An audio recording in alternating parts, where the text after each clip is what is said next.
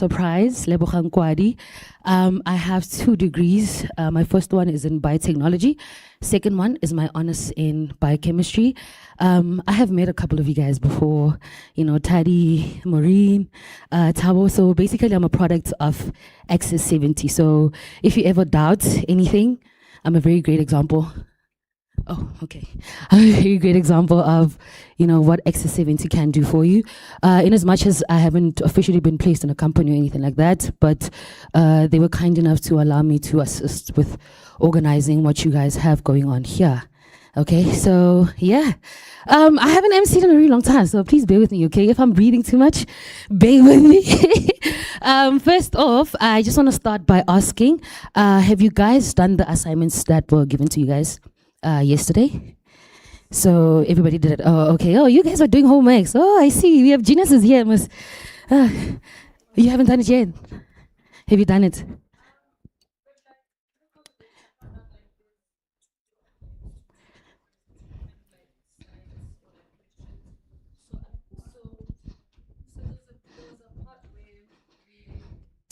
Had to do a video, and then I spoke to someone and they said their link didn't have the video thing.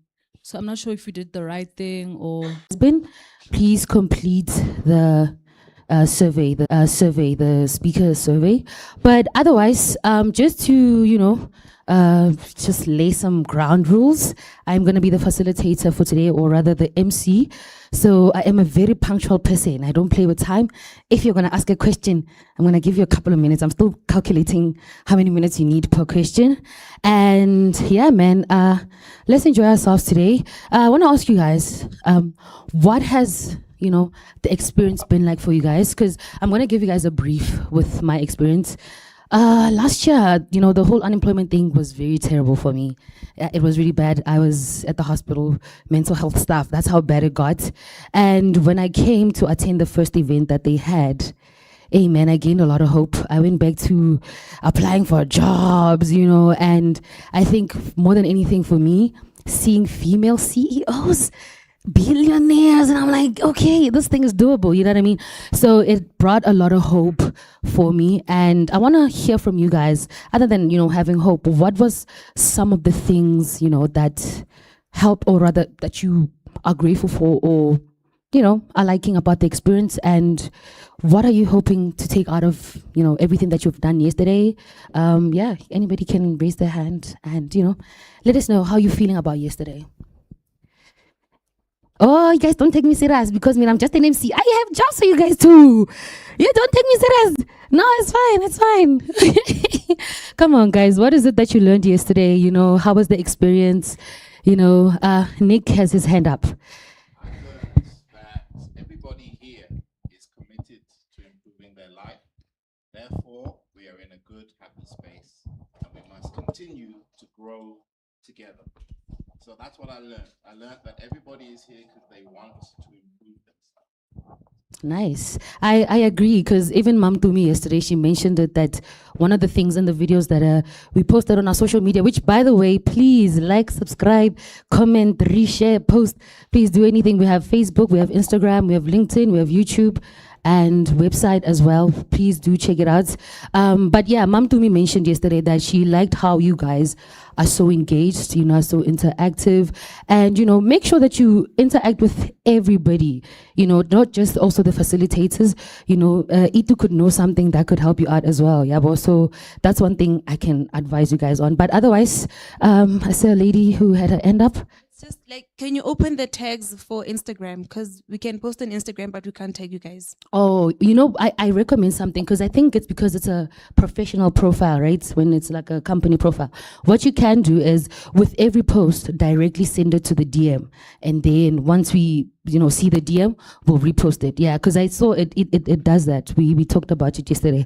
So yeah, please do that. Once you post, just directly send the post to the DM.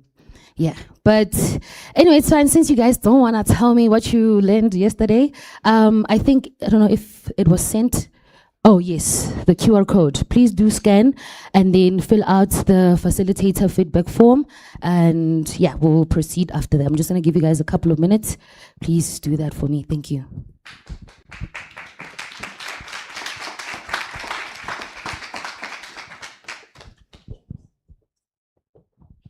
DJ, can you please get some music? Come on.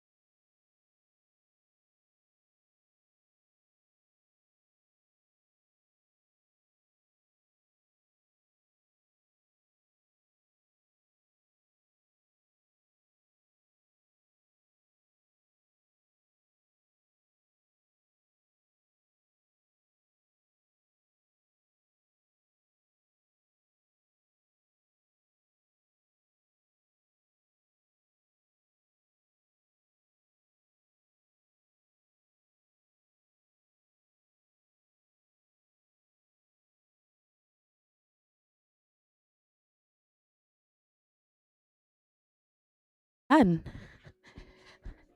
Is there anybody who's still filling out the form? Okay. Since you guys don't want to interact with me, I will be coming to you guys directly, asking you questions, math questions, and what like x what is YMC squared or something like that. I don't know. I don't even know the question, but I'll be asking. Okay, you guys should know.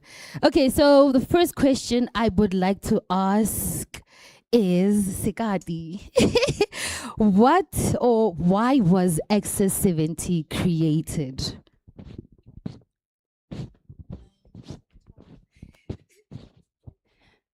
Good morning, everyone. Why Access 70 was created? Access 70 was created to, it's basically a bridge between university, from university life to the workplace. It was created to prepare you for the real work life, because there's a big difference between what you do at school, what you do in the textbooks is very different from the real work life. So it's basically here to teach us and prepare us for that. Nice. I couldn't agree more. Okay. Okay, the next question is for Omar. Omar, this is not your first time being here, né? My question is, from all the, interactions we've had, workshops, who are some of the people you've connected with on LinkedIn? What contacts have you received? Because I know you're a LinkedIn guy, I know. So tell me about that. Who have you connected with? Hi everyone. So with regards to the last workshop, I did connect with Nicholas and Israel, and hence why I think when I saw the second session coming up, because in the first session, the first bootcamp, it really helped me refine my skills, because though I had been working previously, some of the things they taught us there I didn't know. So it really helped me a lot, and it improved, and it showed with the interactions I was having within the employment structure. I was now getting more interviews. I was now networking with people, and I found out that your mouth and your throat really does help you out a lot when communicating with people, because you really need to talk to the brilliant minds that you're with right now. Maybe you could be working with them. I mean, there's two people right now who share the common goal of helping the homeless. So you never know, maybe in 10, 20 years time, you could be telling your kids or your mom or your dad or your grandparents, I was at Access 70 with those two people, and they're really making it big, trying to help the homeless in South Africa. But in terms of connections, it's very important that you connect with all the people you see in this room. They could probably help you out in the near future. All right, shout outs. I also made a few connections here. Some of them are not here, unfortunately, today. But yeah, he's right. It's very much easy to interact with fellow young people and, create relationships. Yeah, some of us here are gonna be business partners. You never know. And the next question is for Maureen. I want to ask, right? What's the one thing that's different about Access 70? I know there's a lot of events around helping unemployed graduates, but what could you say stands out with Access 70? The practicality and simplicity of it. It's ABCD. It's not complicated. It's not an extreme sport of trying to figure out big words. Before you answer a question, now you need to find a dictionary and whatnot. It's as simple as ABC. And for me, I feel like in a world that everybody else wants to complicate things, sound fancy, make it look like it's the next best thing, it gets complicated every day and it complicates your life. But if you get something as simple as ABCD, it's easy to engage, and there's obvious growth in that. Like the likes of us, we came back, people that have experience from here. For yourself, like you're saying, you've got history with Access 70, you're a product of that. So it means the simple ABCD method works. Nice. I agree with that. It's, even just creating a profile, them having you in the database, I think that's a very convenient thing, or rather something that stands out about Access 70. But for me, what stands out as someone who likes attending, conferences is transport money. Like, hey guys, who gives you transport money to come and attend something that is for you? Nah, that is totally different, okay? And last question for Thabo. I want to ask, right, you are one of the people who's not here first time. What's something that you have learned from Access 70 as compared to just like, you know, graduate, you know, or rather varsity things that you learn, experiences, or, you know, in regards to employment, you know, what's the one thing that stood out, or you could say was new that you learned through Access 70? Good day, everybody. If there's one thing I'd say I've learned, I'll start with your CV. I learned that it's important that your CV is in Word format, basically, instead of like your PDF format. And another thing I'd say for me, which was heavy, it's communication skills, basically, being able to express yourself and to communicate effectively. Because I feel like on the first Access event, we were given a chance to actually express ourselves and talk about our experiences and all that. And yeah. No, man, that's great. I'm glad you guys are picking up on a lot. You know, right now we're gonna be getting into another event. So I was supposed to say this was the first part of the event. I forgot my line, but we're gonna get into the second part of the program. We're gonna be getting some more insights. You know, yesterday was just the beginning. There is still more to learn, and yeah, man, I'm looking forward to all of us learning. Like I said, I'm also part of the product of Access 70. I still have a lot to learn in as much as I get to interact with Nick, you know, and just talk to him, just randomly getting a life lesson during lunch. You know what I mean? So I hope that you guys also get to experience that. And like I said, there's plenty more to learn. And now I'm gonna give over to Mr. Nick to take you guys through the rest of the program. Thank you, guys.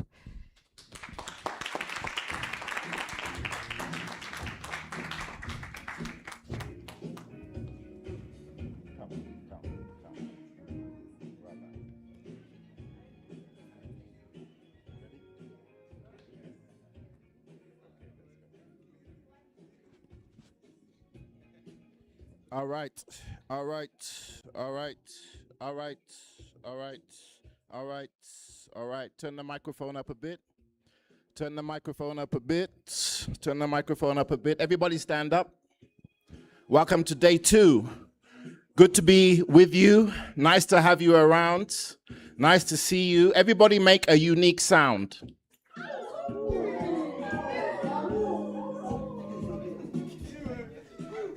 You all sound like chimpanzees. Okay, give me another unique sound from another part of the world.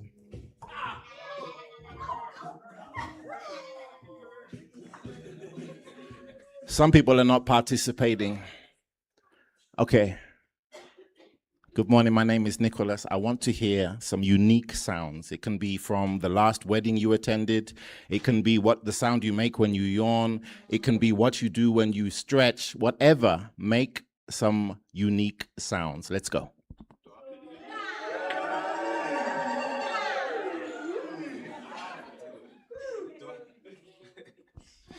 Okay, I think this corner has some good vibes. Let's go. Give me some sounds. Ra.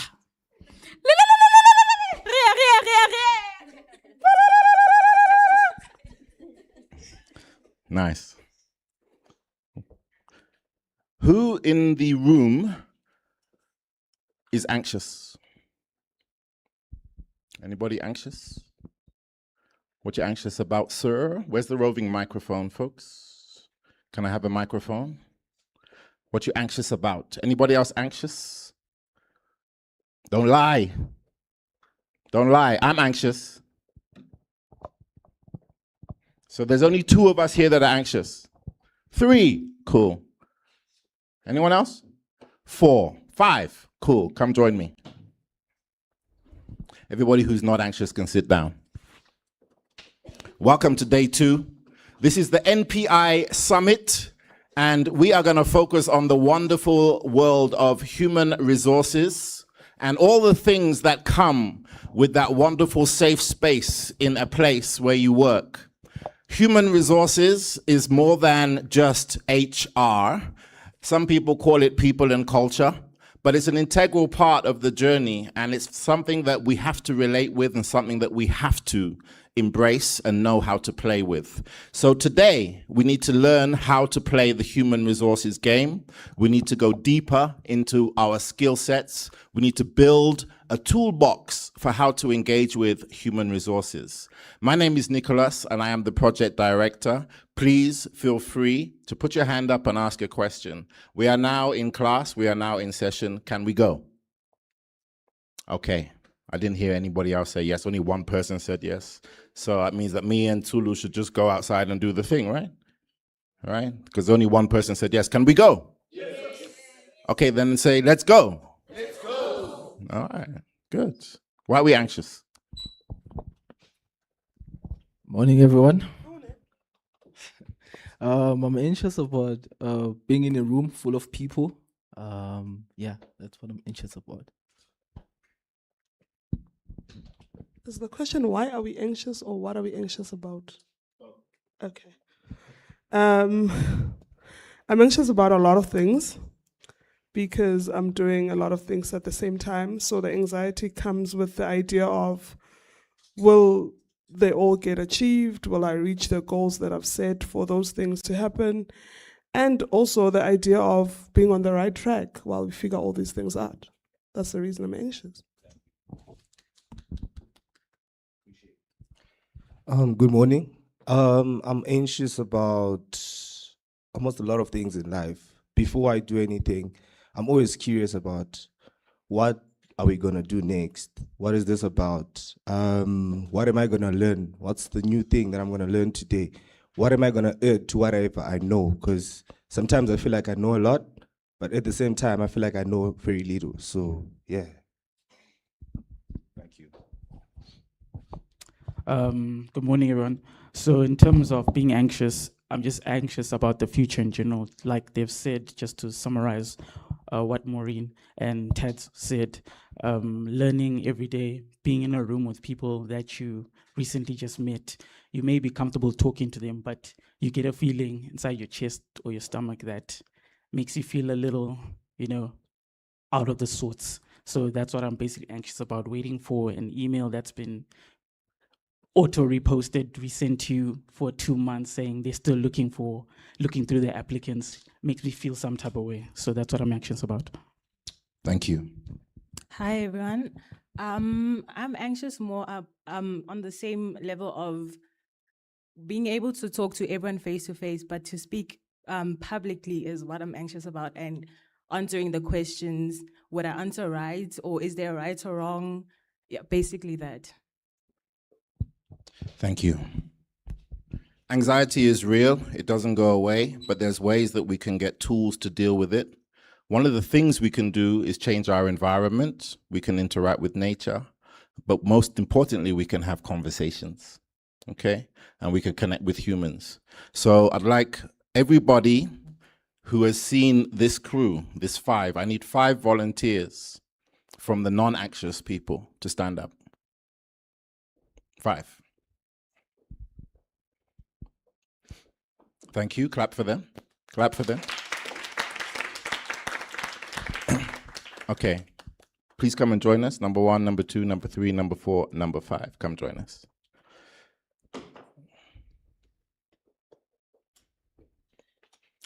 What I'm going to do is, because these people were bold enough to put up their hands and actually share how they're feeling, is now give them time to connect with each other. Going to play some music, and you guys are going to get together. You're going to learn a bit more about each other. We're just going to have some conversation, because really and truly, if you're anxious and you don't talk about it, it builds up and it affects your performance. So I'm going to give you space. I'm going to give you space. I know it's cold outside and warm in here, but you can choose where you want to go. 5 minutes, guys. The non-anxious connect with the anxious. Let's be human.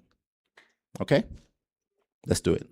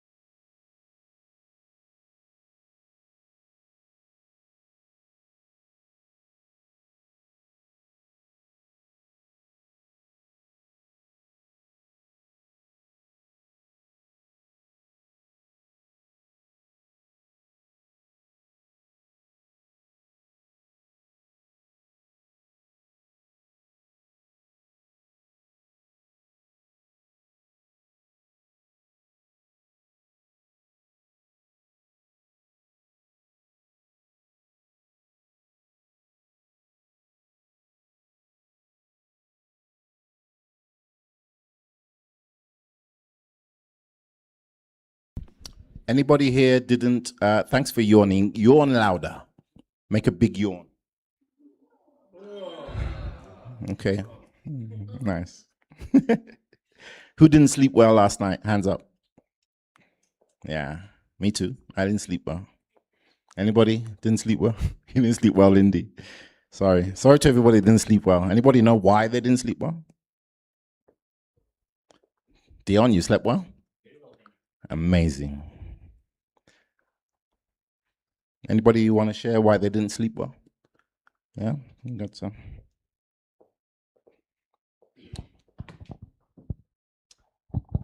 Morning, everyone. I'm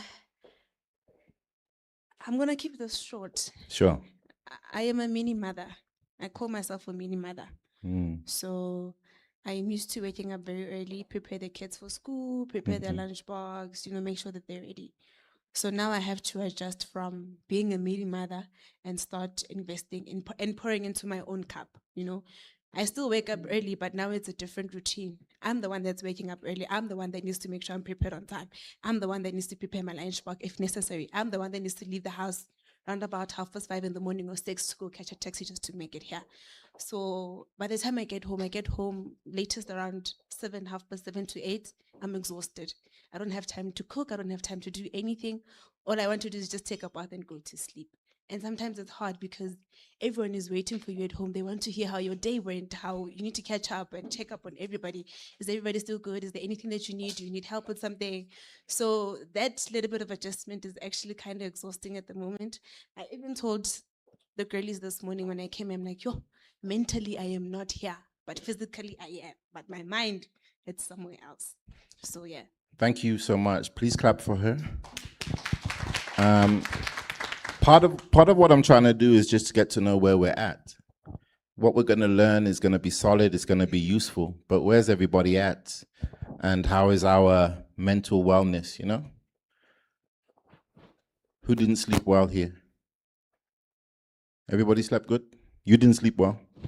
Sorry, man. How many hours did you get?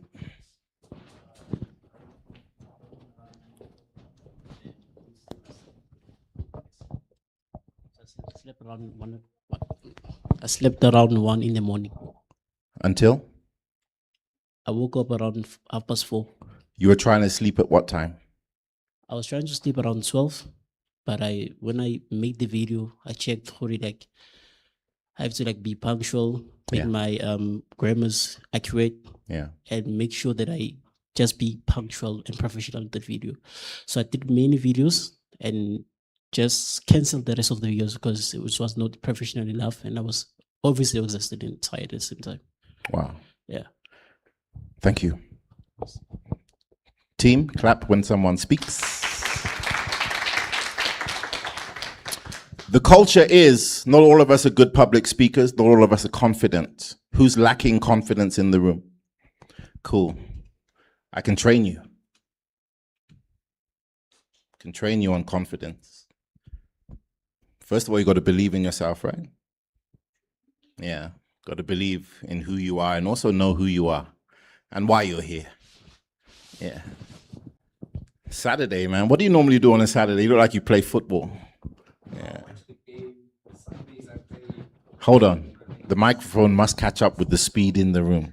If there's anybody who can move the mic around quicker, please. But we can't connect a show if you wait for a minute before you take the mic to the person. You can kind of see that I'm about to talk to him, so you can stand around him, and then, oh, he's picked him. Okay? Boom. Go ahead. Okay, so what I usually do... Hold on. Here we say good morning, everybody. No, you don't have Apologies. to. You don't have to. Go on. Good morning, everybody, anyway. So on a Saturday, I usually tend to rest mostly. I like to sleep in, catch up on whatever rest I missed out throughout the week. I do like football, like you mentioned. So if there's a game on, I'll watch that at home or meet up with my friends to do that. Spending time with my family is also very important that I try to do on weekends. And then Sundays, I meet up with some of my friends. We go play soccer at the park and then go home, rest, get ready for the week ahead.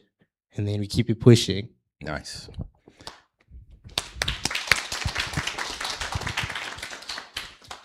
I normally play tennis on the weekend to get into my weekend flow. Don't look so confused. I can play tennis. Anyone here want to take me on? No problem. I can play tennis, and I can also swim. Who can't swim? I understand ladies and the hair thing. I get it. Swimming is important, man. Like, it's so good for the upper body and the freshness of the water. And, you know, we spend all this time on land. So the more we get into water and mix it with our experience on land, it's good for us. It's good for our system. Can you swim? No, I can't. Are you scared? Yes. What do you think is going to happen if you swim? You think you're going to get Drown. eaten? Ooh. Okay. I think I'm gonna drown. If I give you one message for this boot camp, learn how to swim. When you do, send me a message. All right, folks. NPI is a compliance governance company, and it's a consulting company, a consulting firm. Thanks, Itumeleng.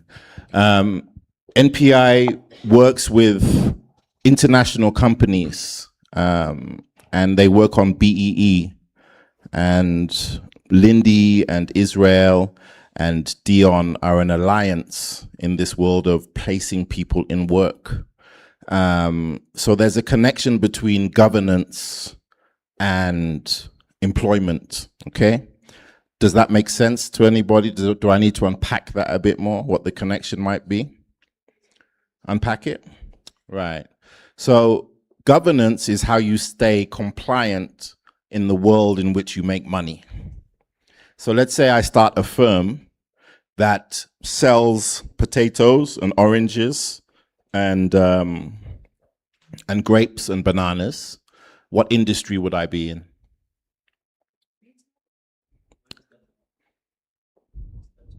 Which one? You weren't listening? You want me to repeat what I was saying? Huh. I'm asking a question. If I start a business where I'm selling bananas, potatoes, oranges, guavas, and lemons, what industry am I in? Okay, I'll take food retail. Any other industries? Agriculture, thank you. Clap for her. So, to be in agriculture, I have to buy, grow, sell. I have to pay staff. I have to have trucks. I have to have logistics. I have to have supply, right? And all this involves operating within a system. And that system is the governance of how you do business in South Africa, right? So whether you work for a company or you start your own company, compliance is a thing. Yeah? So compliance and understanding the regulations in the world in which we work in is a thing. It's a real thing because we have to know the environment that we are participating in, right? So you need to be compliant to be employed. As a company, you need to be compliant to be able to make money, right? So there's companies that help you do that. And one of them is NPI Governance Consulting, right? So NPI Governance Consulting is a firm. NPI Governance Consulting is a operating, moving, live animal that works with different companies, okay? And they work with these companies on what? Everyone say it loud. Compliance. Say what? Compliance. Stand up and say it.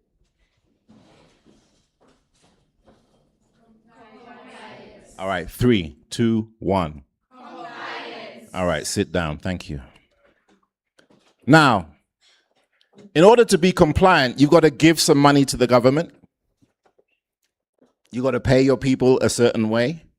You've got to participate in certain programs that allocate portions of revenue towards statutory things, okay? Anyone heard of UIF? All these different terms that exist in this country are there in this world of compliance. I'm not here to test what you know, but I'm just giving you the the precursor of the world in which we're going into to dive into today. And the overview about NPI's founder's heart is that he wants to give people jobs. So there's a certain amount of jobs that he can give, an NPI can give, okay? And there's a certain amount of jobs that his clients can give, stroke NPI's clients can give, okay? This healing session is going good out there, you see? You see? I'm not going to I only gave them 5 minutes, but they're not coming back. I'm not going to stop it, right? So stay with me.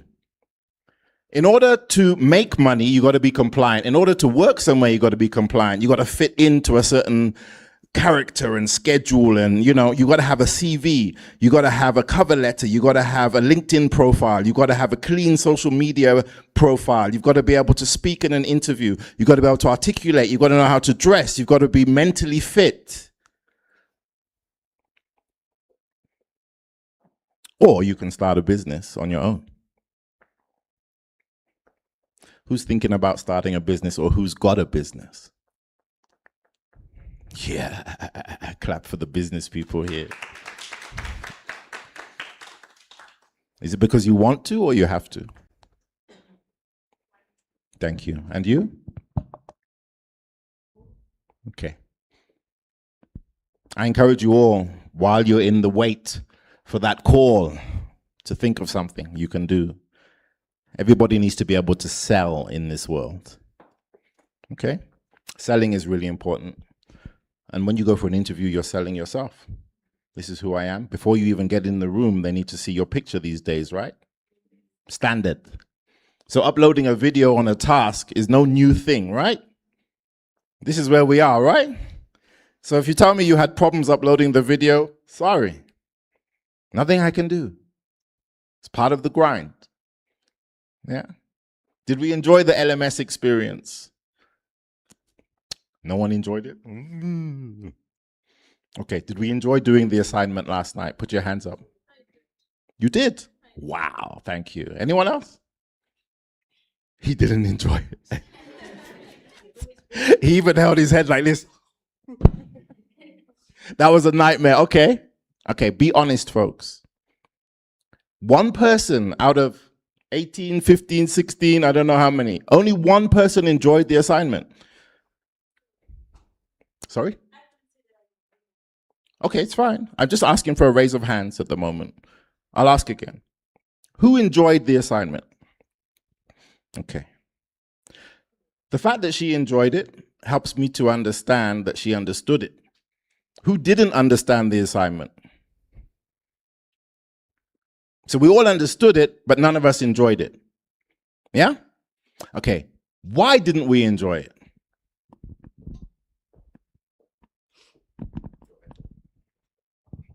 Hi, everyone. I think I didn't enjoy the assignment because I had a challenge with uploading the video. I had to spend hours trying to fix the issue. That was my problem. But the questions, I did enjoy answering them because I enjoyed yesterday's sessions with all the facilitators. Thank you. Okay, so you're talking about the facilitator form, or you're talking about the why am I here task? Which one? Both?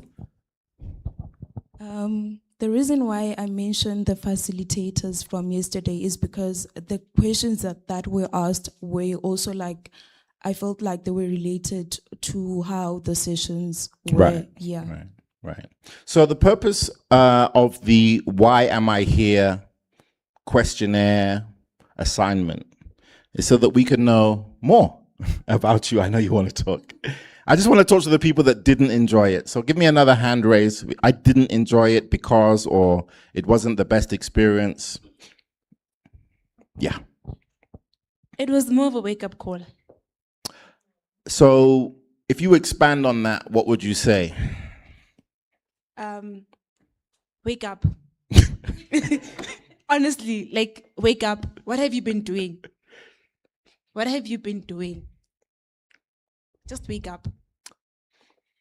I'll take that. Thank you. Thank you. There's another hand raised there. Thanks, man. Good morning. Morning. Regarding why I didn't enjoy it, like it's the same, sort of like same reason. I feel like after yesterday's session, I was still okay. I am still discovering myself. So like it was kind of difficult to answer other questions. So, yeah. Okay. Thank you. Clap for the folks. One more person who didn't enjoy the experience, please. And then we'll come to the positive over here. The one that enjoyed. You can change your mind. If you want to say you enjoyed, you can change your mind to help me feel better. But it's okay. I can take it. Yeah, let's go. Good morning, everyone. The reason I didn't enjoy the assignment is that I got home a bit late. I was tired. My eyes were sore. I had a bit of flu. But I tried to do the assignment, and the video took most of my time because now I had to write the questions down and then answer them, memorize them, take them on video. I had to edit where I can and also post, which took time because it didn't want to post. I remember asking my cousin that is this how work is? Because this one I can't.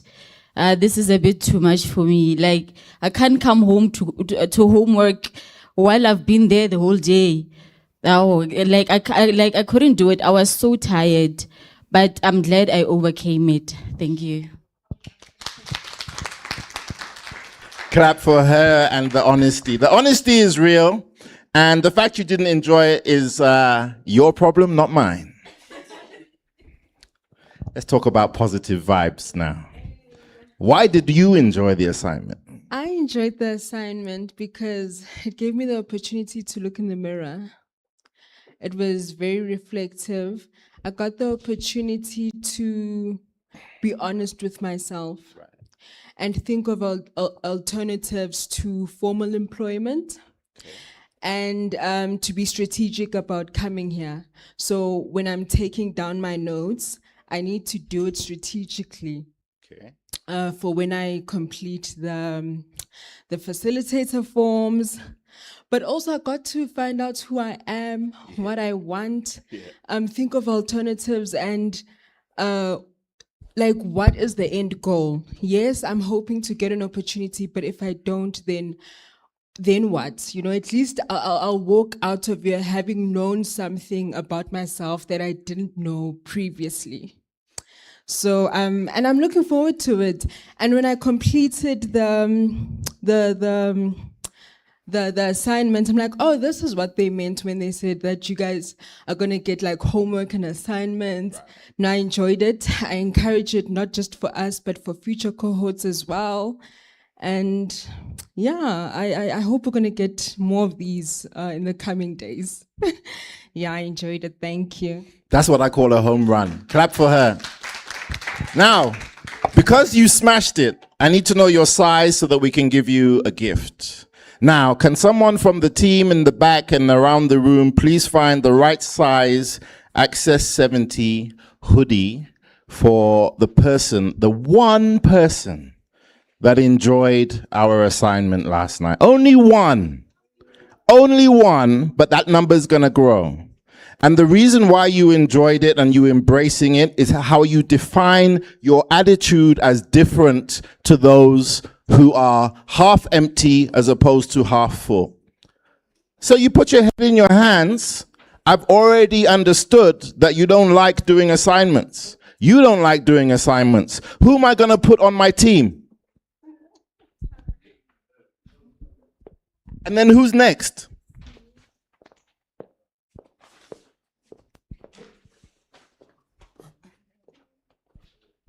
And then who's next?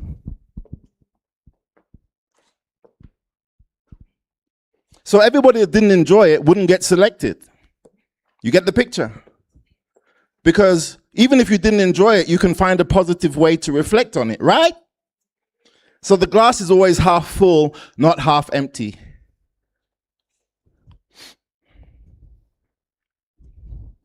And that's the perspective.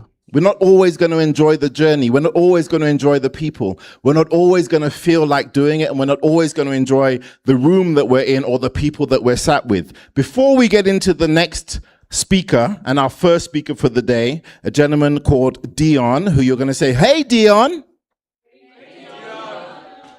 Everybody change seats. I don't want to look at you like this anymore. Change your tables. Go sit there, you go sit there, you go sit there, you go sit here. Change. The whole room. Got power? It's on. Yeah. Thank you. Everybody sit in a different place to where they were sitting. Get comfortable. We're about to go into session.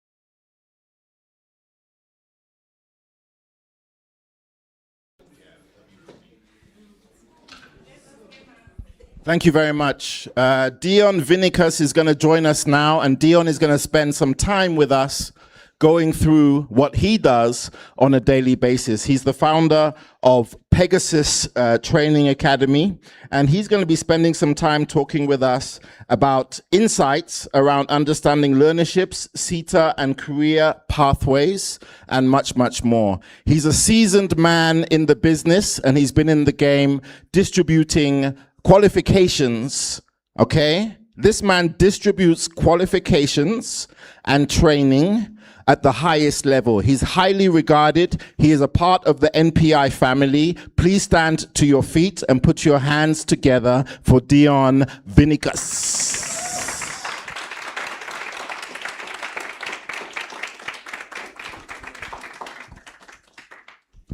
Morning, everyone. Thank you very much for that. Can everybody hear me? Guys, ladies, gentlemen, sit down, relax. I'm not a taskmaster like he is, okay? Nicholas is the taskmaster. I will just stand here and chat with you. While they're busy setting up the laptop there, a couple of things. I was just listening to yesterday morning and so far this morning. You know, there's so many things that you guys are experiencing. Oh, by the way, if I say guys, it includes everybody, please.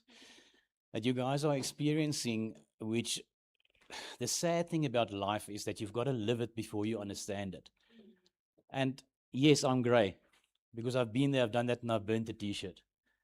And a lot of the stuff that you guys are experiencing now, the anxiousness, the concerns, the not liking the homework, that's normal. It's not abnormal to feel that. And that's going to happen with you in work as well. You're going to go to work one day and say, geez, I don't feel like being here today. And you can't get up and walk out. So what is important? It's not what happens to us. It's how we react to it. What do we do once that thing has happened to us? We can chat the whole day. If I have to share with you the things that happened to me in my life that went wrong, where I made mistakes. But also remember, where do you learn from? You learn from your mistakes. You don't learn. I was here when the guys spoke about soccer yesterday. There's not many soccer supporters here. But as long as the soccer teams are winning, they're not learning. It's only once they start losing that they learn. On that note, I assume there's even less rugby supporters than there are soccer supporters here. So I don't know how many of you know that, shame, the Bulls lost again last night. Luckily, I'm a Lions supporter. There we go. I'm going to take you through the training landscape. Now, you guys are graduates, so you did your training and studies at varsity. I'm going to give you a little bit of a comparison between the different areas of studies that's available for people and what they address. But I'm not going to bore you, so I'm going to try and run through it as quickly as possible. And then I'm going to focus on what Pegasus do, and I'm going to allow you guys to talk to me and ask me questions. That's going to be the most important part. I want to be able to answer your questions, so the things that you would like to know, that gets answered. All right. Okay, Pegasus Training Academy has been up and running since 2015. We've been there for a while. I've been in the industry since 2008. So yeah, we've done it. We've gone through the changes. Thank you. We've gone through the changes that has happened in regulation.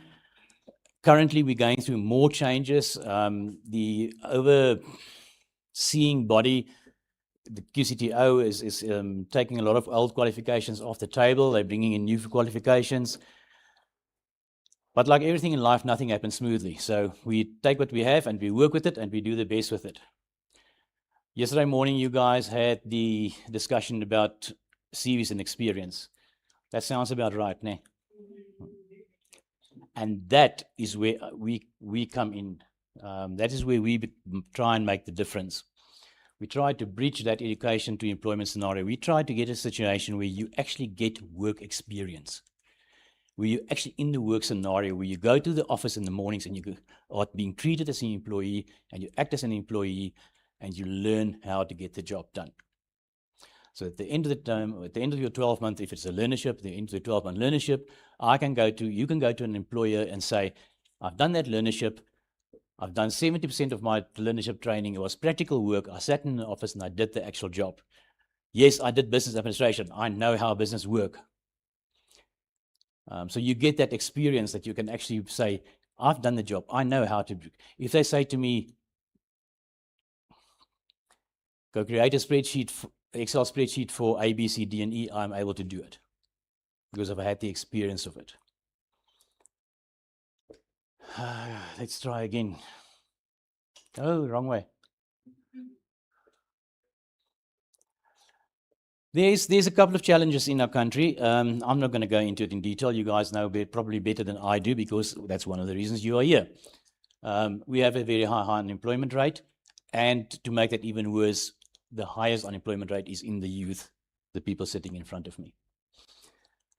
We have a skills mismatch. We have people recommending training and degrees and studies, which not necessarily is what is required in the country. So there's a huge skills mismatch as far as that. We have a lot of qualified people, trained people in the country, graduates. Here you are, you're sitting here. But why are you struggling to get work? Because maybe the real need is not that you were told to go and study.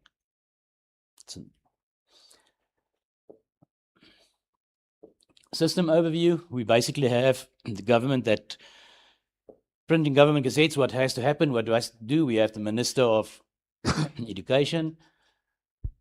We then have the CETAs. Now with the CETAs came in the QCTO as well. They are the overseeing body. They're ensuring, together with SAQA, they ensure that these are the qualifying standards. This is, if I want to offer a training course to anybody, that course has to be an accredited training course through the CETA. So I have to submit to them all the paperwork and documentation that they need to know that I will be able to offer that training according to their requirements. In Pegasus scenario, we use their requirements as minimum requirements. We would like to be higher above than that because in the private industry, you can walk from my building into any other private training office and they're going to offer you the same qualification and training. So what differentiates me? What makes me different? I want somebody, if you go to an employer and say, I've done a qualification through Pegasus Training Academy, here's my certificate. I want that employer to say, I know this person can do this job because I know Pegasus does a proper job. So that's what I want from my business, is that once you've done the training through my business, people must know you can do the actual job. Employers, going back to that little joke in the beginning, again, the employers want people that is young, that is energetic, that wants to learn, that wants to do everything, but they must have 15, 20 years worth of experience. Unfortunately, that's not practical, but we need to find a way around that. And then jobs.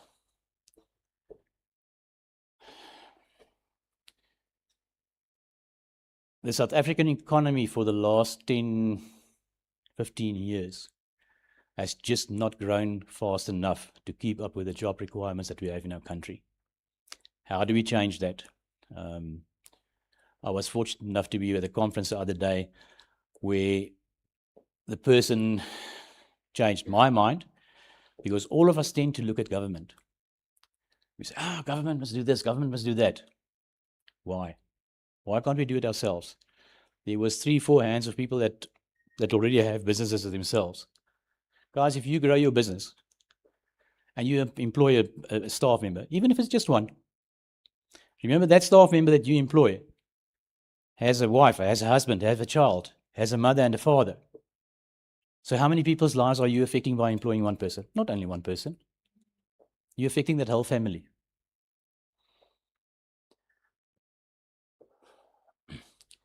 Okay, how does training work? There's a couple of different things. We have learnerships. Now, traditionally, learnerships was 12 months.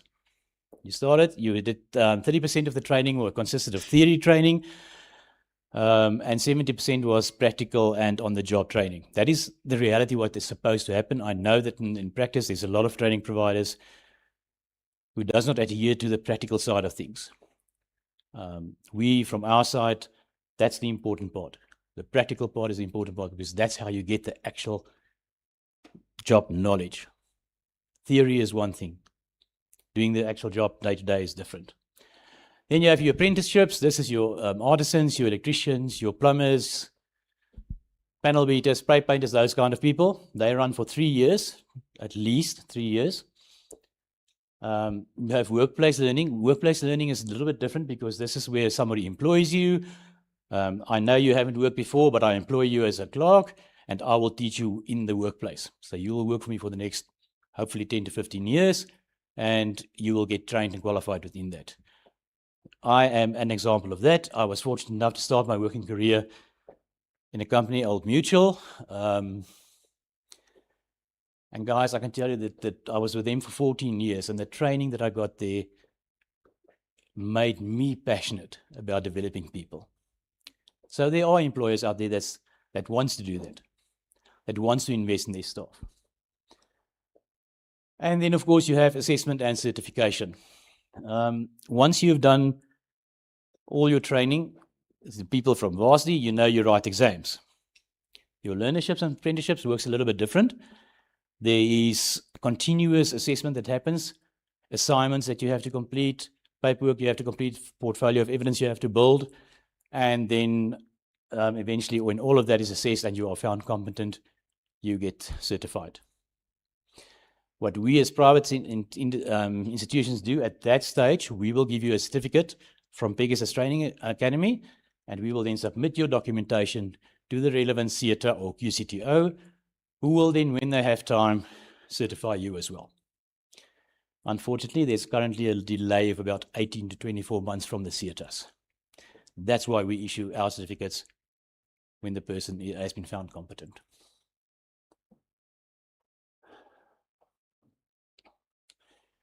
Future skills, things that we're looking at in increasing is your digital that's very much high in demand. We're fortunate in Pegasus that we do have quite a few what we call MICT or information technology CETA qualifications. Green economy, and then the most important two, basically, entrepreneurship and adaptability. A lot of us will be forced into working for ourselves, for whatever reason, for whatever the circumstances. A lot of us will be forced into working for ourselves and ensuring that we have an income, and then you will focus on that. Private sector role, we are much more flexible than government. It's much easier and quicker to change. We are industry aligned. We actually have companies that come to us and say to us, guys, this is the kind of qualification we're looking for. Prepare one, build one, get it registered with SAQA, and do it like that. It's much faster with the private industry, because we don't have a huge boat that we have to turn around. It's a small little boat. We turn it when we want to turn it. And employers are connected and talk to each other. Okay, now Pegasus, who are we? We are an accredited trainer provider. We have accreditations with the Department of Higher Education and Training, your NATED programs. We have QCTO qualifications, and we still have some legacy qualifications, the old CETA qualifications as well. We offer learnerships, we offer corporate training, we custom make programs for people. If you come to me and say to me, Dion, we want A, B, C, and D, we can do that for you.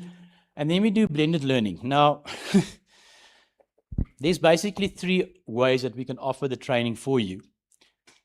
The first one is the old similar scenario where you guys sit in a classroom and we do classroom training. There's a guy in front and he offers you the classroom. So that's the one option. The second option is where I have e-learning or online learning, where it's basically self-study. You and I will introduce you guys to two of my trainers just now. It's a self-study where you will then go on your own time, you will log on, go through the work, answer the work, and then submit your documentation online for assessment. However, in that program, we still provide you with an assessor or a subject matter expert. If you have questions, you can contact the assessor, you can talk to him or her. There's WhatsApp groups, so you still have action with a human being as well. It's not just you and the computer, there's human beings as well. And then the third option is where we basically do the classroom training, but online. So your facilitator logs on, you log on onto Zoom, and he presents the class online for you. So those are the 3 different options that we offer. From a learner, we need to enroll you. The company enrolls you as a learner. We do the training for you and we place you in a workplace. Then some people walk away from the learner, and other people like NPI and Access 70 try and place you in a work placement. Hopefully, we'll be able to find a place and get you guys into work placements. As far as the employer is concerned, what is benefit for him? If you get a person coming into your work environment which is qualified, which knows what he's doing, immediately the productivity is better. There's a better skills pipeline. If one person moves, there's somebody else to come in and take over from him. With the help of NPI, we know that the compliance is up to date and compliance happens. And for a private business, the ROI, return on investment, is always important. Why do you people need to talk about Pegasus and us? Why me? Why am I here? I'm speaking to graduates. I offer learnerships. You guys are probably saying, why? We don't want to do learnership. I've already got a degree, man. Guys, there's ways of doing things. And if you are prepared to say, okay, I'm going to do a learnership or I'm going to do X, Y, Z, because the learnership offers me a small stipend, I can get to work, I can get back home. Then you can have that transport or the reason to go to work and to actually work there for 6 months as an intern, because it's 99% of the time internships are unpaid. So now at least you have some, it's a small income, it's not a big income. But you know what, it's better than nothing. And you can at least maybe pay for your fuel. Looks like fuel is coming down this month, thank goodness. So at least you can pay for your fuel. I believe that we are one of the higher quality training providers. As I said to you, that the CETAS is the minimum standard we look at. We try and have it much higher standards than that. We have partnerships with NPI, with Access 70. There's a lot of other partnerships that we have. If I specifically don't have the qualification as an accredited training provider, I will find somebody that will have it. And we can grow. It's easy for us to grow. If needs be, we can grow. Impact, what impact does it have? In my period in the industry, I have seen a lot of things happening, especially from the learner's point of view. A lot of learners became what we used to call professional learnership goers. So they would do learnership after learnership after learnership, because for them it was about the stipend, not about the learnership. So you would have a guy that will do business administration in Q 3 this year, and they will do general management in Q 4 next year, and general management 5 the year thereafter, earning 3.5, 4, 5,000 rand a month, and they're happy with that. But they're not career orientated. They don't want to change their careers. For me, for us as a company, it's important to make a career for you. We don't want you to be a learnership goer. We don't want you to be on training for the rest. Yes, you can be trained for the rest of your life, as long as you have a job. As long as you learn for that job that you are in, but not train in place of a job. Okay. We place our learners, part of the training, as I've mentioned, is workplace experience. I cannot say to you that you are competent if you haven't had the experience within the workplace. I need to have proof that you have actually done that work. Satisfaction both sides, from the employee and the employer. And when I speak about employee, I'm talking about the learners as such, and retention. The biggest positive for me as a training provider is when we get to the end of the learnership and the employer that has paid for that learnership comes to me and say to me, Dion, I want to appoint that person on a permanent basis. There's no, guys, you can't see it, I'm getting goosebumps here. There's no bigger lekker kry as when that happens. There's quite a few new sectors. The nice thing about the private sector and so forth is, as I said to you, it's easy, it's quick. We can adapt to the new sectors. We're moving into the digital world. There's a lot of innovation happening. And then there's partnerships between different sectors, between different areas, which makes life better for the people that needs to learn. So we can move into that as and when it happens. Opportunities, we have a huge demand. If I look at the number of unemployed people in this country, I think there's a huge demand. If I look at the number of jobs available in this country, we need to match the two. There's no use in having 270,000 heart surgeons, but we've got no mechanics. We've got no use having all the mechanics in the world, but we have no bricklayers.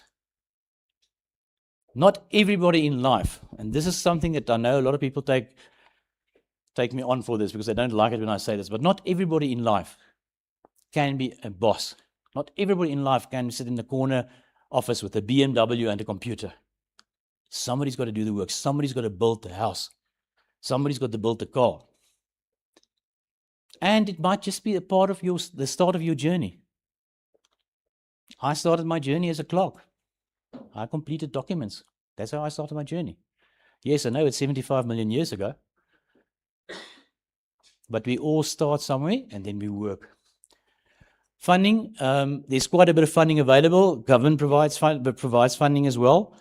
And then we have reasons, the compliance that Nicholas spoke about. There's one of the compliance includes funding from private sector as well for training. So there's funding available. And I'm not going to say it again, we have a huge youth workforce.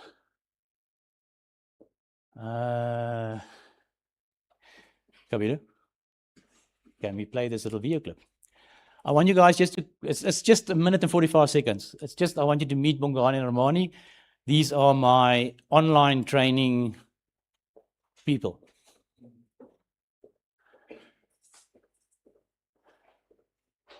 I hope we're going to get the sound out.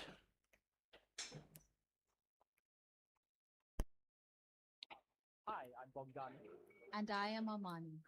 We are part of the Pegasus Training Academy's training team. Since 2015, Pegasus Training Academy has been dedicated to empowering individuals and businesses through accredited skills development and training. As a trusted institution, accredited by QCTO, CETA, and DHET, we prioritize learners as our ultimate clients, ensuring quality education that drives success. We offer training tailored to meet BBBEE requirements, including bursaries to support workforce development. Our flexible learning methods, traditional classroom training, online learning, and a hybrid approach ensure accessibility and effectiveness, catering to diverse learning needs. Armani and myself are part of the online learning team, where I join the learners on their journey as we learn together. I, on the other hand, act as an online tutor in the online space, sharing some guidance and top tips to the learners along the learning journey. Pegasus Training Academy offers comprehensive accreditations, providing both legacy qualifications and new QCTO qualifications, equipping learners with industry-relevant skills. Our full learnerships and skills programs allow businesses to personalize training solutions for their clients, enhancing workforce capabilities and competitiveness. We invite you to explore our attached Training Revolution document for a detailed view of our qualifications and offerings. Should you have any questions or require tailored training solutions, feel free to reach out via email or phone. I could have played that and you didn't have to listen to me, eh? Much better. why I showed you that is because those are the people, and I'm going to use the word people. I don't want to use the word bots. Those are the people that does the presentations and the training on the e-learning side. So you don't deal with a white man or a black man or a colored man or an Indian man. You deal with those things, for the lack of a better word. Again, even though you have those people, bots, whatever you want to call them, we still provide you with access to a subject matter expert. So if you've done your class at 3 o'clock at night, that's a nice thing. It's on WhatsApp. So if you do your class, who was the person that wanted to go to bed at 12 o'clock? Geez, there was a time when I used to do that as well. Now I go to bed at 9 o'clock, and then I'm awake at 12. If you want to do your class late night and you get stuck and you want to ask a question, you take your WhatsApp and you ask your question in your WhatsApp. Your subject matter expert will answer you the following morning or whenever they see the message. So we provide you with that access that you have. You are able to ask questions and that type of scenario.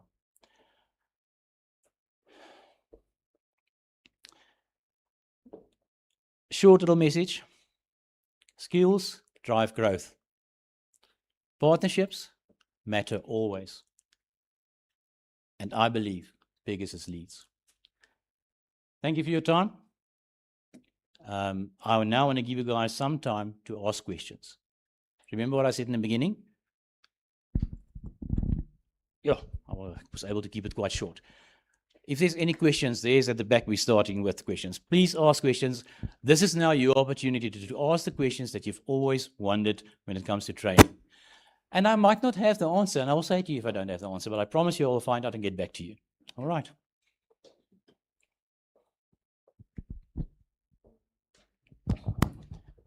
I just wanted to ask how important it is to finish your learnership duration. Thank you. Is what? How important it is to finish your learnership duration. Thank you. Duration, okay. First of all, it's important from a perspective that for you to qualify for your CETA certification, all learnership, and now we're going to speak technical, so if I get a bit too technical, stop me. All learnerships is linked to what I call notional hours. So for every 1 credit, you have to do 10 notional hours. That 10 notional hours include your theory training, your practical training, as well as your on-the-job training. So if you do not, we say 12 months, it's a little bit less because you're talking about 140 to 150 credits per learnership. But if your training provider doesn't provide you with training within those notional hours, CETA will not certify that qualification. So that's as good as going to varsity for 3 years and not writing exams. Comes to the same thing. You will not be certified, and you will from Pegasus, you will probably get a certificate that says, not probably, you will get a certificate that says you've attended the program, but it will not say that you're competent. So very important to finish it. Very important to do all 3 of those sectors, the theory, the practical, and the on-the-job, because it's all part of the actual qualification. Thank you. Thank you for that question. Anything else? No, people, I can't be that good. Yes, sir. Okay, so in terms of skills,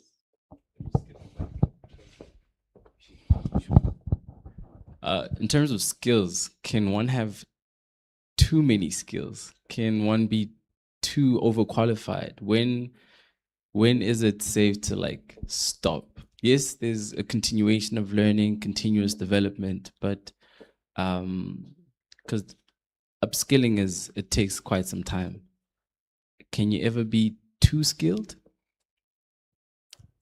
Very interesting question, and it's not as simple an answer as you think it is. It depends from which perspective you look at it. From you as a person who is upskilling yourself, who is improving yourself, I don't believe you can ever be too skilled. Because everything you learn, everything that you get to understand, everything that you spend time on, change who you are. And that improves who you are. And why don't we, as a person, as a human being, why do we want to stop growing? We don't want to stop growing. So no, from that perspective, I don't believe that you can be overskilled. Having said that, from an employer's perspective, you could be. Why? Because I have, as a businessman, I have a job that I need to employ somebody for. That job entails this person to do this piece of work. Okay? So I need a staff member that is qualified to do that piece of work. If I now employ a staff member that is overqualified in the sense of I want the person to capture data on Excel for my finances, but I appoint a qualified bookkeeper. Number one, that qualified bookkeeper is going to say that he's underpaid because I'm going to pay him according to the job requirement that I have, not according to his qualification. Okay? Number two, how long is that qualified accountant, bookkeeper, whatever you want to call him, going to sit there and capture that data until he gets bored, until he wants to move somewhere else, until he wants to go and do what he studied for? And then you lose that person again because that person's going to resign and you're going to have to appoint again. So two perspectives here. You as a person, no, you can never be overqualified. For an employer to employ somebody, yes, because as an employer, you need a specific set of skill set for that job, and you're going to pay according to that skill set that you need. And therefore, if I appoint a person that's overqualified, the chances is that I will lose that person within 12 to 18 months. Okay, does that answer your question?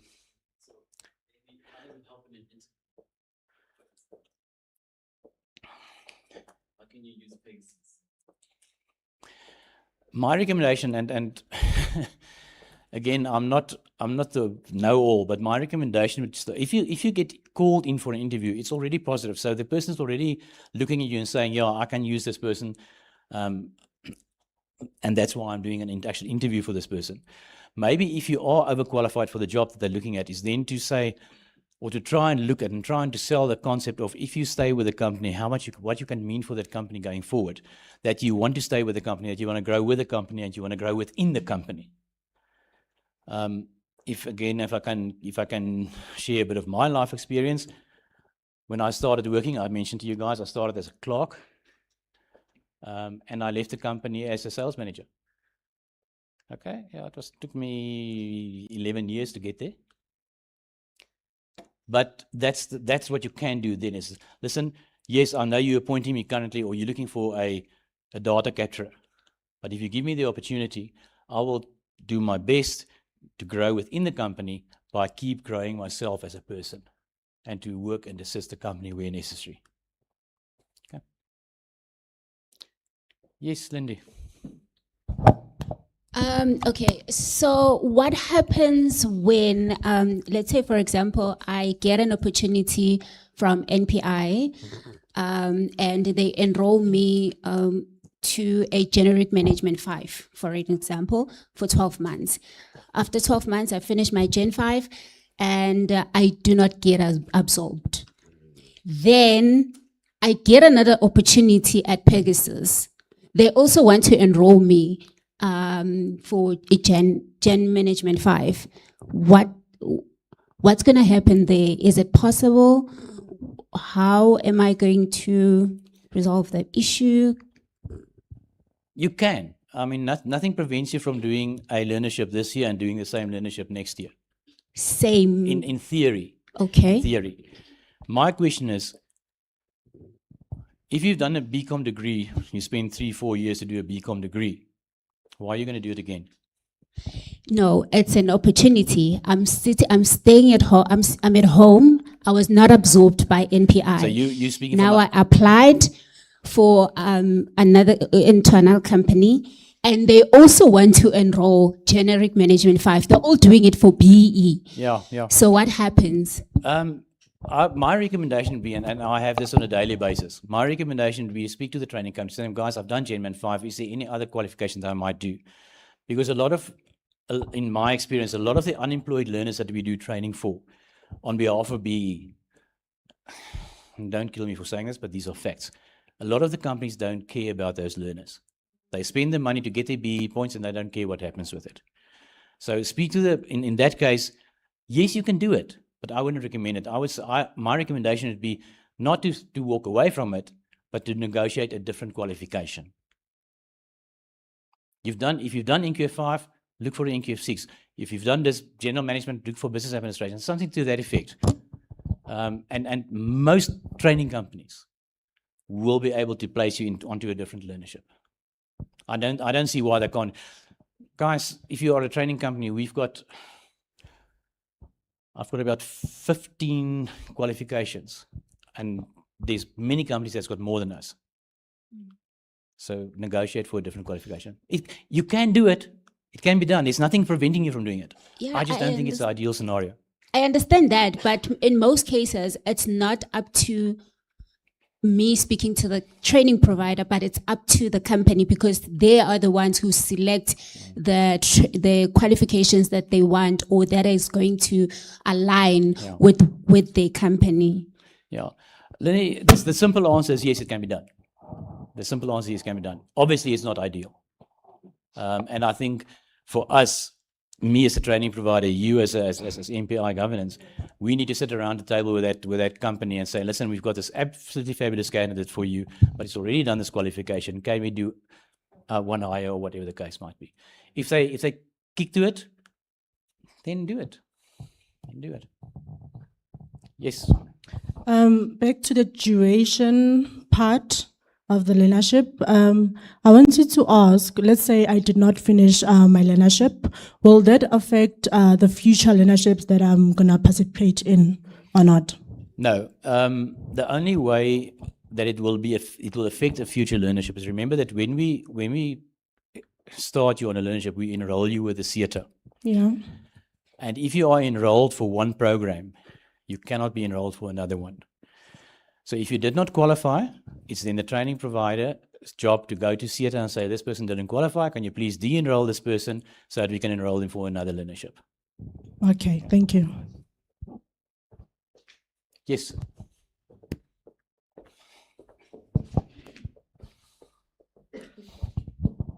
You spoke, I'm not sure if I heard the point correctly, but you spoke of how if it's something that you do not have, right, you're willing to negotiate or have a conversation around creating something or working something out to fund or help that program, right?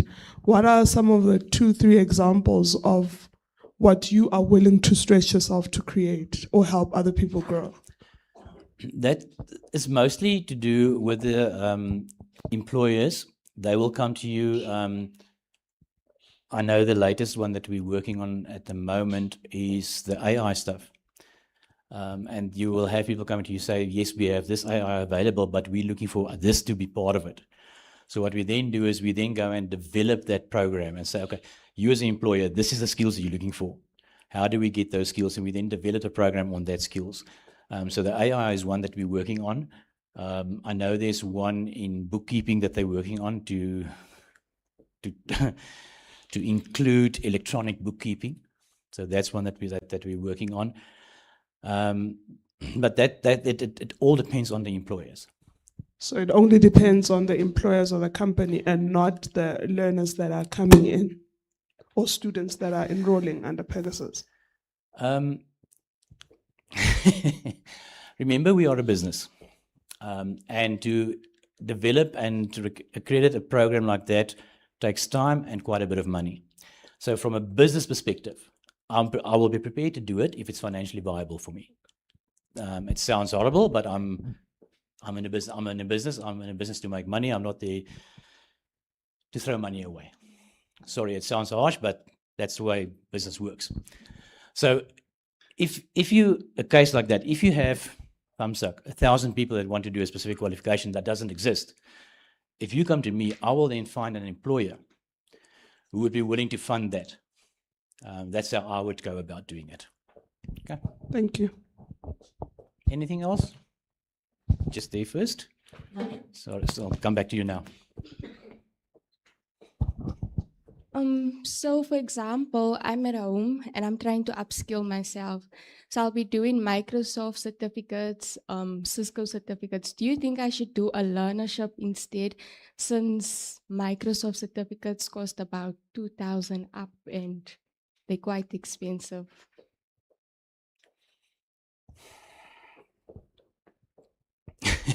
I wish his answers were more simple. It depends on your need. Look, we have, let's use Microsoft. We have there's a couple of computer training programs. The one that gets done the most is what we call end user computing, which, with all due respect, I think might be a waste for you, because end user computing is basically learn how to use the computer. It's entry level Excel and Word and those kind of things. So from that perspective, I think your Microsoft might actually be better. However, if you find an ICT company who might have higher qualifications and more specialized qualifications, and then yeah, I would say go that route. I don't throw away the Microsoft. You happen to take one that is very good. The Microsoft programs that you do through Microsoft is extremely good. There are other programs and other cases where I would say to you, no, don't worry about that. Rather do the learnership. Also, if you're looking to fund your own training, and it comes to learnerships, people, like you chose your varsity, do the same with your training provider. Do your homework. Make sure you choose a reputable training provider. Life is life, guys. There's some weird things happening out there. Okay, thank you. This gentleman here. So you mentioned that you were a sales manager earlier, and I just wanted to ask, how and when did you realize that Pegasus is what you wanted to start? And then what steps did you take to pivot from there? Thank you. Yeah, a little bit of my personal self. As I mentioned to you guys, I started my career with Old Mutual straight out of school. I went through the programs. I went through the management training. I became an admin manager, and then I became a sales manager. And look, the insurance industry is a fabulous industry, and you can make a lot of money. But when you do that, it means you work hard, you work long hours, and it's very harsh on the family life. I'll just call a spade and tell you guys, in my successful time there, I went through 2 marriages. And I got to the point where I thought to myself, this is not the life I want. There's no use having money and making money, but you have no personal life. You have to have a balance. Everything in life is a balance. And I got to a point where I wanted to have a balance. And then I came, because of the way that I was trained and developed within the Old Mutual. It was an amazing program that they had, that they trained us on. I became passionate. Even while I was there, I had people that I brought through the ranks and developed them and bring it so forth. And then, with the changes in the country, the CETAS was born. I got involved in that. I understood how the CETAS worked and how it operates and what it tries to achieve. And that's when I decided, okay, I'll climb out of the insurance industry. And I went and I worked for a company that was in doing what I'm doing now. That was in 2008. And I worked for them until 2015. And then I thought, okay, you know what? I've learned now what not to do. Let me go and start my own business and do it the way I think it should be done. The main thing about this industry, if you want to play in this field, you must understand a couple of things. There's a couple of challenges. First of all, you need to understand the fact that your passion will not always be met by the people you work with. Guys, forgive me for being honest, but I'm sharing stuff with you because that's what I experience in the field every day. 80% of my learners that I do learnerships and training for in a year doesn't care about the qualification. They don't care about why they're doing the training. They're literally doing it for the stipend. They just want to earn the stipend. 20% of them is committed. They want to improve their lives. And of that 20%, I would say 10% does what is needed to take their lives forward. And it's sad. It's sad because you get an opportunity. I had a learner in my office the other day with a practical. I said to him, okay, I know that you're not earning a big stipend, therefore I'm going to ask you to come to the office 3 times a week to do your practical work. And they refused. They refused. What was the end of that? You're not doing your practical, you're not getting qualified, you're not going to get a job. Comes back to the scenario here that Nicholas had with you guys enjoying your homework last night or not. You're going to get to the office and you're going to be unhappy. It's not going to be a good day. You still got to do your job. The next day you're going to get to the office, it's going to be a fabulous day. Still got to do your job. Life is life. It's not what happens to us, it's how we react to it. Any more questions? Yes.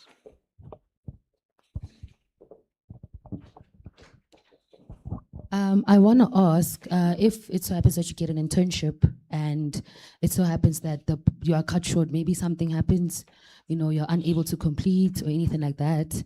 Does it kind of affect, applying for the next time, or, does it have an effect? It could be different reasons it affect, or does it depend on the reason why you were cut short from the internship?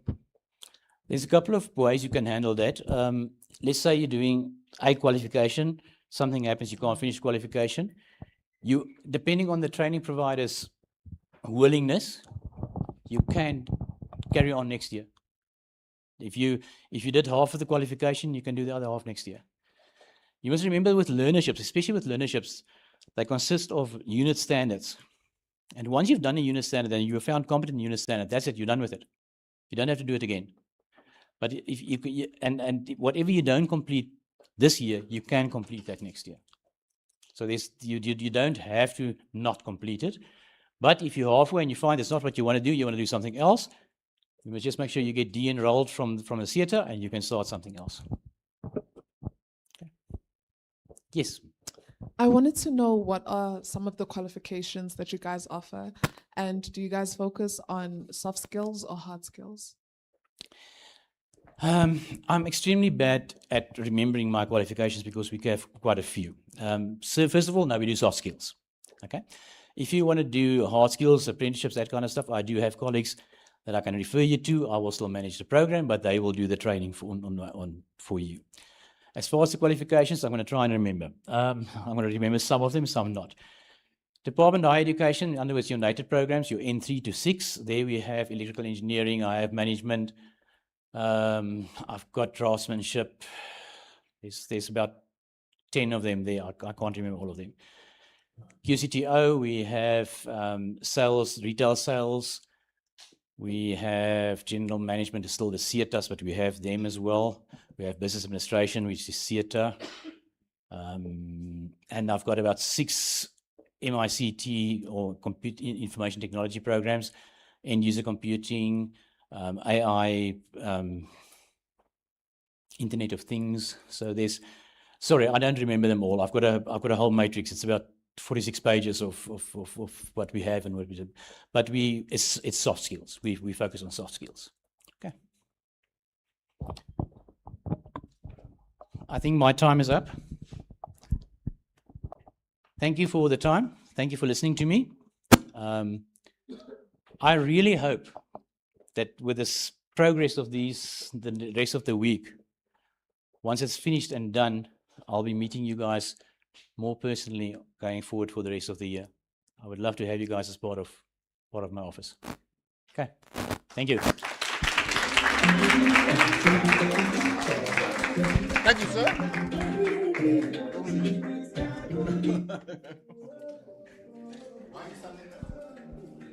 I'm waiting for him to come this side.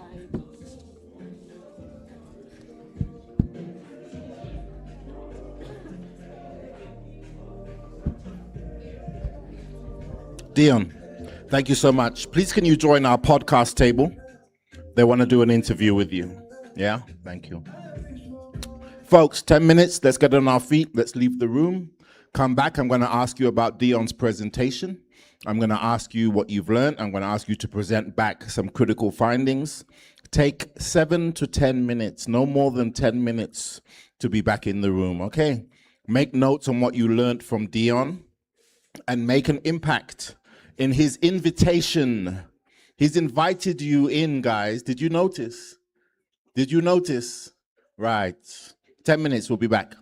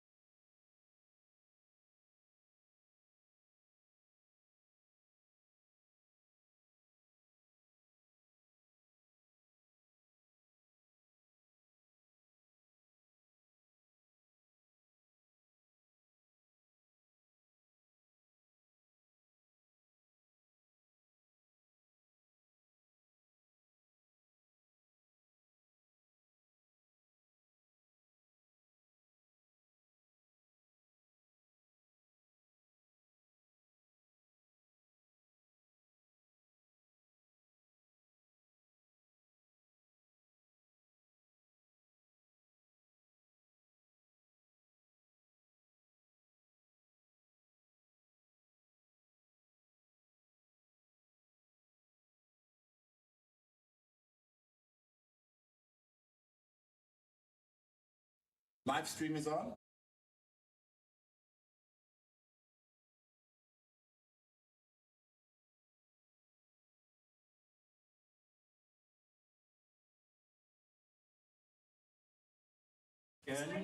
Welcome back.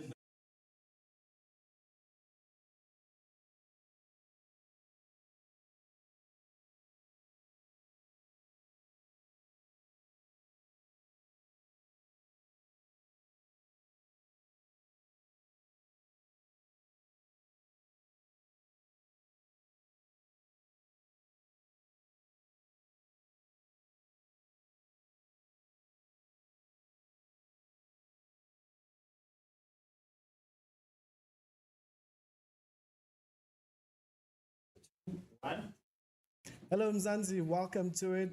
As we know, we are currently in Youth Month, and we all know that many graduates either leave school or tertiary education without finding placements. Welcome to the XS70 Launchpad. Okay, let me start again. Whoa. My intro was bad.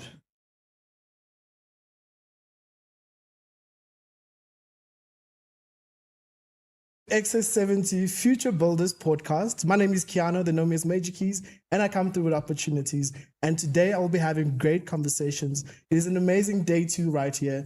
We'll be having the amazing Future Builders Bootcamp. We're going to speak to someone who's in the industry that's helping people find placements, building the skills for them. And right next to me, I have Dion. Dion, please tell us who you are, what do you do with Pegasus? Keanu, thank you. I'm Dion Vinicus.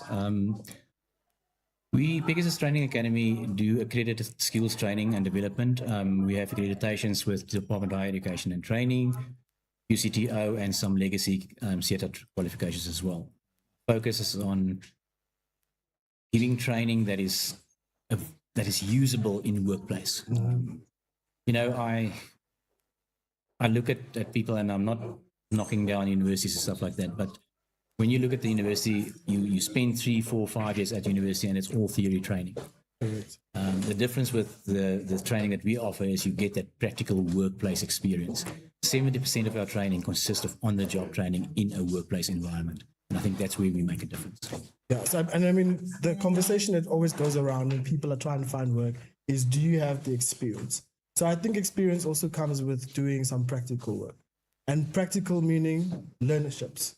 Could you explain what a learnership is to the audiences out there? A learnership is normally a 12-month program, which consists of approximately 140 to 150 credits that the learner do throughout the 12 months. In that period, he does theoretical training, as in classroom training. He does practical experience training, and then he also does on-the-job training. In other words, we place the learner in a workplace environment where he does the actual job that he's doing the training for. Amazing. And if someone wants to try and find out how to do that, whether it be, sometimes learners don't even have qualifications, but there are options like learnerships available for those. What is it that they need to do? Is it just an applying situation, or how can they work with the business that you provide? The best way is most training companies, private training companies, have a recruitment section where they recruit people for learnerships. They can contact, in my case, they can contact Pegasus on the website. They can phone us. They can send us an email. What we then do is we place those learners in waiting in the group for when we get new learnerships coming in, when we get new people paying for learnerships, we then contact them and say, okay, we've got these learnerships available. Your existing qualifications allow you to go do the learnership. Would you be interested to do it? I just want to add one thing, and the nice thing about our training as well is we start from NQF level 3. So we're literally talking grade 9, grade 10. So you don't even have to have matric to start with a learner. With the experience that you have, I think about over close to 30 years of experience, what skills are currently missing? I'm a bit of a stickler for this. I believe that a lot of the people in our country wants to have the fancy jobs. They want to be the people sitting in the corner offices with a computer and driving a fancy car and so forth. But we need people on the ground. We need bricklayers, we need carpenters, we need plumbers, we need electricians, we need the people that do the actual work day to day. I think we're not focusing enough on those skills. There's a lot of trades that's not being filled with qualified people because people have moved away because they had the perception it's a dirty job. That's so true. And then coming with the conversation that you had today, you spoke a bit about the conversation also today was laid out about compliance. What is it that someone as a graduate or someone that's looking for placement has to look out for when it comes to placement, and if there's compliance in the certain industries that they want to go? The base thing is to do your homework on the company. If a company offers you a position or you're going to apply for a position at a company, do your homework on that company. Make sure that company is compliant. Is it a registered company? Are the taxes up to date? All those kind of things, the things behind the scenes.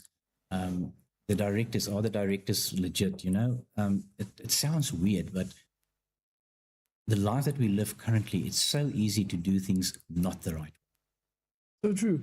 With the experience that you have, with students that you've placed, what was the most unique, outstanding placement that you've ever had? Let's say that the specific one that you know that this person will become successful, or this group of people who've came through my platform or my program or the academy, they've actually succeeded. It's the go-to for any person who wants to start. What is the main soft skill that people need? I think the most memorable placement is, if I think back when I started in the industry many years ago, we had a lady that came through as a learner. She did learnership. She eventually was placed at the training company that I was working for. And by the time I left that training company, she was the quality assurance manager. Really? And she started as a learnership. And that to me is probably the most memorable, because this is an example of somebody that took charge of her life and she made it happen. It is day 2 at the bootcamp, at the Future Builders Bootcamp, brought to you by Access 70, which is powered by NPI Governance Solutions. What was the energy like being in a space with graduates? Young people are looking for placements out there. I think the amazing thing is, and that is what I've mentioned just now as well, the people that are here are people that have taken control of their lives. They said, you know what, I'm not waiting for life to happen to me. I'm taking control of my life and I'm making it happen. The energy is there. The people want to do something. They want to move forward. They want to make a success. And my motto, you can't control what happens to you, but you can control how you react to it. And these people are reacting the way they should. So in the next future, taking from that, what is the most important thing that, especially the youth, people that you're looking for between the ages 22 to 26, am I correct? What is it that they should know when either studying or trying to go into a certain qualification? What is it because everyone's going to look for, most people are going to look for jobs. Some people start businesses. And like you even made an example or an analogy about starting a business, you're going to employ a person. And that person will also then, that employment will impact an entire family or a household. What is the main thing that they should have as a person going through to do that? Perseverance. Life is not fair. Whether we like it or not, life is not fair. And things is going to happen that you have no control over, which is going to knock you down. But persevere. Get up and try again. Talking about your story, mind sharing about perseverance with yourself. How did you start the academy? I was involved I worked for a company, a company that did training and education. And then after a few years, the branch that I was running was up in Mpumalanga, and they closed down that branch. So it was a case of either at that stage I had to move down to Pretoria where the head office was. I was at that stage of my life, I was living in Sabi, or stay there and start my own business. I wasn't going to come down to the big city then. I stayed in the small town and I started the business there. And eventually the business grew to such an extent that I actually had to come down to Pretoria. Unfortunately, I don't know. And from there, you started finding out more about you probably saw something in the industries that needed to be done in terms of placement with finding work, from the experience that you've had as well. And something that was created is called a CETA. What exactly is a CETA? What do they do? Sector Education Training Authority. That's what CETA stands for. CETA is government body overseeing skills development and training in our industry, in our level of market that we play. They make sure that you stick to the minimum standards that is required. They make sure that your training material is up to date. They make sure that you actually place your learners. If you don't place your learners, you can lose your accreditation. So they are the overseeing body to ensure that whether it's Pegasus Training Academy or any other private training academy, that we stick in the rules. We stay according to the rules. Because the last thing you want is a learner spend 12 months, do the learnership, do the training, get the qualification, and then he goes out there and it's not valid. So true. That's the last thing you want. So true. That's it from us. Thank you so much, Dion, for coming through. And we do believe that we're going to find some placements for people that are looking for it out there. Where can we find your academy?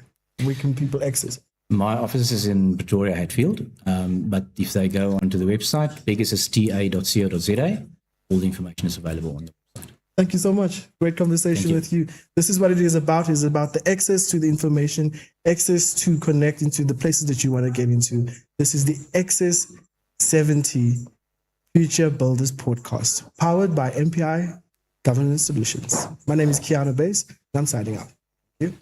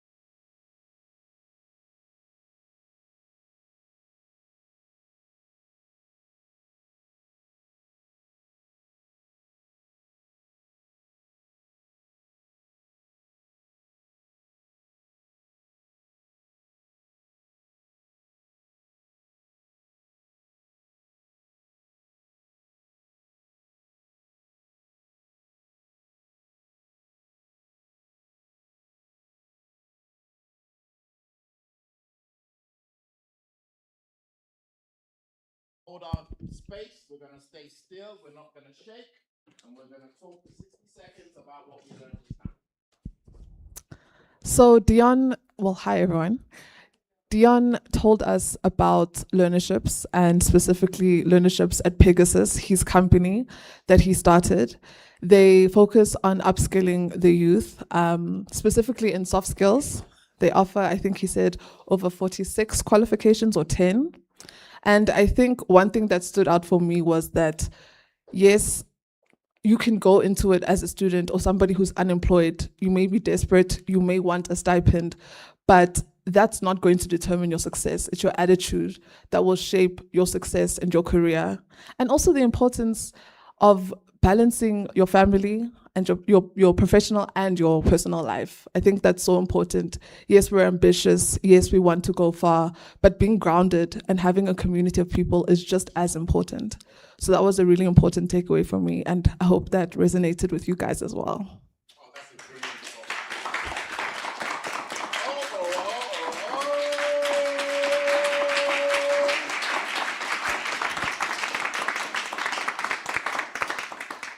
That is a magnificent recap. How do you feel? Good, but nervous. Yeah. Well done. All right, who's next? Different perspective, same talk. I need feedback. What did we learn? The bar is high, but it's all right. You can still try. I won't walk around for too long. Soon I'll just put the mic into someone's hands if someone does not volunteer themselves. The mic. It's going to go into someone's hands if someone doesn't volunteer themselves. What did you learn, Lindy? I'm joking. Okay? No one is free here from being asked to speak. That sets the bar. Do you mean that if she speaks at the interview first, you won't go for the interview?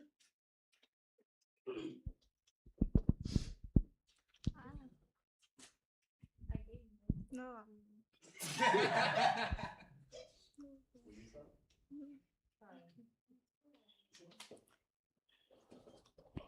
You won't try. You try it without the mic.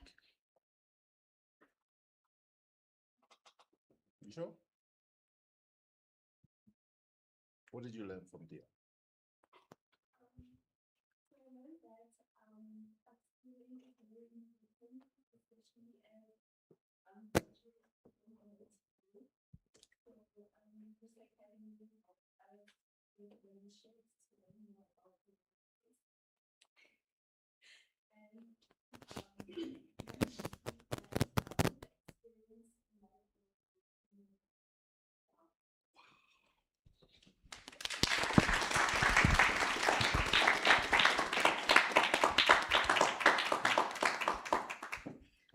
Careful, careful.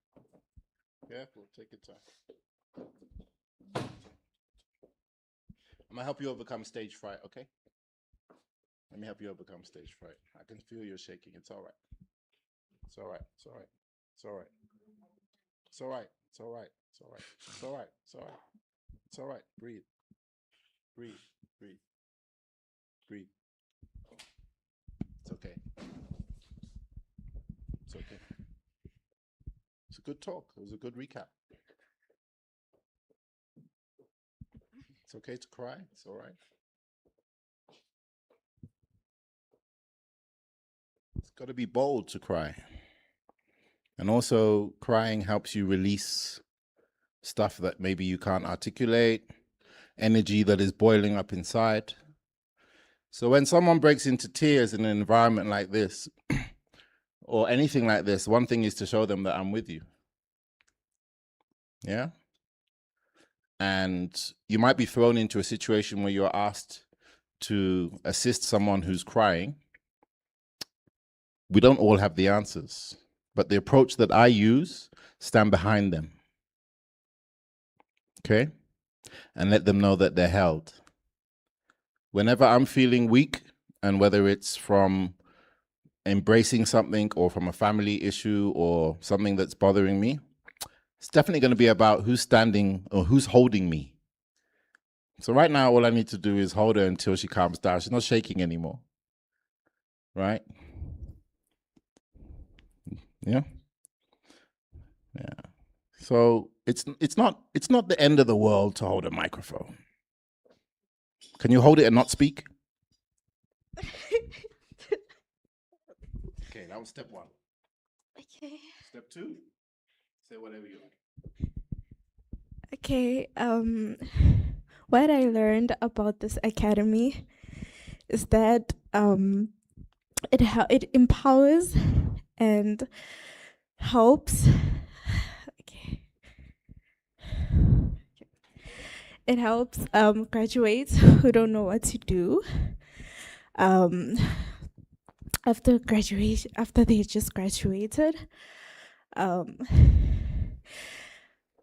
Yeah, and that learnerships might help them to gain experience, and that upskilling their skills might help them in the future purposes in gaining a permanent job.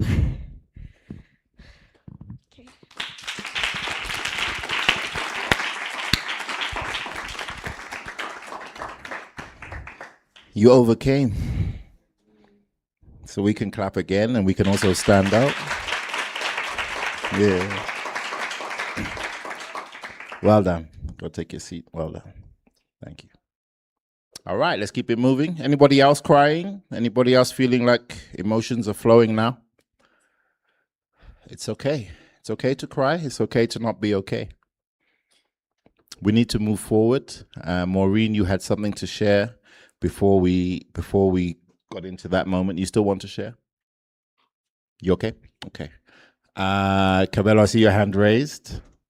Does that mean wait? Don't introduce yet? Or go ahead. I just want to share a fun fact. I like fun facts. If there's one thing you want to know about me, crying comes from the same part of your brain as laughing. So if you need to, it'll still give the great output. So it's okay. We're all here to be humans, and it's okay. It's a safe space. That's all I wanted to say. Fun fact. Thank you for that. All right. Some of us went to the pool and we learned how to do something, okay? So I'm just going to say 3, 2, 1.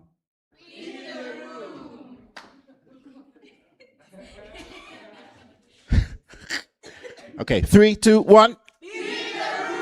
Up next is Lindy Kikana. She's a HR professional. She is from NPI, Governance Consulting. She is the Client Success Manager.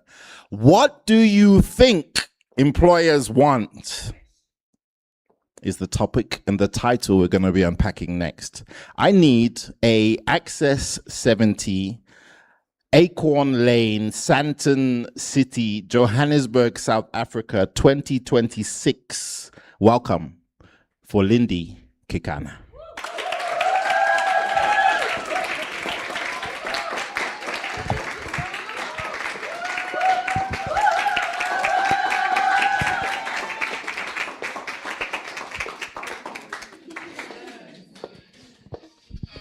Good morning. How are you doing? Kabelo, please can I have my profile there? How, so that they can see how do I look like when I don't have a bed head day?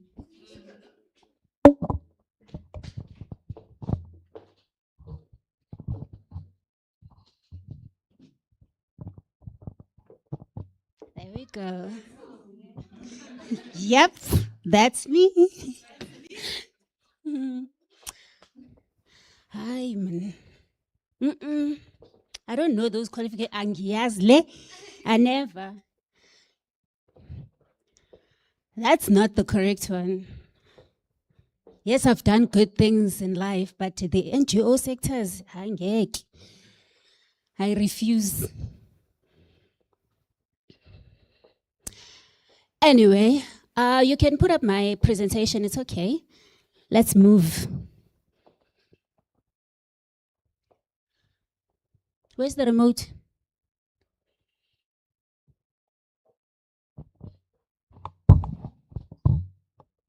How are you guys feeling? Are you good?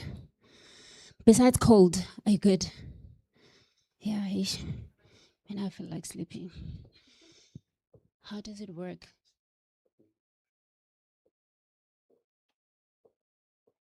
It doesn't go forward. Ptung. Yeah. Okay. All right. So today we are going to talk about what employers are really looking for. What will make you stand out and what will make you memorable. All right. So my name is Lindy Kekana, and I am currently a client success manager for NPI Governance Consulting. But I am an HR practitioner. I've been in HR, I've been practicing HR for the past 14 years now. I started working for NPI in 2012. And working for NPI, I was recommended by my former boss to Israel.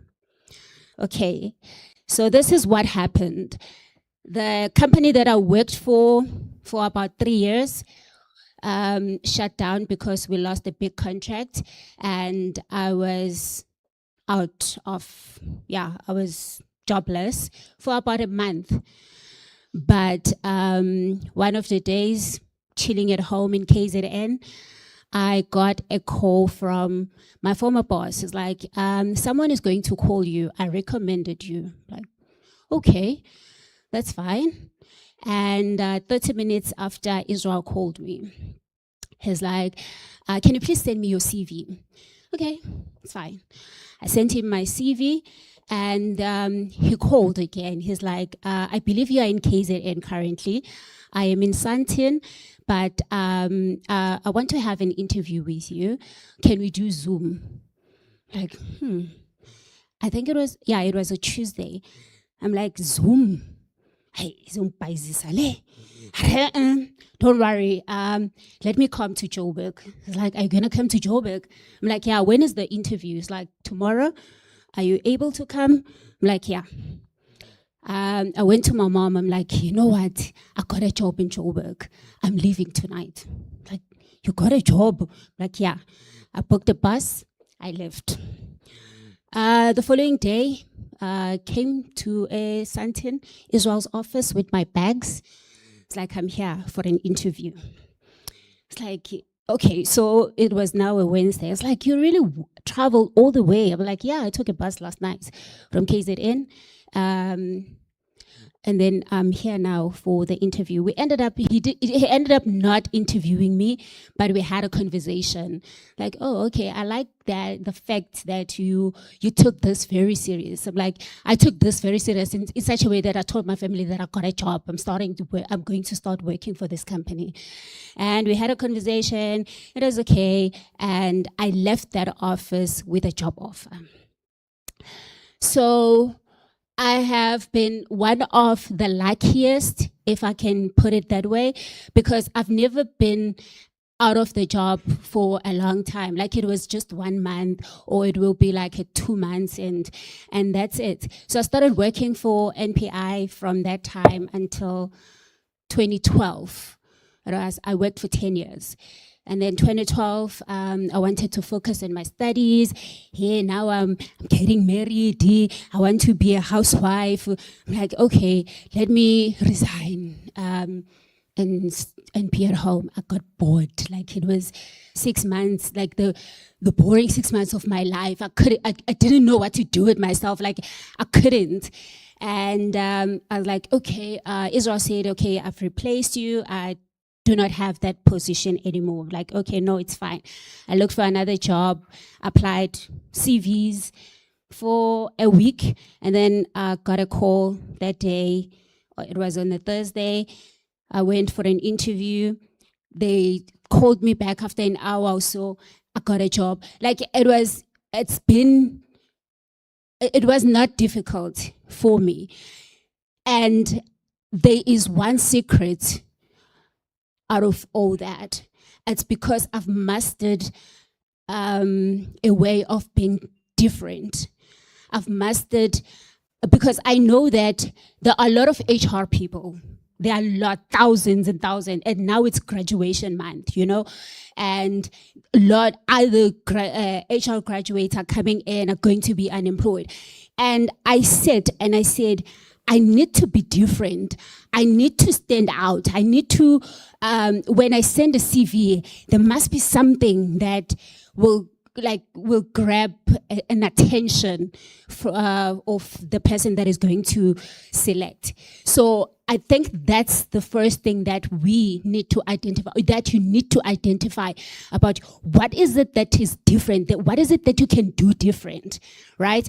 So in the past 10 years that I was practicing HR in PI, I realized that most HR practitioners do not know compliance, your employment equity, labor compliance. I said, okay, that's what I'm going to do. So I'm going to be the HR that also knows compliance. So I started, I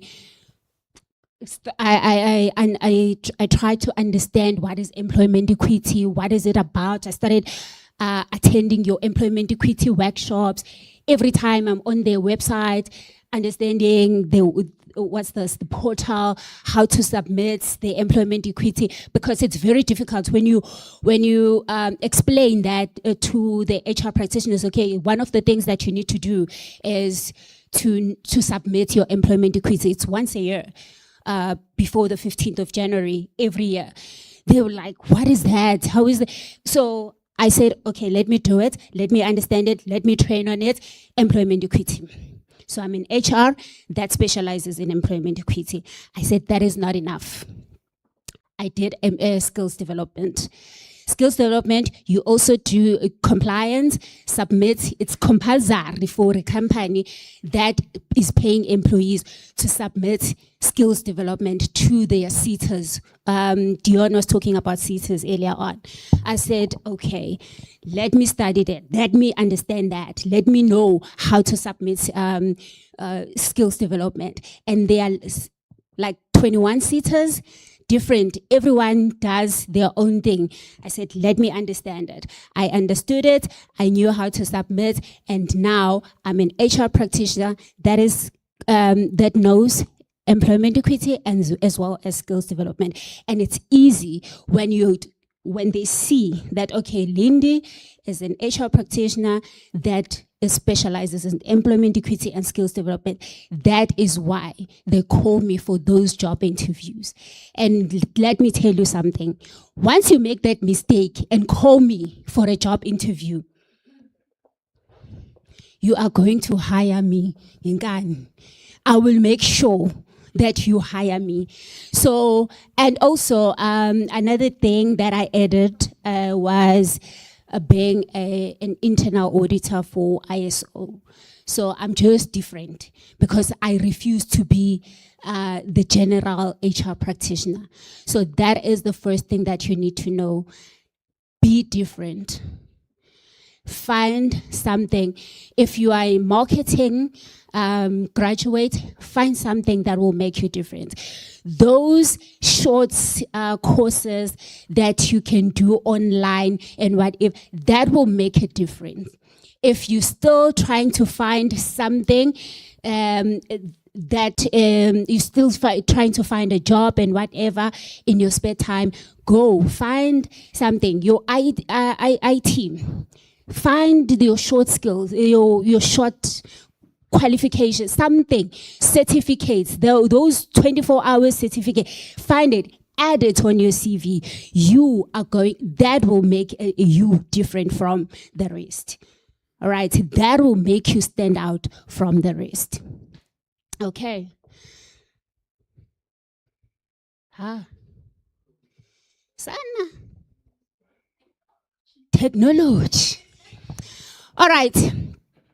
So this is an example of another thing. Okay, now that you are different, right, from everyone, and you have updated your CV, make sure also that when you see a job application, you tailor your CV to each job application that you apply for. do not just send CVs. Another thing that is happening right now, companies are using AI. We receive thousands and thousands and thousands of CVs, more especially for like your entry job levels, right? So what they're gonna do, they're gonna put all your CVs on the system, and the system is going to pick up like your buzzwords, your certain words, so that they shortlist you and then you get an opportunity for an interview. So make sure that you read, you understand what is needed, so that it's there. This one is an example that I got from one of our pages, NPI. It was there, everything is here, and it says junior BE analyst. The location is in Ilovo, NPI. We're looking for this person ASAP. And what is it that you need to do to apply for the position? Sister sends me a CV. Okay, I do not use AI again for now. I go through your CVs one by one. First things first, you apply for this opportunity where we're looking for a BE analyst. And I don't know whether she forwarded something, or she was applying for something else and then forwarded, this was application for leadership development opportunity, and I've never advertised something like that. Rename your documents professionally. So you're sending me these attachments. So you want me, out of thousands of CVs that I'm receiving, send me these scanned 26 something. I need to get in, check, or guess, okay, this might be a CV. Okay, this one is text number, that's fine, at least. But scanned and whatnot. So in my head, I'm like, okay, I'm going to open this and then I'm going to get a bug and I'm going to be in trouble with my IT. I move. Dear hiring manager, please find the attached documents for your time and consideration. I look forward to it. Yesterday, we spoke about, what's this? The letter. There is no cover letter, right? I did check. I won't open these, but there is no cover letter. So the CV doesn't even align. You don't even have anything that has to do with BE, or you don't even have the qualification that we requested for. Here, we asked for so many qualifications, but none is there. So I don't even know what you did. I don't even know why you applying for this. I know that you're desperate, but at least say something. If you do this, hi bandla, mina, sending this to me. Let's go, let's do it. Let's say it with me. Thank you. That's what I'm going to do. That's going to happen. That's what I'm going to have. I'm just going to move because it's not, I don't have time. Like, honestly, I sit in the office, I receive thousands and thousands of CVs. I'm not going to do it. I'm not going to open it. If it was, okay, Linda Kekana CV, here, then I'm going to open, it's fine. This one is a cover letter, something, or your qualification, something. But if it's scanned and whatnot, and then here you don't say anything, you don't even say why you're interested in this, what have you done that is going to link you to iBandla. Gone. All right. We spoke about this. Follow all applications instructions carefully. There will be instructions carefully. They will tell you the deadline. They will tell you how to apply. We normally, when we post the job opportunities for Access 70, we'll normally ask you to register a profile on our Launchpad before sending your CV to careers and whatnot. I receive your CV. I do everything. I like your CV. I go check on our workplace Launchpad. You're not there. You don't listen. So how are you going to listen when I hire you? Pay attention. Follow all the instructions.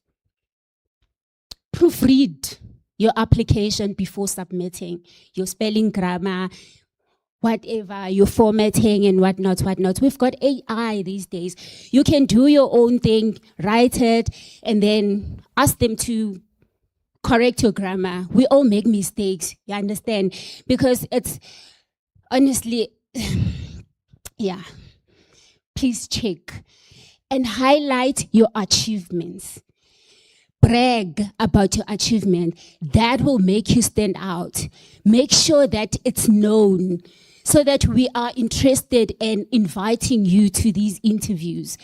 Make sure that it's known that you've done this, you've completed this. Even if you think it's a small achievement, put it in. You don't know what's going to do for you. Okay. Any questions so far? All right. So now you've sent your CV and you're now selected for an interview. Prepare for your interview, Pela now. How? Prepare for an interview. Make sure that you research about the company. You understand the company that is going to interview you. Know their competitors, know their industry trends. Like, it's very nice when you see someone, oh yeah, they did our, they even know that we work with so and so, they even know our competitor, they even know our strength, our weakness. You see, it's very nice when you interview, you end up like you have a conversation, like it's very nice. They will ask you these questions, more especially for the entry job levels. They will ask you, tell us about our company. Master that, understand the company. Okay, know your CV and be able to explain.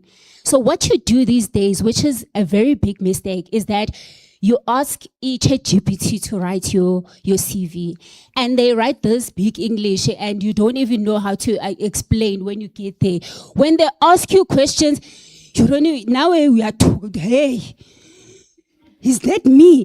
Like, know your CV. It's not possible. Like, know your CV, read. You can't just send, you can't just trust. That person, that's the robot anyway. You know yourself better. Understand? Read, understand. Make sure that whatever there is written there is you. You understand? Don't be shocked with the recruiter there when interviewer there. Okay, is that me? You understand? So make sure. Do you have a question? Oh, all right. And then prepare powerful stories, like where you demonstrate leadership, whatever that you've done a voluntary work, whatever, prepare, tell a story. You're not there just to sit still and then you ask, what's your name? I'm Lindy Kegan. And then next question, you wait for us. Explain, this is what I am, this is where I'm coming from. Have a conversation with the interviewer. Okay? You develop a personal statement. I am someone who takes, like, say for example, you are in marketing. I'm someone who takes initiative, embraces continuous learning, and enjoy finding innovative way to help brands grow and remain relevant in changing markets. Have something like that. What is unique about you? Make that recruiter or interviewer remember you. Right? Be like, stand out from the rest. Okay. Practice speaking clearly and confident, not sounding scripted. Make sure that you practice when you get there. Some interviews will be online, and it irritates me to see someone reads. you read, like literally you reading. Sometimes you like no, please stop that. Do not do that. Do not ask AI. There's a way to cheat. They interviews these days. You know it. It's trending on TikTok, right? Don't do it. Don't do it. I will catch you. I will catch you. I will know, and I will. Even if I like your qualifications, I like everything about you. I will know that you were reading, and that's what I'm going to write on my notes. He was reading, and I don't want him. I'm not going to call you for another interview or whatever. If you read, please make sure that you speak clear.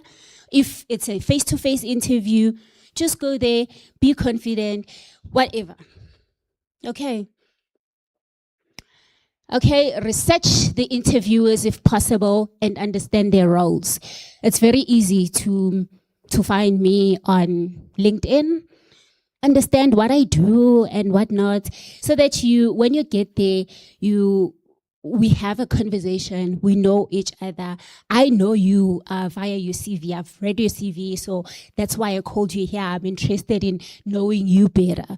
So if you get time, you can also go research about the people. Normally when we send an interview request, we'll tell you that, okay, you're going to be interviewed by Linda Gegana, who's an HR manager, or Israel Noko, who is the CEO.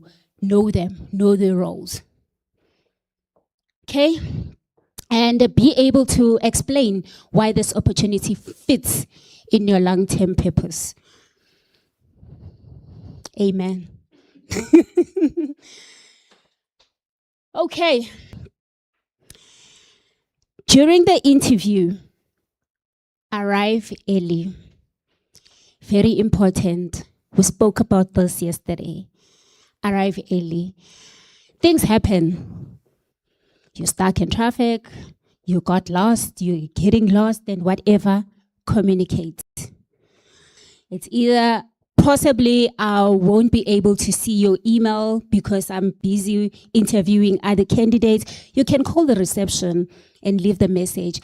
I am running late. Or something happened and whatever, or can we reschedule something? Just communicate. Don't be late and just keep quiet. We understand, we're also human. We'll know, okay, that's fine. So-and-so is running late, traffic, taking the child to the doctor and whatever. Let's start with so-and-so because he's here, or whatever the situation. Show energy without being desperate. You're now promising us a world and whatnot. So to no my I am. Don't do that. Don't do that. We know you're desperate for a job, but now you're agreeing to everything. You're now desperate. Know your worth, Pela, now. How? Like in a relationship, you can't just. You listen carefully and answer the question asked. If you do not understand, you need more clarity, you can ask for clarity. It's okay. There is no problem with that. But just make sure that you listen, give a person a chance to speak or ask the question, and then they will listen to you. You say what you're supposed to say. Use specific examples instead of general statements. That is very clear. Quantify your achievements where possible. Where I was working, I was a team leader or was a supervisor for 10 people. 5 people were reporting to me, something like that. It must not just be just one short answer and then there's no statement that is covering it up, make examples. Okay, demonstrate self-awareness, share lessons learned from the challenges and mistakes.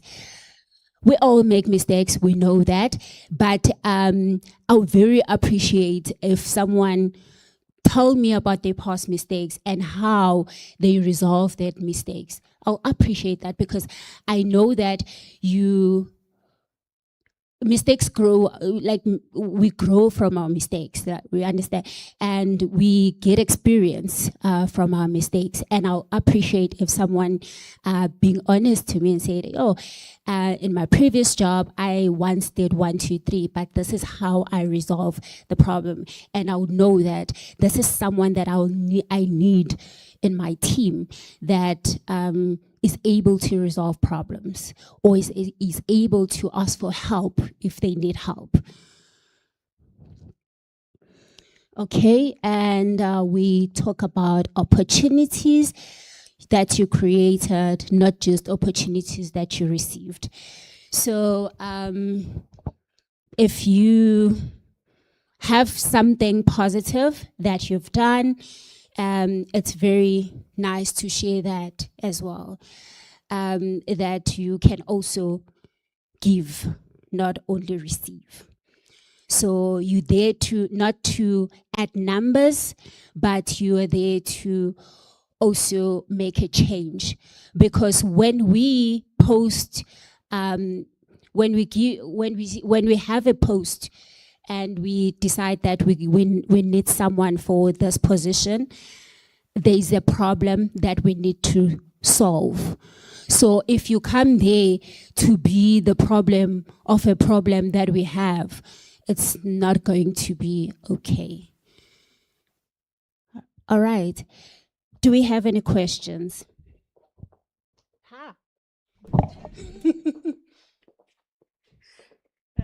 Thank you. So I have a question regarding the last one, talk about opportunities you created. So with me, I'm someone who has like different side hustles. And I have an experience where in my previous employment, it was a problem to have side hustles like businesses, even though it said in the contract that it should not contradict or be in the same line as the company you're working for, but it was still a problem that, okay, you are focused elsewhere and you are employed here. So it's like, how do I know, Okay, it's maybe we need to check what kind of a side hustle that you have. When do you side hustle? How does it affect your job? Probably you're selling, let's say you're selling hair at NPI. We deal with BEE. But you receive your orders during the day and you're supposed to rush to PEP, for example, to send your orders. That is not direct, it's not a problem because it's not a direct competition, it's not in the same line. However, it affects your job, your work, because you're now gonna take longer lunch break because you're falling in line at PEP trying to send your orders to the people that, do you understand? Okay. Yeah, so maybe you're supposed to check how does it affect. It might not affect it directly in such a way that it's a direct competitor, but it's affecting because you're supposed to do your side hustle during office hours. Okay, yeah, that makes sense. Okay, cool.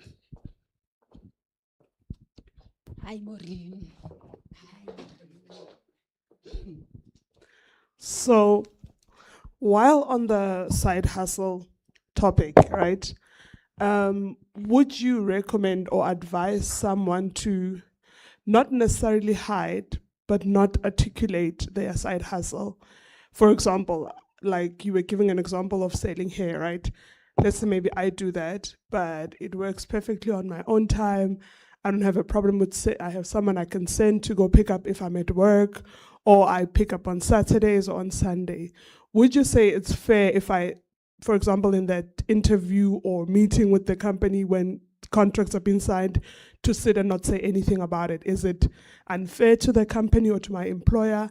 is it also something that might jeopardize me later if something is found? Because I feel like nothing is hidden, right? As long as text is involved and all those, what's the story behind that? Is it advisable to not say anything as long as it works on my side, it's not disturbing my work at MPI, for example, then it's cool, even if I don't say it? Or should I say it, but do articulate that it will not distract anything from my work?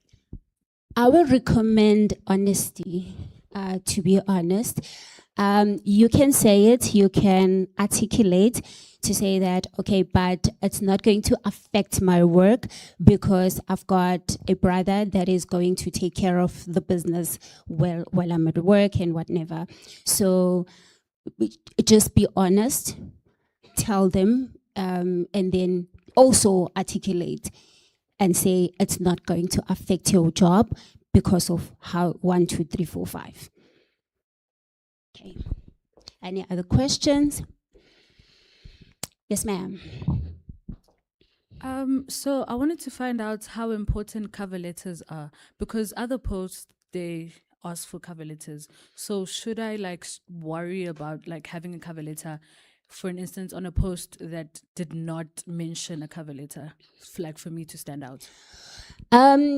Honestly, HR practitioners are different. Recruiters are different. They look for different things.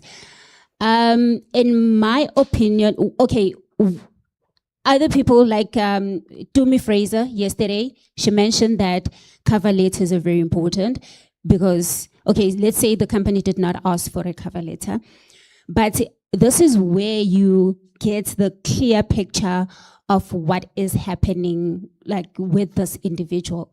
So if they highlight everything that you need, then you get sold, right? If it's someone like me, I know that the first thing that I want, I ask for a 2-year plus maybe experience. I ask for a certain degree. I'll go straight to what I'm looking for. I'll go straight to your CV and say, okay, degree, tick, experience, tick, and then check, oh, is this person, how old, whatever. If there was an age limit or whatever. The other stuff I check after. If you tick all the boxes that I asked for, then it's fine.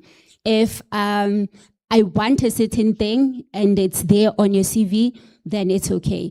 But I feel like even if they didn't ask for a CV, to be on the safe side, have it in case. I think have it, because some will just go there. It's like a summary of who you are before they go through opening the other documents, your CVs or qualifications and whatnot. It's here, everything in one page. So to be on the safe side, have it. And then my next question is it the difference between having a CV? Someone mentioned the CV in Word format and PDF. How important is paying attention to that kind of stuff? Is that something that they check, or is it important? I think the PDF is more safe. Have your CV in a PDF format, because then you know that everything in there is what you know about. Word formats are not safe at all, because anyone can do anything with it, can add or delete and whatever. So it's important, have all your CVs in a Word format and well renamed, and yeah.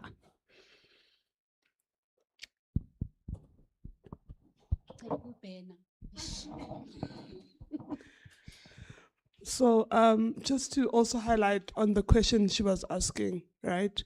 So let's say the requirements or the application process does not require a cover letter.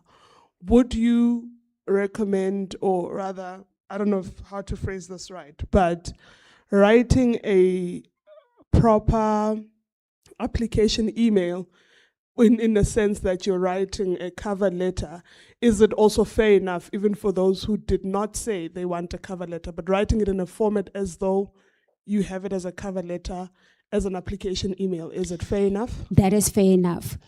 Where it says your summary, where, yeah, you can have there, you summarize everything, powerful, short, memorable, there, you can put it in.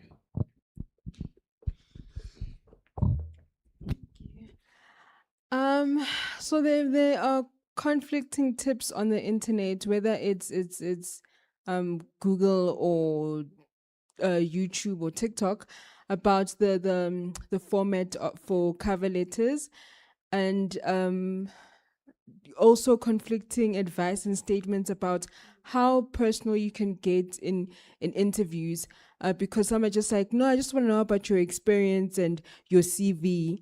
Just elaborate what's on your CV. But others are like, no, you can mention what I have your CV. You don't need to regurgitate what's on your CV. I want to know the human in you. So, yeah. That is because there are different recruiters. So they will ask for different things as well. They won't do it the same way. So some will specify what they want, and some will say, yeah, we do have your CV, just tell us what is not in your CV. It depends on recruiters. Like I said, we have thousands and thousands of, and we do not work in the same way. So it's important to read the application, what are the requirements of the specific job application, and then try to follow what is in there that was required. Thank you, Lindy.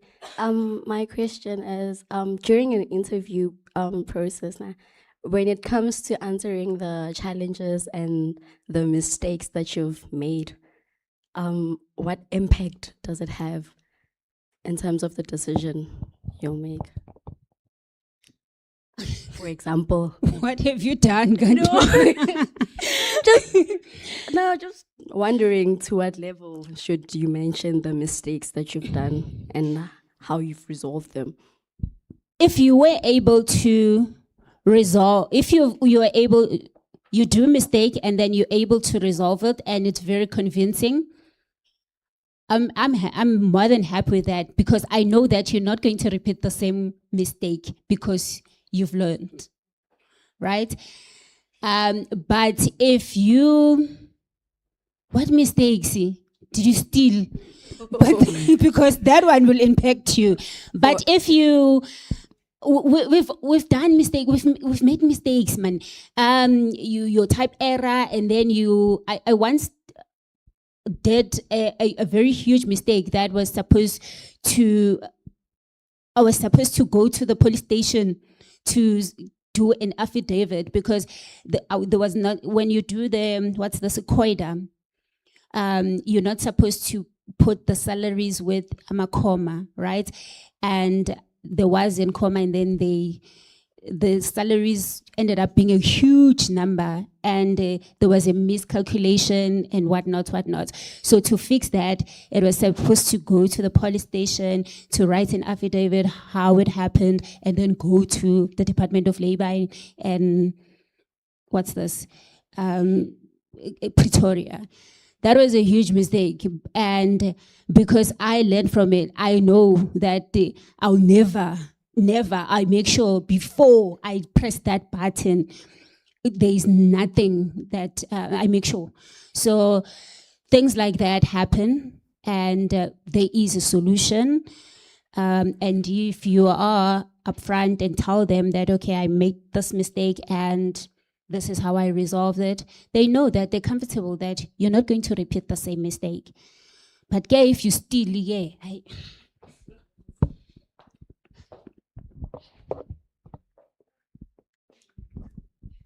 So some recruiters are very dull. When they send maybe a text or an email, or when they post on the internet, they just say, they name the position and they tell you to send a CV. So do you just send your CV without attaching the necessary documents, or you send it with the documents. And then another question is identity. Is identity also important? Let's say I have about 2 to 3 qualifications, and the first one says Tando Mukwena, the second one says Tando Nomalanga Mukwena, the third one says Tando Nomalanga Nhlapo. Does that also contribute to the whole process, or is it just? Let me tell you something. I've got 3 qualifications with 3 different surnames. One, Unisa, it's Lindiwe Khumalo. That is my maiden name. And then the second one, it was KH. And as for some reason, my surname, my maiden name is KUMALO. But Unisa, whoever that did that, wrote KHU. So it's fine. I move. I did my Bachelor of Business Admin, Regenesis. They wrote it correctly. It was Lindiwe Khumalo, KUMALO. No problem. The ID number is still the same. And I got married. I changed my surname. The last qualification, my postgraduate, is Lindiwe Kekan. I have all 3 of them. Lucky enough, but it's the same ID number, but I do have also an affidavit where it explains why different surnames. I attach that as well.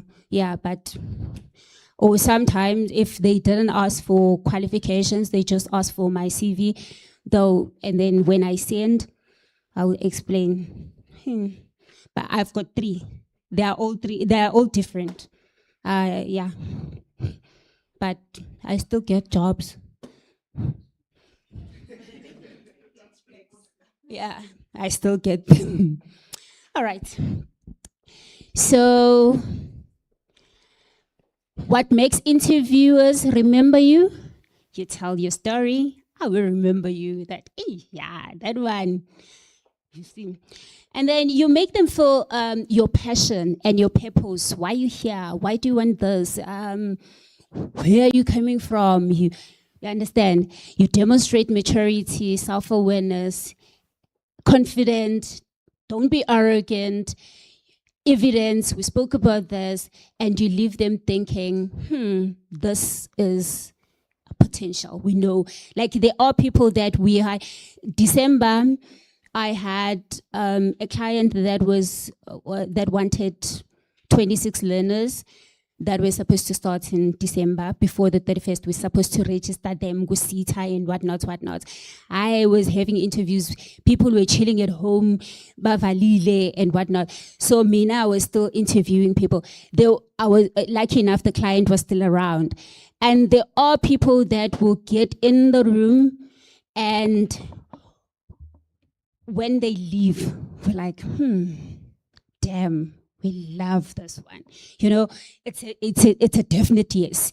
Because the person got there, light up the room, confident, even if you do not know all the answers, but when you master the client, the company that is interview, you know them, you master, tell us about yourself. That is the first question that they're going to, you master that, you tell us everything. We end up like, okay, maybe we don't have more questions. As long as you master that, those are the questions, your strengths, more especially for the entry-level jobs. They'll ask you about your strengths. Where do you want to see? Those simple questions, master them. You will see. Tell us about yourself. Please make sure that you tell them about yourself. You master that. And then we'll remember you when you leave the room. We won't even say right next to your name, maybe, or what not. Let's see the other. We'll say, this one. We again, out of the 26, this one is one of them.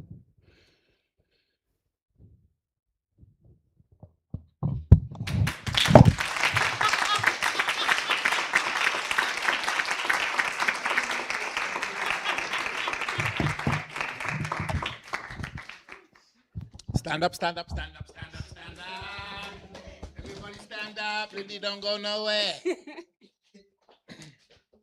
Yeah. You asked all the questions. Why doesn't this side of the room have questions? Gee. Okay, camera crew, everybody with a camera and social media, I'm going to put Lindy here and I want everybody around her. And I want us to look at the potential that's in the room. Thank you, Lindy. You did a marvelous job. You're so relatable and understanding of the world today. CVs. Gee whiz, what a topic. Come here, Lindy, for me, please. Look this way. Everybody come closer. Come closer. Camera crew, if you've got a lens, come here. Right.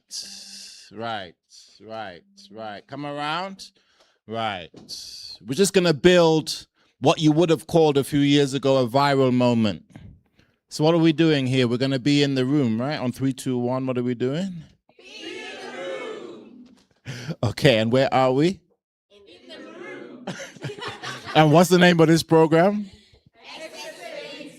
And and what's my name? Don't sound good, does it? Nah. Can I have a new name, like in Kosi or something? What do you want to call me? Nick. Okay. But Nick sounds like other things. Excuse me. Okay, someone give me a new name. I don't want to tell you. Okay, I'm Nicholas. I ask you to call me Nicholas because it needs to be completed in full. It's part of what I demand from people. I ask them to spell it a certain way, no H, no K. This picture can be better because we can fill it out a bit more. So can the photo people help us direct a better sort of warm picture? It's looking great, but this is the talent picture that we want to represent. And our social team should be here. Yeah. You can move this table, folks. No one said you can't move the table. Make the space. So where are we? Okay. And the program is? Okay. All right. 3, 2, 1. Oh my gosh. All right. 5, 4, 3, 2, 1.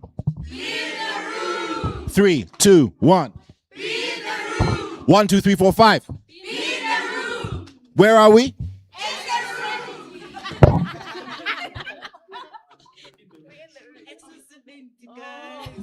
5, 4, 3, 2, 1. Where are we? Where are we going?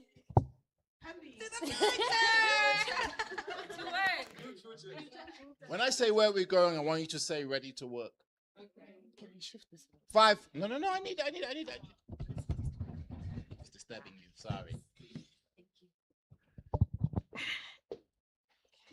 Okay. Ready? 5, 4, 3, 2, 1. Be in the room. What's the name of the program? Access 70. Where are we going? Ready to work. Oh, you guys are good. One more time. Are you ready? 5, 4, 3, 2. Be in the room. I didn't say 1. 5, 4, 3, 2, 1. Be in the room. Where are we? Where are we going? Ready to work. Congratulations. Thank you, Lindy.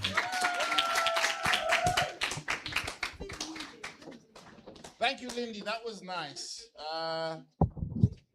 Up next is Gift Zigalale. Did someone say break? Did someone just say break, please? Did you hear someone say break? Up next is Gift Zigalala's. Gift is from Oak STEM Industries. Gift. Oak STEM Industries. I'm right, yeah? Gift is going to be joining us in 10 minutes. Hold on. So, here is what I want to tell everybody, and if you don't like me, it's okay. All right? Are you ready?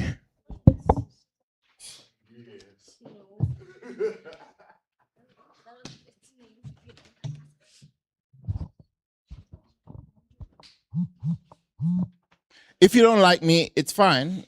I'm not really here to make friends, but if you become my friend, I can be very good to you. But if you don't like me, it's okay. I'm cool with that. Anybody here don't like me? Okay. Anybody here don't like me but afraid to put up your hand to say you don't like me?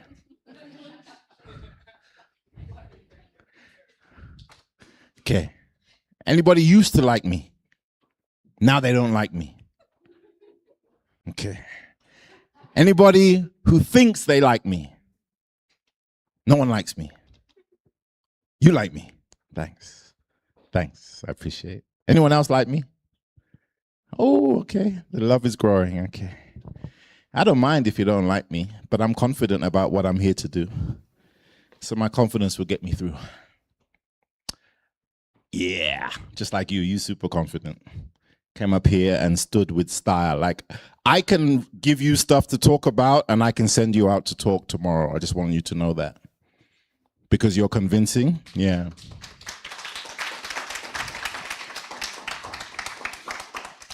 You're convincing and you're honest and you're genuine and you're believable. I mean, I would buy what you're selling. Yeah. We're going to cut the lunch break in half today. 30 minutes for lunch. Any objections?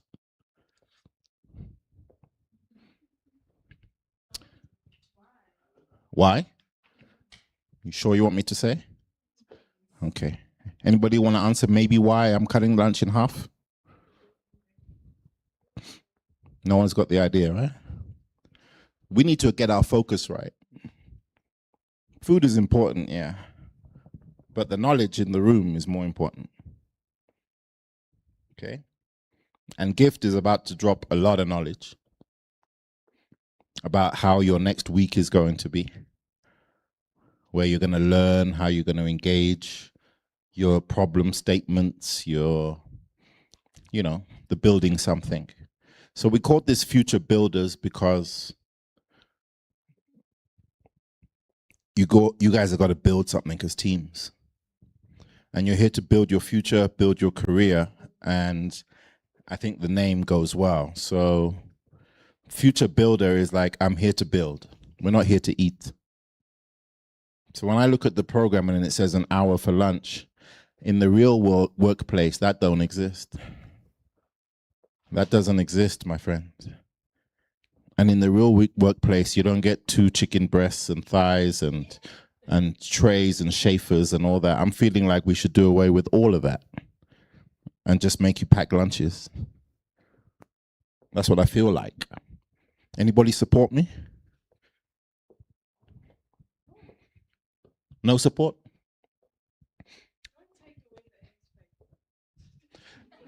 Take away the X factor or the expectation? You can get a microphone if you want to challenge me. X factor or expectation? What are you here for?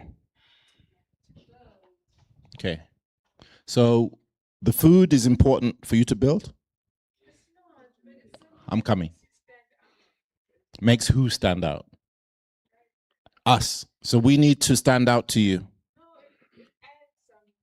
So you'd rather have the food and no content? All right. So if you had to choose, which one? If you challenge me, it's okay. I don't mind. I'm just asking you to articulate what's important, yeah? I'm not going to cancel lunch. And I would never flip it into cheese sandwiches. I'm testing you guys on what's important. Yeah? So 30 minutes of lunch versus an hour of lunch today is because we finish early. And it's because what Gift has to say is super important. And because we've got content to shoot and things to produce with you guys as well before we leave at 2. Okay, so the program runs until 2. We're going to have 30 minutes of lunch and we're going to have Gift. Lunch, I believe, will be available at 12:30. Okay? Yeah, what time is it now? 6 minutes. Right. So Gift needs 45 to 50 minutes, yeah? Okay, so that means we're going for lunch at what time? 12:45. And then what time are we coming back from lunch? 1:15. Everybody agree with it? Anybody want to challenge it? I'm happy with the 30 minutes. Amazing. Yes, it's just taking it away completely that I'm like, Great. I'll make it up to you, okay? Yeah. I'll make it up to you. It's just important for today. Thanks for your agreement, yeah? I appreciate it. I need you on my team. like me, don't like me. So, Gift builds systems. He is an architect. His company is called Oak STEM Industries. And I've been messing it up for the last month, but today I got it right. Told you, Gift. Gift inspires me no end. No end. Do you know you inspire me? You do? Yeah. I'm inspired by you, Gift, because at 23 years old, you're a shining example. 25 years old, you're a shining example of what we can strive to be. You're on time. You work late. You don't complain. You're professional. You solve problems. You're consistent. And you're a nice guy. And it's a privilege to be in the room with you. I'm twice your age. Next year, I'm 50. Next year, March 26, if you want to send messages. You support Liverpool? Me too. We're building, yeah? We're building. Okay, so I'm 49 right now, and at 25, I didn't have your composure, Gift. Okay? I didn't have your composure. And I had the suits that you wear, and I'm sure you're going to bring them next week. But I didn't have the solutions that you had in your own company. Some people have advanced you because you've chosen to spend time with them, learn, grow, and you are advanced. You can sit in rooms with Israel and I and hold it down on your own. My man, don't take that for granted. That's what inspires me, is your confidence, your solutions. You dress the part, you look the part, you speak the part, you're quick, and you don't complain. Before we bring Gift up here, 2 things about Lindy's talk that I think is very important to focus on. Scripting your stuff versus knowing it. It's a dead end once you start writing down what to say. Today, while we're here, we can evolve our internal library, I'll call it, or knowledge base, just by grabbing the mic and trying to speak, trying to say something, just by increasing our confidence. Yeah. If you're going to read a script, you're just basically saying, I have nothing. I'm empty. Yeah. And questions are a sign that you've been listening. Okay. So when a facilitator says no questions, any questions, and you're like, no, it's like, just ask a question, even if you don't really want to ask one. That's my approach. Let them know who you are. Right now, there's 4 or 5 people in here that stand out to me. The other ones still need to announce themselves. Some are negative, many are positive, some are real, some are more expressive. Yeah. But out of 25, what percentage is that?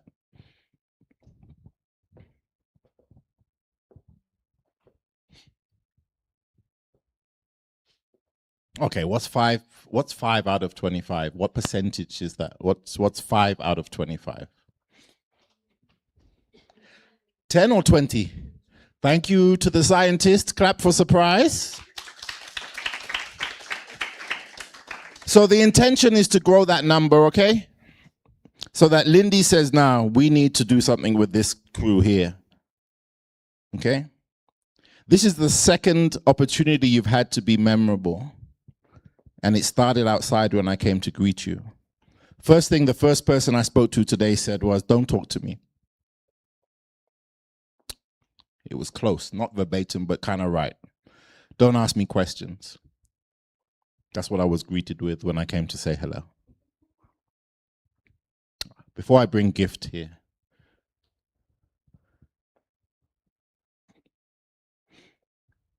do you feel that was the right thing to do? Come and explain what happened.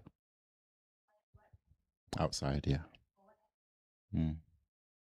Put your hands together for her. She messed up, but I gave her grace.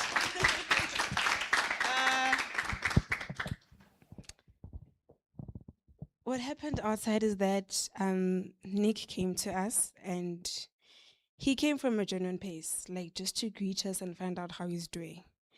And in the back of my mind, the first thing I say to him is that, Ish, I don't want to talk to you today. I find him very intimidating, and I wouldn't say he doesn't care about how you feel, but it feels like that. But at the same time, he's trying to build something in you, like to install something in you, to let that one quality that you're hiding shine, you know. And he will put you on the spotlight. I mean, this is like the third time in 2 days. Spotlight. So yes, what I did was wrong, and I apologize for that. I'm sorry. But I learned from it, you know. And you came from a genuine pace, and I don't know how you were feeling in that moment. And sometimes someone can come to you and be like, you know what, I need to talk, and then you throw them off immediately without even hearing them, which is wrong. You ruined that person's entire day. So a little bit of kindness goes a long way. So yeah.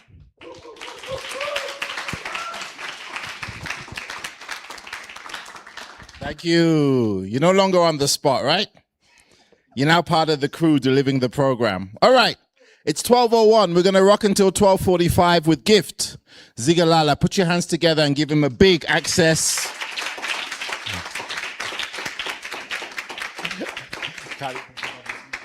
Give him a big Access 70 welcome. Woo, woo, woo, woo, woo.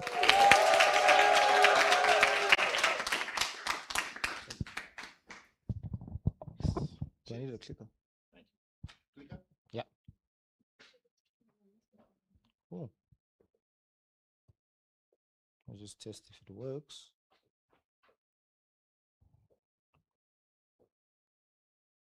Cool. Good afternoon. Well, good day, 'cause since it's midday. Yeah, how are you guys feeling? It's good to be here. Good. Lots of some familiar faces, but mostly new. Yeah, and we would have spoken maybe between you guys would have seen me sitting there at the back. But my name is Gift Zigalala, and I am basically going to be your lecturer for the next week or so, right? And this is part of the Future Builders Hackathon, which is essentially a program that we've put together within this Access 70 Bootcamp. So just by show of hands, does anyone know what a hackathon is?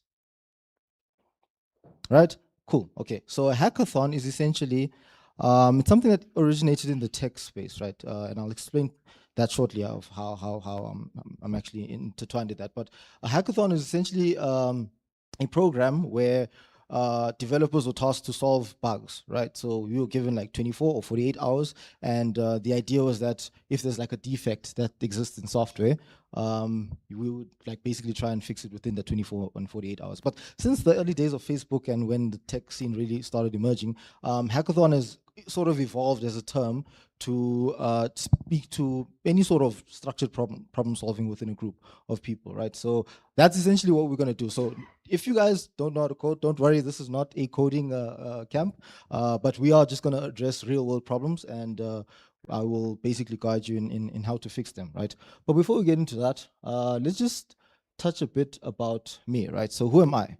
My name is Gift Zigalala. I was born in 2001? Yeah, 2001, right? So 25 years of age here in Johannesburg, South Africa. I founded a startup, it's essentially still a startup, called OSI, or Oakstem Industries, right? And what do? We specialize in building AI, enterprise automation, and infrastructure, or as I like to say, we focus on building the systems that businesses run on, right? So a lot of people, when they hear operating systems, they think of Windows, Mac OS, Android, etc., etc. We have a similar approach, but this goes into the operations of various different businesses, right? And this is the layer that coordinates everything else, right? Like you would have seen today, you were asked to fill some forms, you were asked to apply online. There's a range of things that you do. So we build the stuff that you guys don't see that allows that to happen, right? And yeah, my experience spans across a few industries. Well, governance, education, finance, private equity. wealth management, surprisingly. So yeah, we basically build systems that allow our clients to do their day-to-day work, right? Cool. And the main focus is really to solve business problems. Right.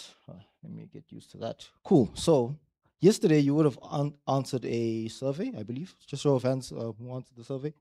Right. Cool. And that survey pertained to why you are here, right? So we have a problem, right, in South Africa, right? Everyone's aware of it, and I'm just going to echo it a bit, right? So the gap is that we don't have what is known as full employment, right? Show of hands, and I don't want to make this an economics lecture, right? So if you guys hate economics, don't worry, this is not going to be an economics lecture.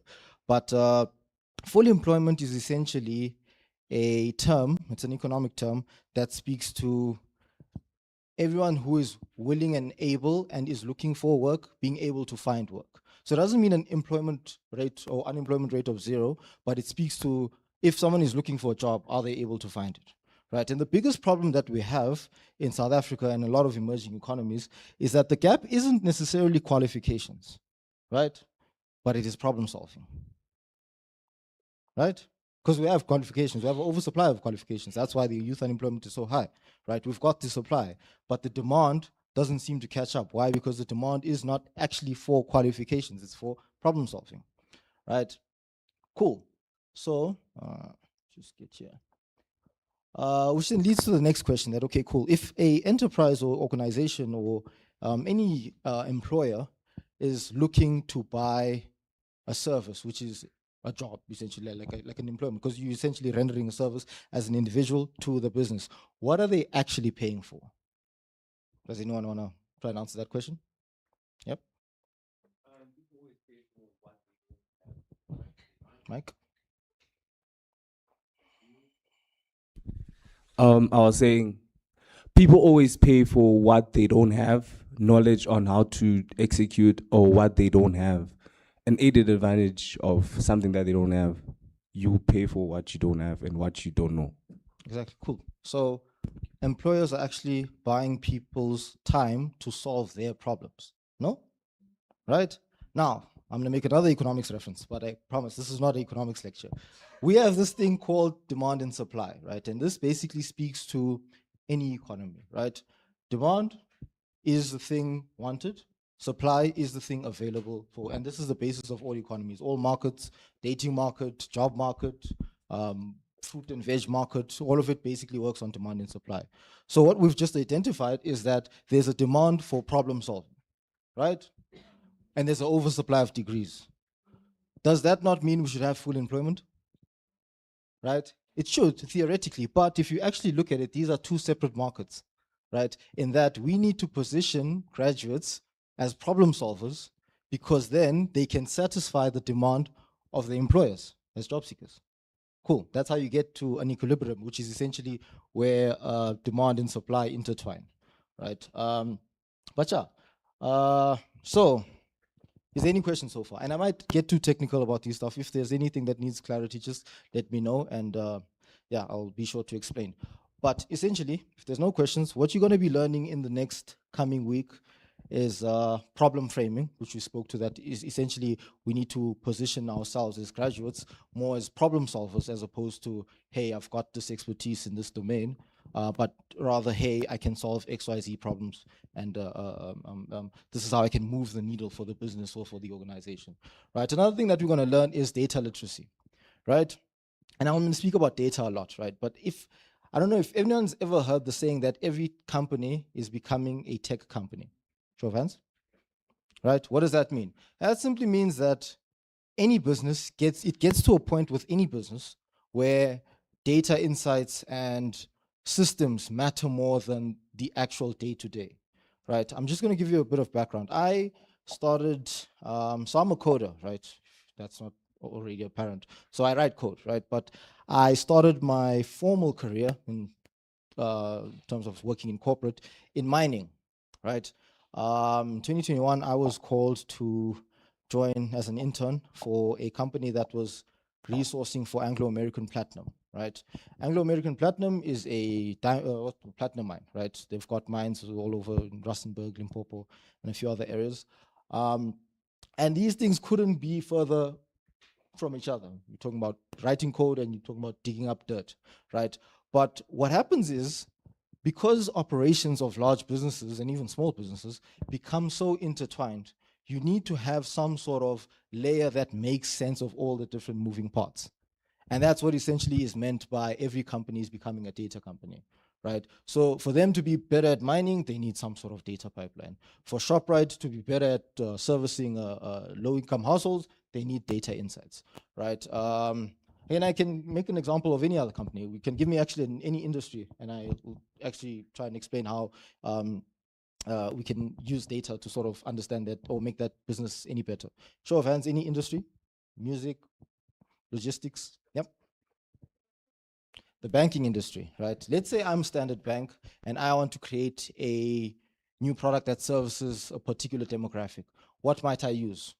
I've got all these other clients, millions of clients, their purchasing records, their income records, how many loans we have out. I can use all of that information to then show me that, okay, cool, what might be the most viable product for someone earning between 9 and 15,000 rands a month, right? So any business that you can think of can benefit from data insights in some way, right? Because that's hard to measure because that's foot traffic. But the foot traffic is data.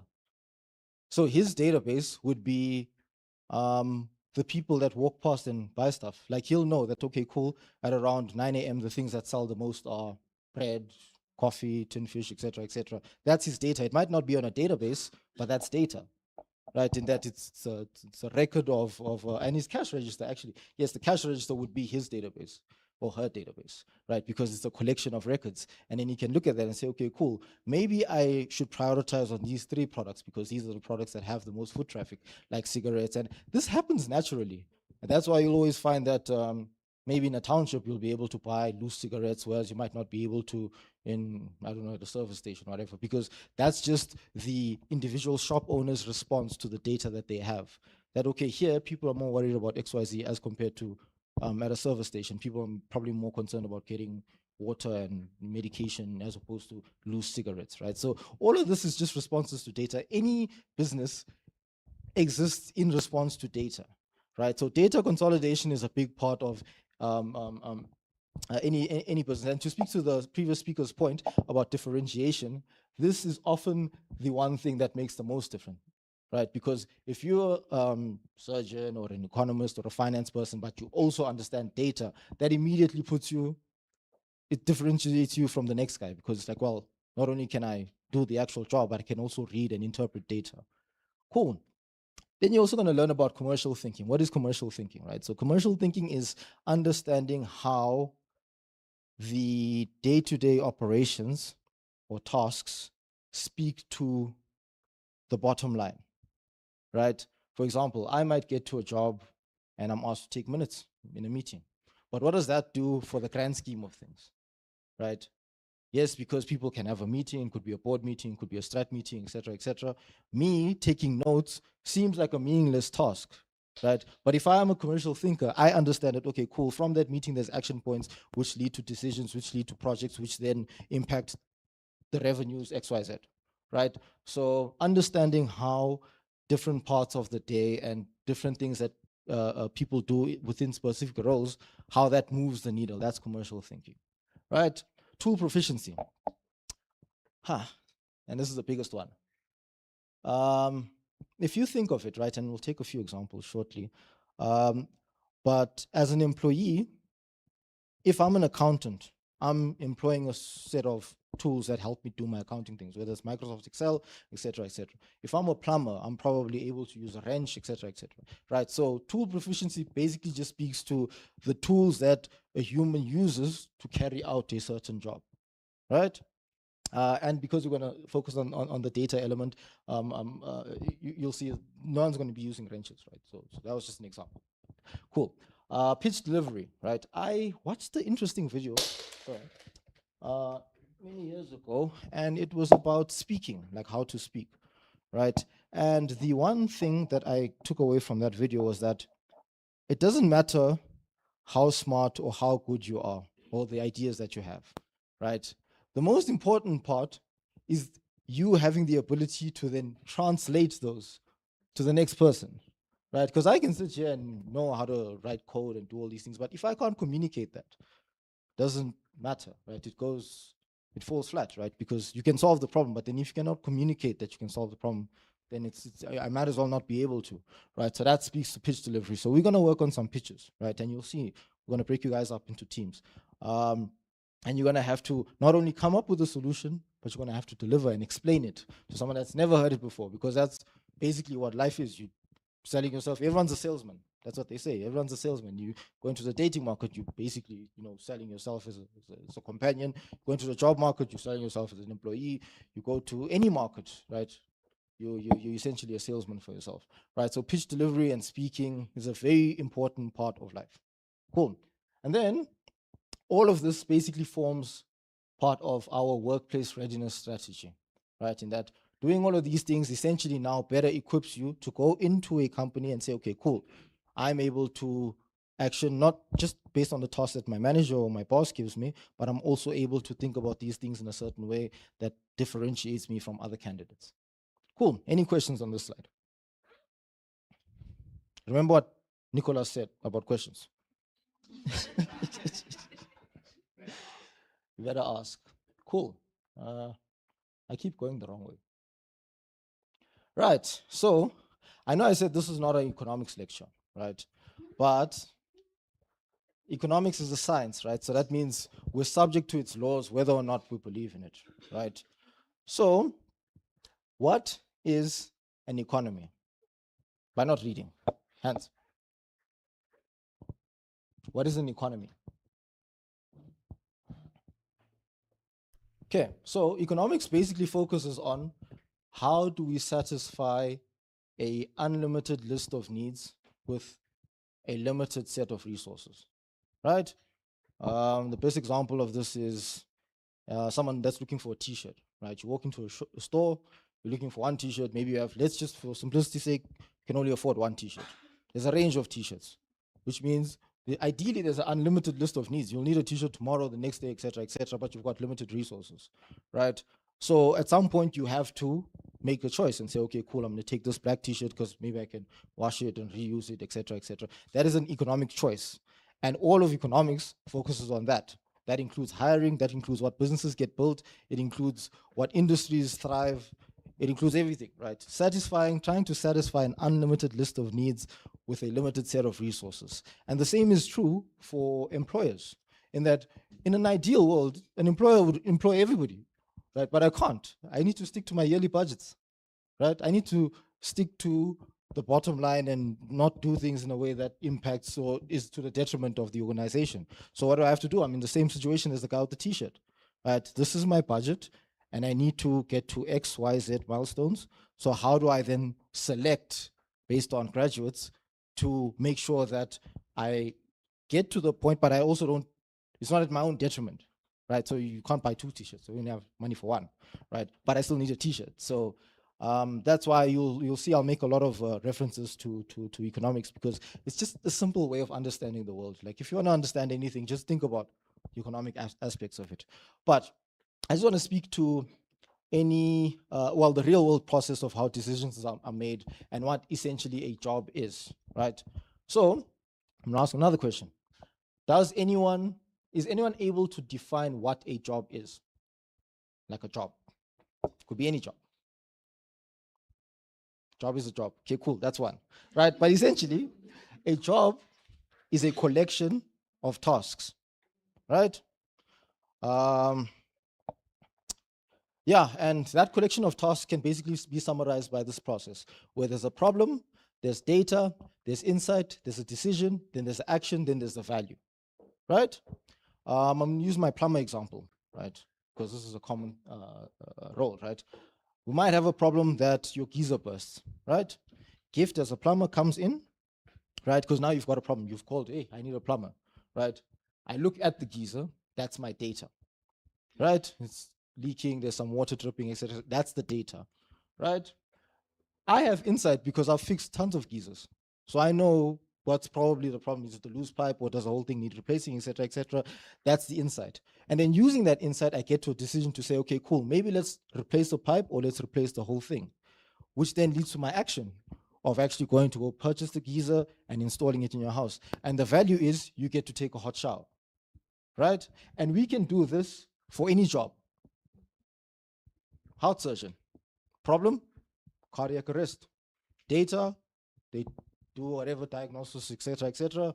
The insight is the experience and the resources of the hospital. The decision, heart transplant or operation, whatever the case is. Action is the actual procedure. Value, you live or die. Right? Give me another example. Lawyer, you get arrested. That's the problem. Data is your court case, or what's it called, your docket. Right? That's the data. The insight is my experience as a criminal lawyer. Right? Decision is, do I advise you to plead guilty or not guilty? The action is, we go to court. The value is, you walk free or you go to jail. Right? Give me another one. Wealth manager. That's a good one. Problem.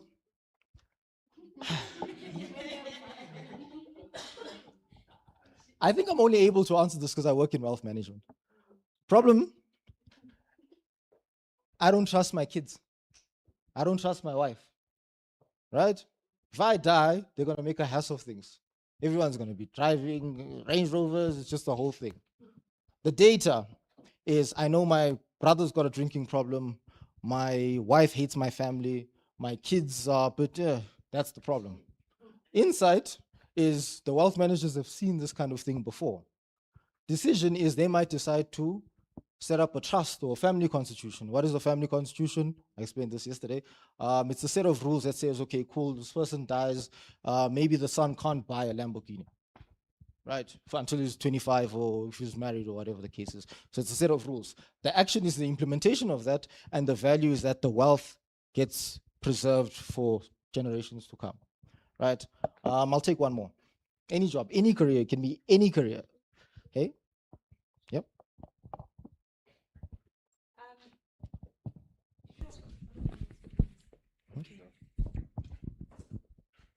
Is there ever a time whereby you find a scenario that doesn't have data at all?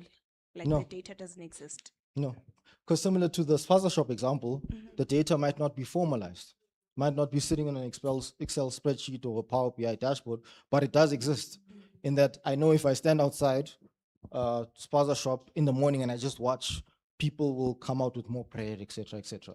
So the data always exists. Data is everywhere. That's why every company is becoming a data company, because the challenge is not the availability of data, but it's the how do we take it and use it to form decisions. Any questions? Yeah.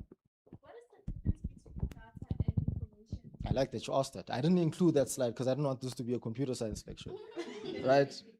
But data, or data, or what's the other pronunciation? Data. Data. Americans. Data, if we can put it simply, right? Have you guys ever moved before? Right? You know when you've offloaded stuff off the truck, the moving truck, and it goes because you've paid them and their job was to, that's data. Everything's sitting on the lawn, the couch, the bed, everything, it's data, right? Information is once it's been structured. So now the forks are in the cabinet, the plates are in the, etc., the beds are in the rooms, like everything has been structured and there's like a clear way to process, like anyone can just look and say, okay, I can understand what this means, right? Similarly, for the banking example, data would be transactions, accounts, loan accounts, etc., cash book, all of that stuff. That's data, right? Information would be revenue trends, fee trends, withdrawal trends, etc., etc. Now you've taken all the stuff that was sitting on the lawn, and now you've put it into a nice way that it can be interpreted by a human being. Cool. Does that answer the question? Could have given a better example, but that's fine. Yeah. So anyway, in the real world, every field of employment follows this exact direction, right? Regardless of how it looks. Sometimes this whole process happens within a day. Sometimes it takes months, or years, like in the wealth management example, we need to first ask everyone questions to understand how they are, et cetera, so that we can better formulate, or like a court case, which can go up to like 10 years. But ideally, everything starts with the problem and ends with the value. And that's why I said that we need to position ourselves as graduates, less so as people that are qualified for certain things, but more so as people that are equipped to solve certain problems. Yes? Cool. Nice. So, yeah, it's good that I actually spoke about this in my previous slide. But essentially, the problem is all kinds of data, all kinds of companies, and therefore all kinds of employers have the problem of having records, whether it's foot traffic, etc. But those records are often messy, incomplete, or underused. Right? How much better would spaza shops operate if they knew exactly what their people were buying?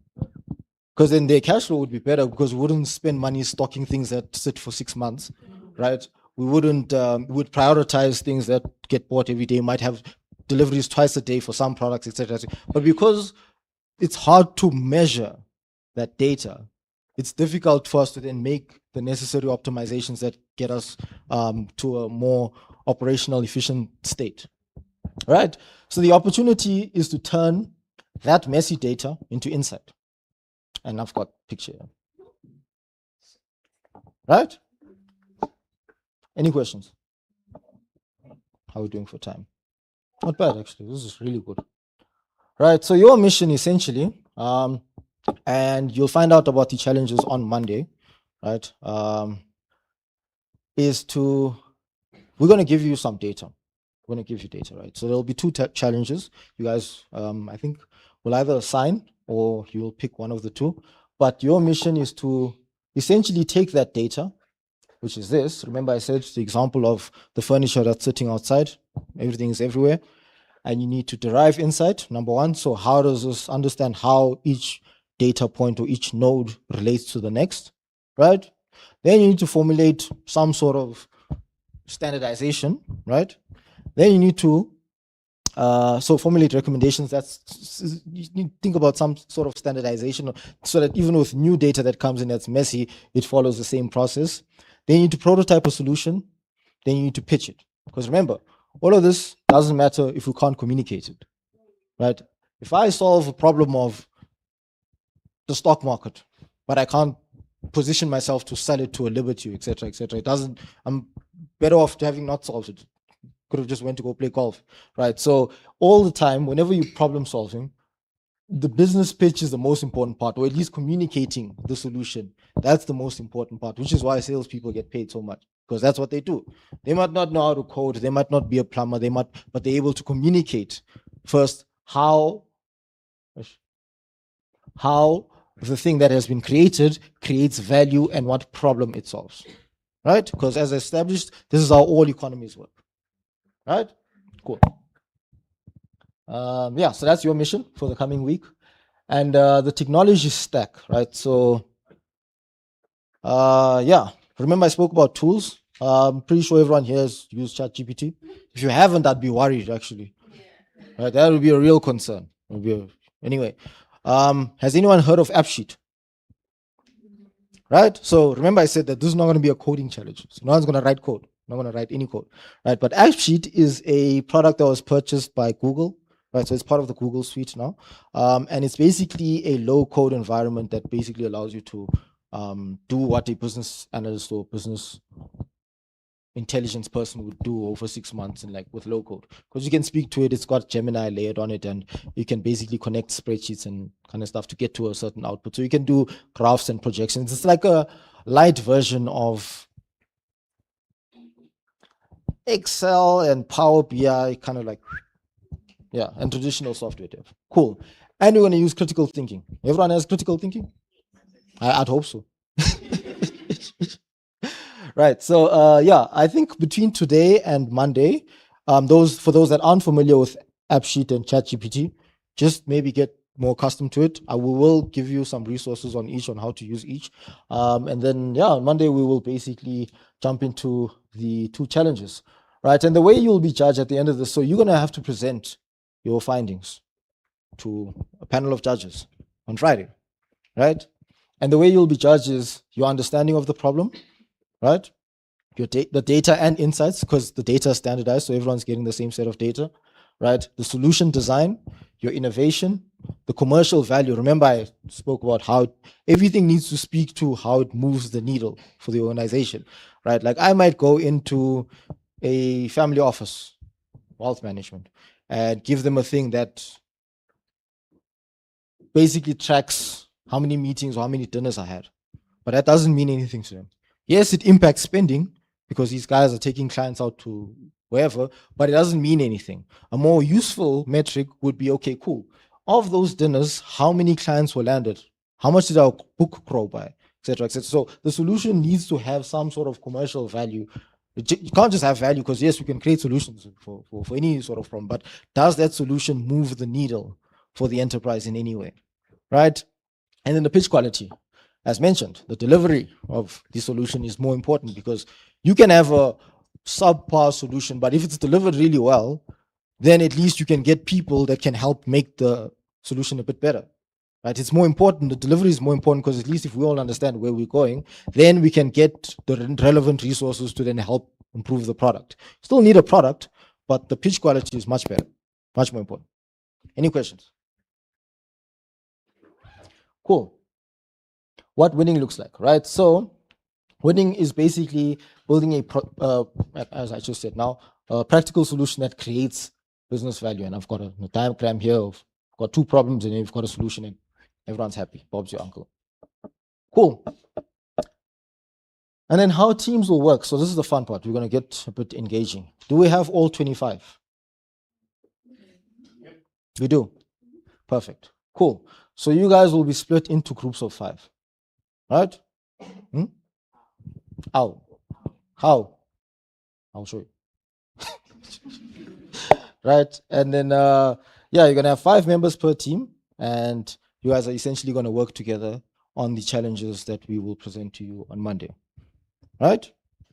So I'll get to that shortly. Actually, let me just see what else we have left. Actually, let's do it now. I don't know if we'll be able to stand in a line because there's some tables. We might have to make it a squiggly line. But what I would advise, right, because obviously after yesterday, some of you are accustomed to each other and some of you might know each other. Just maybe stand next to someone you don't know. Right? Okay, someone you've never spoken to yet. Right? And then we're just going to run this exercise. And then before we break for lunch, I'm not done yet. Right? But we are going to basically just need to sort and find out who's in what team. So starting from this side, if you can just like stand in one line and then everyone try to stand next to someone you haven't spoke to yet. Cool. So starting that side and then ending somewhere over there. You can go through the tables.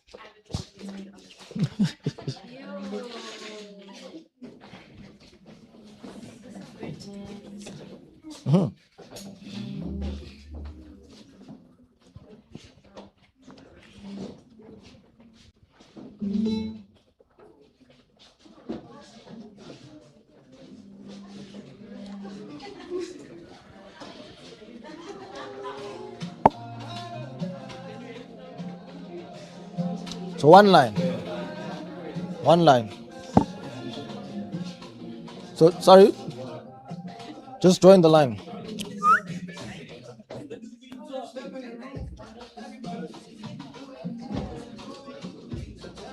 Okay, we need one line. Yeah, just move on. Yeah.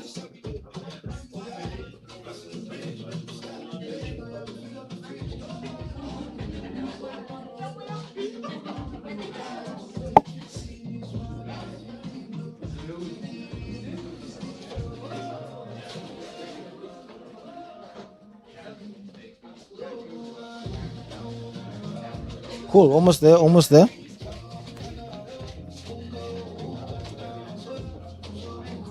Cool, perfect.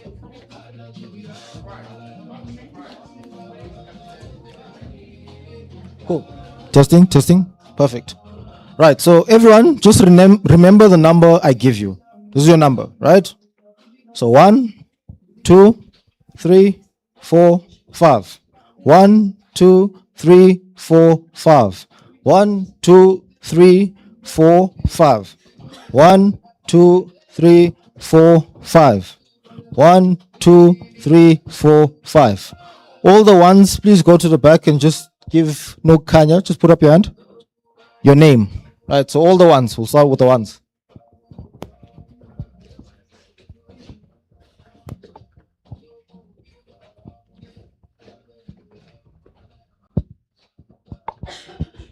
What are we doing for time?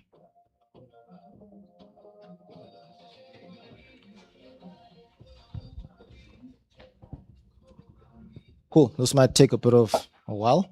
You guys remember your numbers, huh? Because I forgot.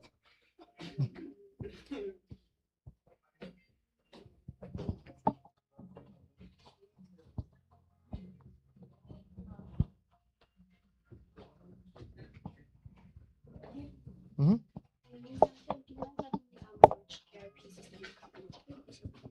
ERP. So we often the time is we deploy systems into companies. So they don't like to work with the out the box stuff because, like in wealth management, they don't want to be translating sitting. Right. So yeah. Normally, what we do is we build stuff into. So, like for example, if they're not necessarily looking for ERP, but it's a finance business, we'll build something that replicates that on top of the existing system.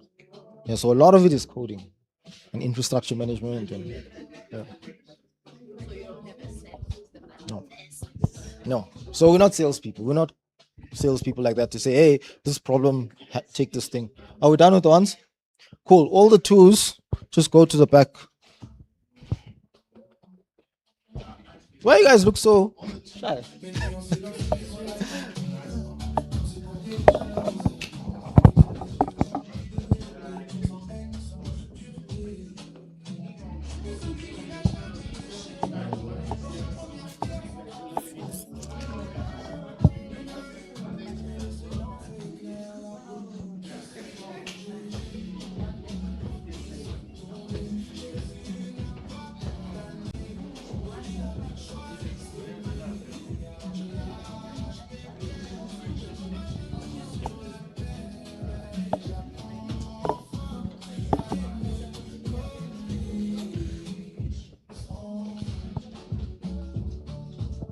I'm gonna go over time.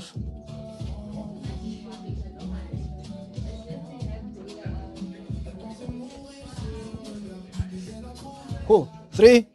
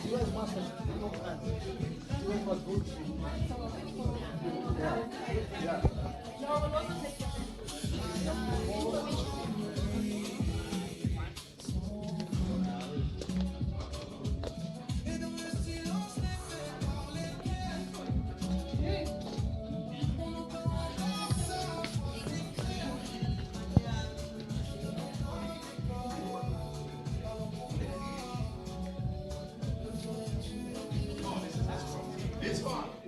Oh, this is a strong team. What's this one? Number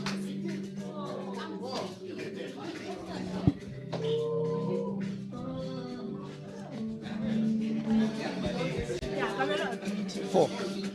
5.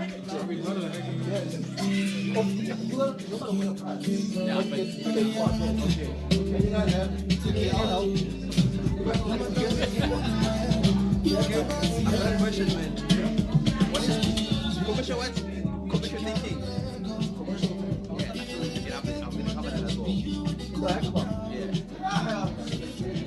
I want to see what that is. My first time hearing that term, commercial thinker. I'm a commercial thinker. 4 is done. Let's do another 5.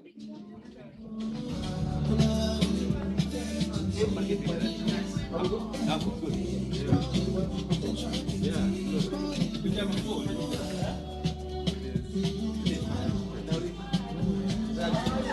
good.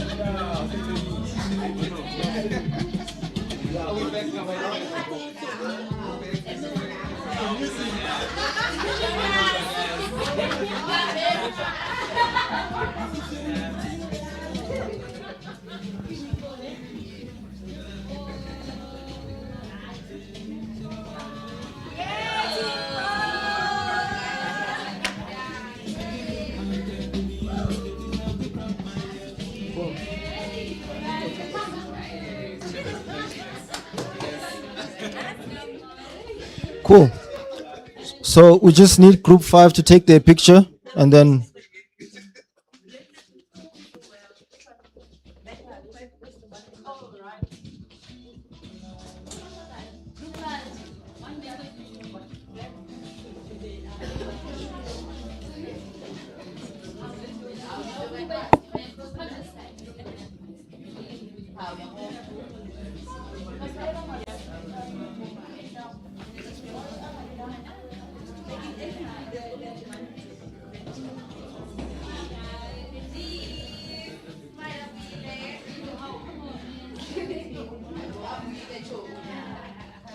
Cool. So are we good? 1 minute over. Okay.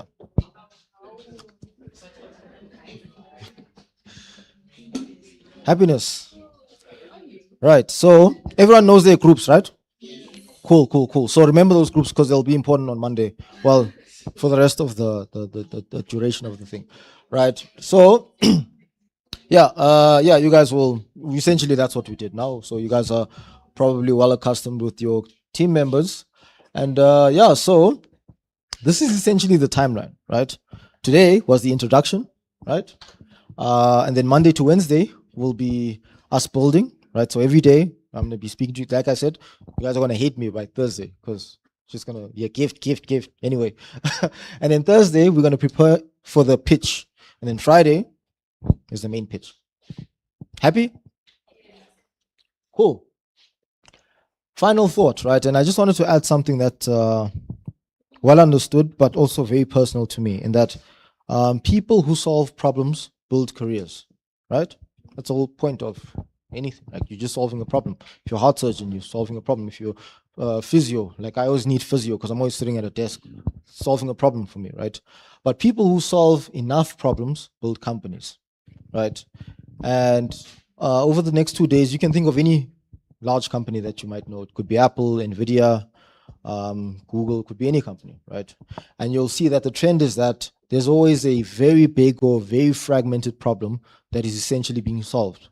And that's basically what gives the business its moat, and that they're able to do this thing really, really well, right? Like I always make the example and I say, even if we can have Apple's designers and Apple's supply chain and Apple's anything, right? And $1 trillion to start the thing, we're just not going to be able to replicate the long-term, long-standing relationships that they have, and et cetera, in delivering the iPhone for $1,000, right? So the ability to solve problems that are large enough and complex enough is what allows businesses to essentially exist, right? But at an individual level, is if you're solving problems for the business, then you'll build a great career.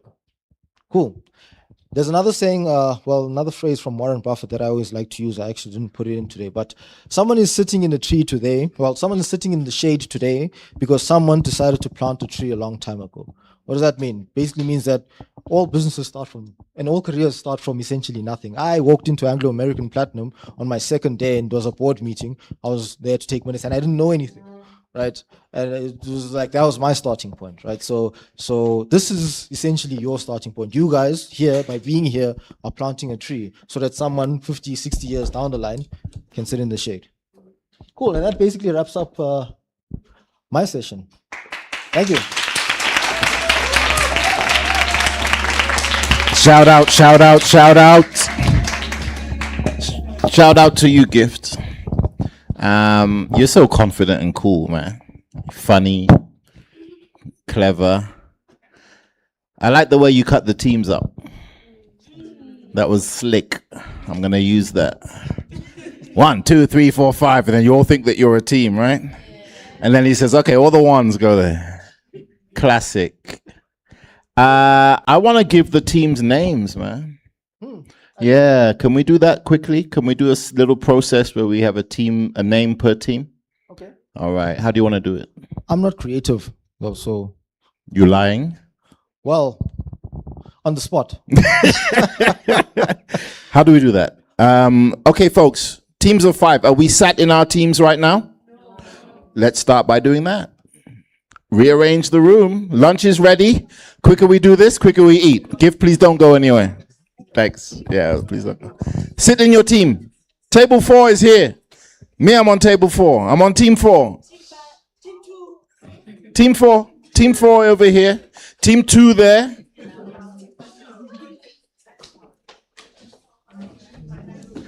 This is the best team here. This one.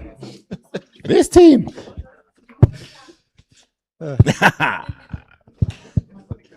Okay, Gift, have you got an idea of a name or a theme for the names? Should we use Africa, or should we use millennial, or should we use Gen Z?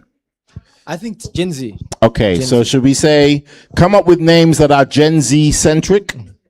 Yeah. And then pitch at Gift and he'll take it, or pitch at someone? What should we do? I think let them come up with names and then pitch it to me. Nice. Yeah. All right, team 1, where are we going? Team 1, where are we going? Team 1, 3, 2, 1. Okay, we lost all of it. Team 1, where are we?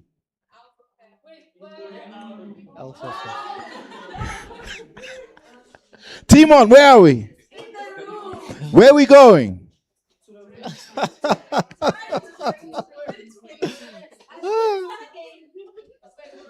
Okay, let's start again. Team 1, 3, 2, 1. Oh.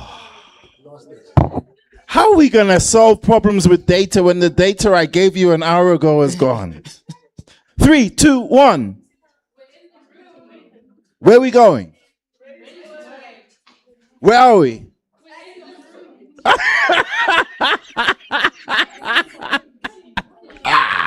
Up next, we're doing a podcast interview with Gift Zigalala. But first of all, Team 1, we want a name that is Gen Z, and we want a name that speaks to Africa. So, Team 1, have you got any concepts, any ideas that blend Gen Z and Africa? Team 2, I know you've already got one. Okay, no chat GPT. Phones down. Phones down. Phones down. Phones. Stand up. Phones in pockets. No phones in sight. Team 1. We need a name. You got one? Go on. Alpha Fam. Okay. The first and with the greatest. Okay, interesting. Write that down. Gift, you taking it? Yep. Alpha Fam has got a name. Clap for Alpha Fam. Where is Team 2? Oh, here's Team 2. What's the name? He will explain. You can explain. Team 2's not ready. Okay. Yep. Team 3? Team 3? Team 4?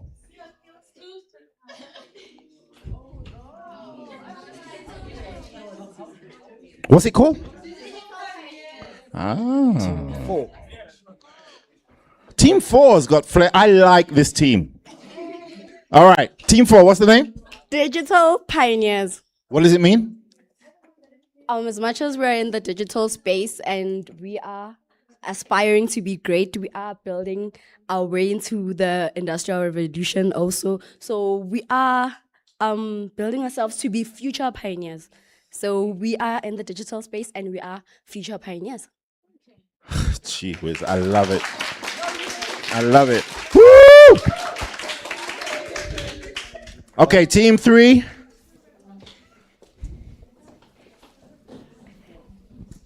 Okay. Digital pioneers. Digital pioneers. Man, it's good. Alpha who? Fam. Alpha Fam. Oh, it's great. Give me another one. Yep. I have Time's up. nothing to say.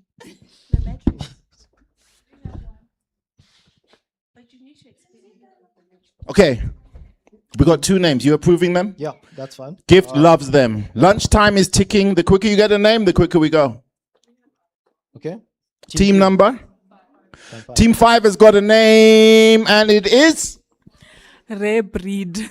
Rare breed. Rare breed. Try again. declined. Rare breed is declined. Team. It's not Gen Z in Africa. Needs to.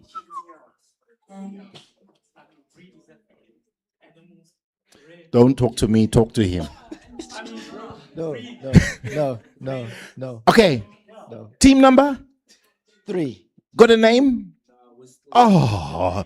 The teams that have got names, please go to lunch. Bye. And eat everything. Eat everything. Yes, we've got to decide quickly. Yes. We've got to make decisions quickly. This is an exercise in deciding. It's your first team task. Correct. Alpha Fam. I think I like that one a lot. Canva, which one you like? Alpha Fam or Digital Pioneers? Rare breed is not Gen Z. I love Alpha Fam. I love Alpha Fam. Folks, let's get this right. 3 teams left. We're looking for 3 names. Team number 2, team number 5, and team number 3. We're going to do it in chronological order, going backwards. So where do I start? 5. Are you DJ Khaled? We decided to try Empire. Just the word empire. Just the word Empire. I don't know if it's a hunger talking, but it's fine. We'll take it. We'll take it. Go to lunch. Empire, go to lunch. Team 5. Empire, go to lunch because you all, yeah. Cabello, they could have done much better than that. I mean, Empire. Oh. Okay. So we were deliberating and thinking maybe the Matrix. The Matrix. Yeah. The Matrix is fun. We'll Okay. take that. Sure. We'll take that. Enjoy lunch. Group 2. Team number. Why are you all so slow? Pushing SA. Gift, did you hear that one? Pushing SA. Sorry, say that again, please. Pushing SA. Pushing SA. Yeah. No. No. No. Declined. I'm sorry. I know. Pushing SA. Folks, do you need more time? We can keep the pushing.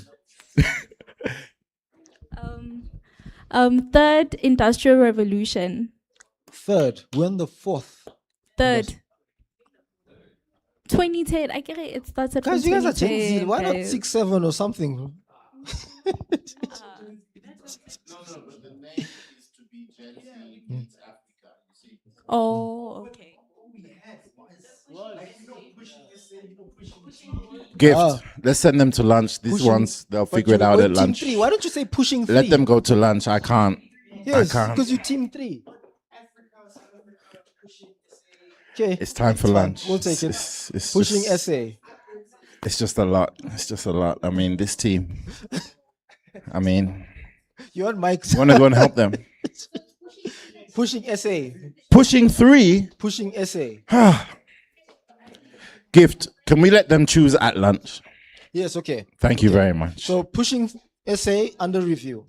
Cool. Thank you. See Thank you you. after lunch.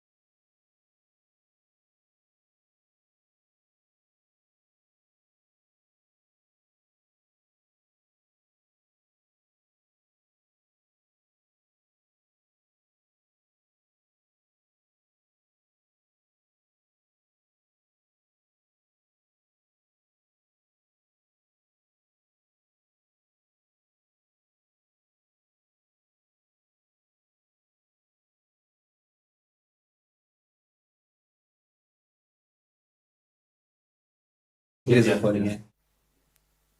Okay. 5, 4, 3, 2, 1.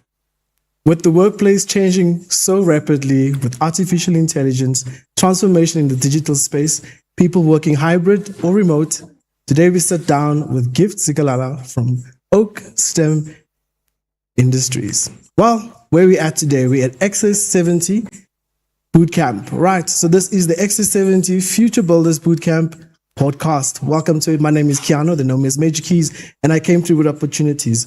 How you doing, Gift? Oh, good.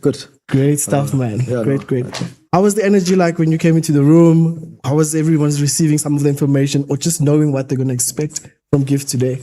I think the MC set the bar quite high, right? So I walked in with some anticipation from the crowd, but I think it loosened up towards the end. I think a lot more people were engaging, especially when I broke everyone up into their respective teams. It was quite nice. It was a very fun experience.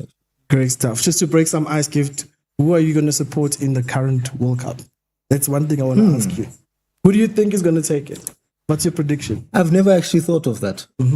Let's see. I'm a data guy, so let's work on historic data. We had Argentina, we had Germany, and we had. I'm gonna go with France. I'm going with France. Yeah, I'm gonna go with France. Okay, all of the best for that, man. May your team. We didn't do any bet, you and I. Yeah. So I'm not giving you anything. Just putting it out there. Because you spoke about data today, can you tell us what exactly it is that Gift Zikalala does? What does Oak STEM Industries specialize in? So yeah, I'm a systems architect by trade. Right. What that means is that I basically listen to business problems and we formulate ways on how to solve them using data and code and enterprise systems.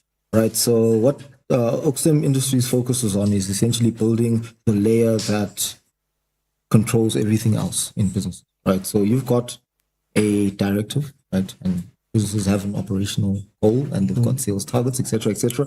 So we build the systems that then help them do that better and efficiently. Yeah.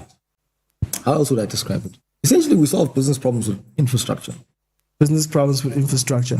A very important key that you spoke about is data. And with the let's say the value and the discussion of today, currently in Youth Month as well, the youth they're out there looking for placements, mostly graduates trying to find work where they can fit in. They need skills. How can they figure out what skill they're going to need to take on, or maybe because they're going to a certain industry? How do they then solve problems? What do they do? It's data. What do they need to figure out? So there's this concept in finance, right? It's called megatrends, right? And what it basically means is that every decade, but more so every half century or so, there's always something that happens that changes the way in which work is done, right? So we've seen this with the steam train, we've seen it with what was the flat press or something like that. But over the various decades, you've seen moments in time where there's a new technology that sort of comes into play and it dramatically changes the way people work, right? Example of that was remote work in 2020 with the COVID pandemic. And what we're seeing now is a gentrification of work, right? So one thing that I always try and prioritize is my philosophy is that of a continuous learning, right? And that even within a career, you continuously try to find out new things and adapt to the new trends, right? That you see as like at a macroeconomic scale, right? So for graduates, the world is moving in a different direction right now, right? So the best thing they can do is better position themselves to be equipped to use these tools to understand what the workday of tomorrow and 3 years from now looks like. And a big part of that is AI. So with artificial intelligence, do you just discuss now about names, about teams, right? You split them up to teams. We're going to speak a bit about that a bit later on in our podcast. But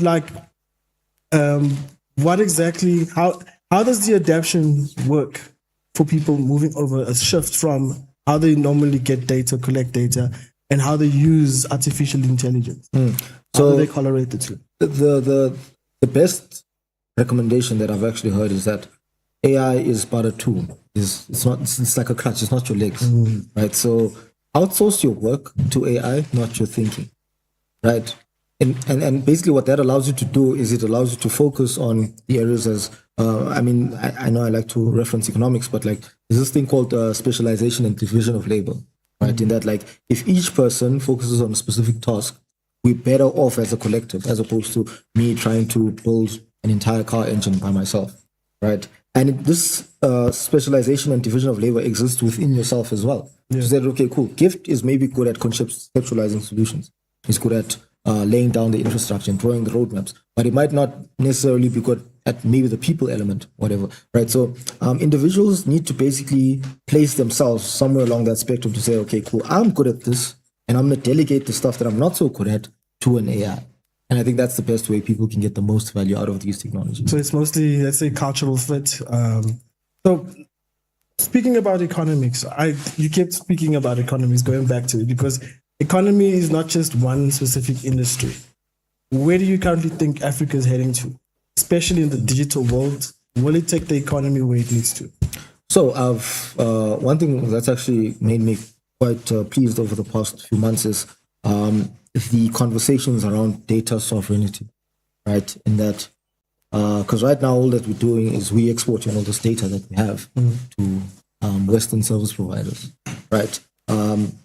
So Africa has a unique advantage in that, from a relative standpoint, right? And I don't speak to this at an individual level, but electricity is rather cheap to produce in Africa, right? Correct. Which means we've got a unique circumstance, because the thing that makes data centers and AI so cumbersome and so hard to get right is the costs that are associated with it, right? So I think it's more about just channeling the right resources to getting Africa to a point where we're able to build and maintain and run these gigantic data centers, and then we can sort of have that advantage and the economies of scale in that we've got many problems to solve in this continent, right? I think it's very easy to step outside of your house and find something that's not working that could be working better, right? But once we've got the compute to address these sort of problems, and problem solvers like myself and others are more equipped to address the main challenges that the region actually has, and that can drive the economy forward. Because remember, specialization of labor, right? If I'm taking care of the infrastructure part, someone else is taking care of the security part. Correct. But as a collective, we're moving forward. Well, there's much to expect. We are moving into an immersive week, about 6 more days with our delegates. I want to know, some of them had asked, you also asked the question, what is a hackathon? We're moving into that space next week. Yeah, so a hackathon is a term that essentially evolved a bit over the past 2 decades. But traditionally, this was a short sprint between 24 to 48 hours where engineers, mostly engineers and technical people, were given a task and they had to solve that task. Whether it's finding defects in production code or engineering a new solution or minimum viable product, but it was essentially this compact, hard, let's just go and build and solve a problem thing, right? But over the years, it sort of evolved to more general purpose in that outside of software engineering, where like we just we provide with a problem and we essentially need to formulate a solution on how to solve the problem. And normally there's a prize that gets given to the best team or the winning team or the winning individual. At the XS70 Future Builders Bootcamp, what do we expect next week? Can you lay out to the audiences out there, the people on the stream, tell us what we're expecting, what is going to happen in this amazing room? So over the next 4 days, we will essentially be building. So I'm going to present 2 challenges on Monday, right? And what we're going to do is we're going to allocate one of the 2 challenges to all of the groups, and they're going to go out and they're going to solve them with my help. And then they're going to put together a presentation. And on Thursday, we will begin to see the pitches. And on Friday, we will have the presentation as well as the awards. Thank you so much, Gift. This is Gift Zikalala, CEO and founder of Oak STEM Industries. This is the XS70 Future Builders podcast, powered by MPI Governance Solutions. My name is Keanu Bass, and I'm signing out, known as Magic Keys. The opportunities are laid out. Follow us on all social media platforms. We are at XS70. We are on LinkedIn, Instagram, as well as Facebook, and on YouTube. Thank you so much, Gift. It was amazing speaking to you. Thank you. That's me. That's you then.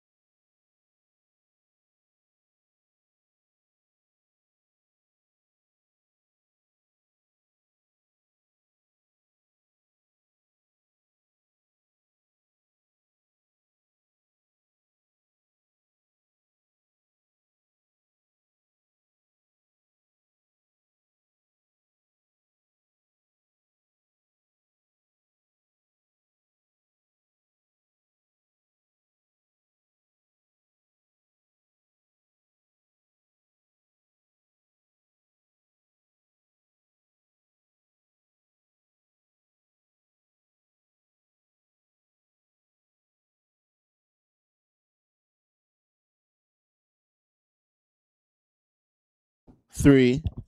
And I'm not sure why we're not on. Our audio is not on. 2.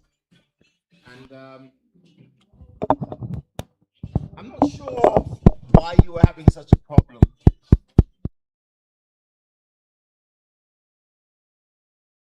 What happened? There we go. 2. Okay. Roving mic person, please. I know it's after lunch. We are back. Last 20 minutes of a Saturday session. Thank you for taking a shorter lunch. It was okay, right? Good. Why were you guys having a problem getting a name to the point that everyone else could get a name and you guys couldn't? Can I get some support with a roving mic? Anyone can help.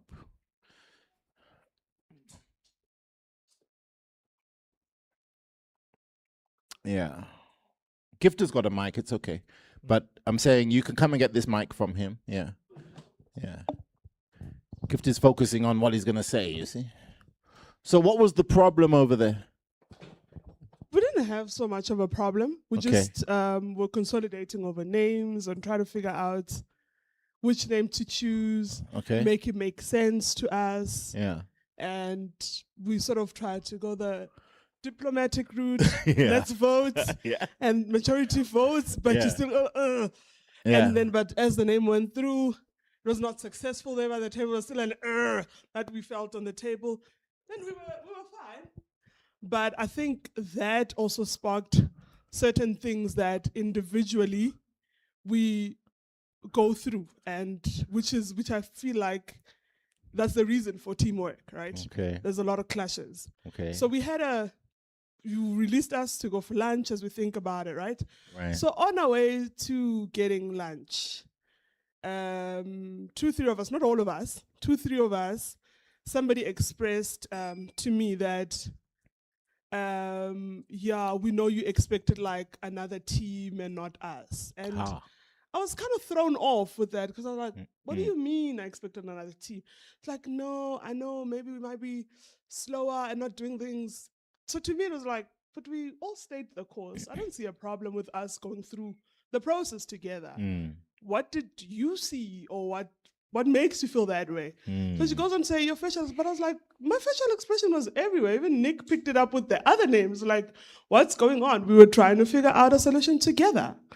But with me also thinking into that, it also threw me off a bit to say, actually, what is your mind when we are here? You know, and I started calculating. A little bit of it got me to go back to the morning anxiety, right? One of my other triggers of anxiety is me being involved with a trillion other things and constantly trying to think, is it gonna work out? Am I doing enough for this to work out? Is it good enough for what I said and the goals and whatnot, right? So part of certain personal goals of myself is to be of help to those around me, right? So that statement took me aback to say, are we not doing well in that department self, you know, the self-talk? So I expressed it to say, I don't appreciate this and how it's been handled and what you're saying. So yeah, like I'm saying, emotions tend to take a better of us, but I think through the lunch and being human, thinking things through, I believe we're fine now. We sorted out. I think I'm fine. I don't know about the others, but I'd like to be, because we talked it out, we agreed that we're fine. There was apologies made, there was apologies accepted. I think we're fine. But I don't think it was like an argument or something great. It was just feelings, emotions, taking charge and working together happening. Let me ask your team, is your team fine? Is everyone fine? Okay, how was lunch? Great. Favorite piece of the lunch? Mine was the orange stuff that had something on it. The salsa, right? No, okay, you enjoyed the butter. It was butternut. butternut, but then it had honey, I think. I enjoyed the salsa. I enjoyed everything. The food was good. That's good. I just want to respond to you as the room settles down. We're going to leave here at 2:00 on the dot. Keep me honest. But you see, everybody wants to talk now, right? But those who want to stay for the after party, I'm staying here. Okay? Yeah. The after party of knowledge. The after party of knowledge. If you want a 30-minute masterclass in private on how to smash next week, then you can stay between 2 and 3. Otherwise, everyone can go at 2, and I'll take whoever stays, 1 person or 20 people. Yeah? Here's the next thing I want to ask you guys to understand. Conflict is perfect. If everybody agrees, then you're not a team. If everybody says yes, yes, yes, yes, I can't stand this yes, yes, yes. So conflict is perfect. And we need conflict, because if Gift doesn't challenge me, then who's going to challenge me? You got to challenge each other. You can't just be right all the time. Can't just be passive either. Gift wants to respond to you, Maureen. Yeah, cool. So actually, it's really good that this happened organically, right? Because it actually speaks to the landscape of the real world work environment, right? What I presented earlier when I had that flow diagram from problem to value, that is essentially the flow in an ideal world. I don't know if you guys know, we don't live in an ideal world, right? So sometimes decisions need to be made, and I'll give an example of this in the workplace, right? Let's say we've got a company strat meeting on the 1st of July, right? So everyone knows that that's the North Star. That's what we're chasing for. That's what we're preparing for, right? But because the team is dispersed all over South Africa and maybe parts of Africa, there's logistics that need to fall into place. But then what happens is flight schedules get misaligned, and now instead of the 1st of July, we're looking at the 26th of June, right? We still have to deliver whatever needs to be discussed in the meeting, but now we've got less time, which speaks to my economic example. 1 million, 2 million? Okay, sorry, I thought the mic was going. Which speaks to my economic example of having to satisfy an unlimited need with limited resources, right? And when that happens, now you're pressed for time, right? And then that's when the emotions get high and there's infighting. However, even despite the existence of the infighting and whatnot, we still need to hit our target of the 26th of June, right? So then that's where the soft skills, which the gentleman before me spoke about, come into play of how do we resolve conflict in order to not get derailed and still meet our targets, right? So what happened here is exactly what happens in the real world, right? It's just narrowed down. So over the next few days, we're gonna basically try and simulate, and it's gonna happen organically. Some of it will be simulated, but most of it will be organic, like disagreements and conflict resolution. And you're going to be able to see and basically be able to better understand yourselves, number one, and how you can then solve problems with other people. Because in work, you have to work with other people. Everyone, especially young people, everyone believes that they can sit in a corner and make R1 million. It's not going to happen.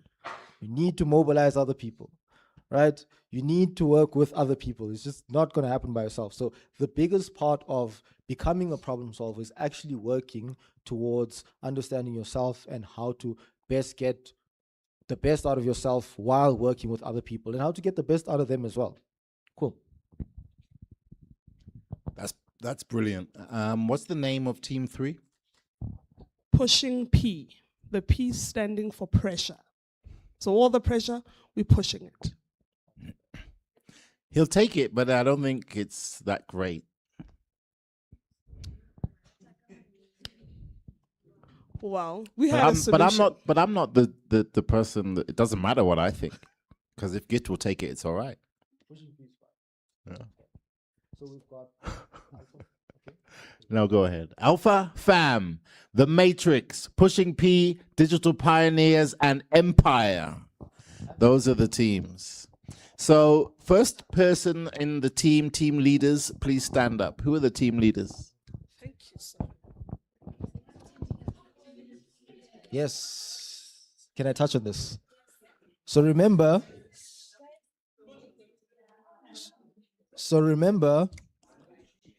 Lindy, sorry. Gift is speaking, folks. Thank you. Thank you. Thank you. So I don't know if you guys remember, but Lindy spoke about paying attention to requirements, right? So I didn't mention this, but on one of my slides, there was not only get to know your new team, but set dedicated roles among yourselves, right?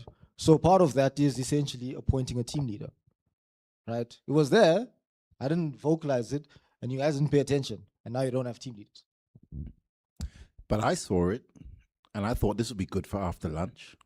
So in 5 minutes or 3 minutes, all the team leaders from Matrix, Pushing P, Alpha Gen, Alpha Fam. Empire, and Digital who? Pioneers. Yeah. I want the team leaders to come and join Gift and I up here. We'll give you 5 minutes. And there's no time for questions now. There's no time for questions now. Pick a leader. Pick a leader.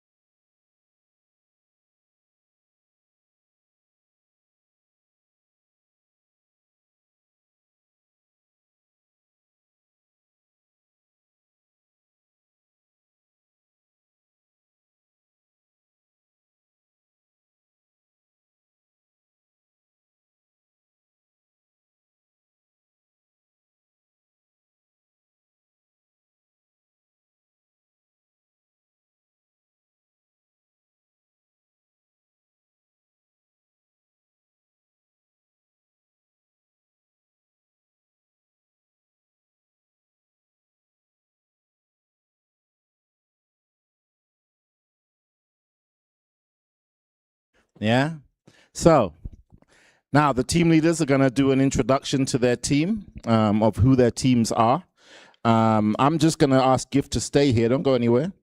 But I'm going to start this end. Come in a bit closer, folks. Come forward. Come forward, come forward. Team leaders, assert confidence. Yes, come forward, come forward. All right. Do they look good? Okay, let me hear everyone say my team. My team looks good. My team looks better than your team. And we're going to show you who we are in my team. Because my team is going to make this dream seem like a walk in the park. So this is a dream. And I'm going to hand it over to the team leaders. And thank you, folks, for the call and response. You all are getting it now. Thank you. I'm going to hand it over to the team leaders. First one to put up their hand introduces their team first. Thank you, sir. Clap for him. There you go. Behind you. Behind you. Cool. Quick intro of your team, who you are, what you represent, and why we should care. Can we have some microphone for him? And come into the center. Come into the center to present, because we want you to present straight to this camera, straight to the TikTok camera there. Testing. Thank you. So come center, front and center. Thank you. Good. Hold the space. Own the room. Right. Right. But there's people behind you. I'm going to interact with them. Don't worry. Good stuff. Let's go. Good afternoon, gents and ladies. We are Team 2, and then we named ourselves The Matrix. The Matrix simply because we are future-driven, and we got all the tools to make it happen. If you watch The Matrix, you understand. My team members, I'll start with myself. I'm Tadiwa. This is Tando. This is Ketelo. I like to call her Katie. This is Moteo.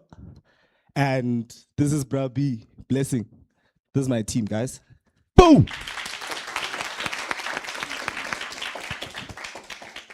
Clock it. Hi, guys. My name is Ngobile, and I'm the team leader for Team 4. We are digitalpreneurs. And yeah, we think or believe that we've got something to give, and we believe that we are future innovators and that we can withstand the digital age. And just to show that in as much as I'm a leader, but we are democratic, we've decided that they will mention their own names. Yes, your name? Hi everyone, my name is Gudwano. And my name is Tabo. My name is Bonolo. My name is Leah Andre. And we are? And we are excited, and we are? The Digital Pioneers. Yes, guys.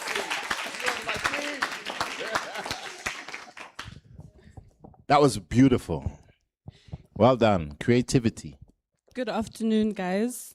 It feels weird standing in the middle because my team is right here. So I thought maybe if I stand in the front, but to engage with you guys, it's okay, I'll stand here. So my name is Bianca Matebula, and I'm from Team 5.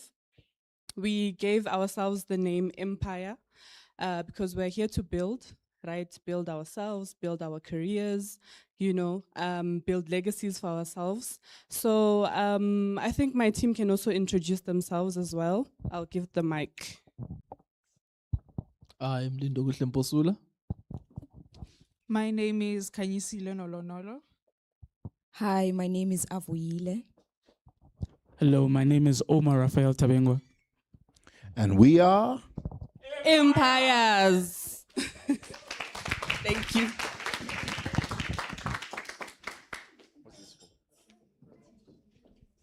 Hi everyone, my name is Bontle and I am the leader of Group 3. Our name is Pushing P. Hopefully when we represent ourselves and we're doing the project, you can see what we mean by pushing P, which is applying pressure. My group members are Tash, Marine, Katli, and Bashir. Bashir, sorry. Yes, hopefully on Friday you will see what we mean by applying pressure. We are pushing P. Boom! Boom! You know what she was doing at me right now? It's like, listen, you don't understand, watch us. I'm like, yeah, bring it. Bring it. Hi everyone, I am Ketiwe Nokolombata from the Alpha Fem. Fem for female, because we're the only female team. There's 5 of us and we're gonna kill it because we're the first and we're the greatest. Please stand up when I call your name, just so everyone can recognize, the great. We have Katlejo. Quickly stand up.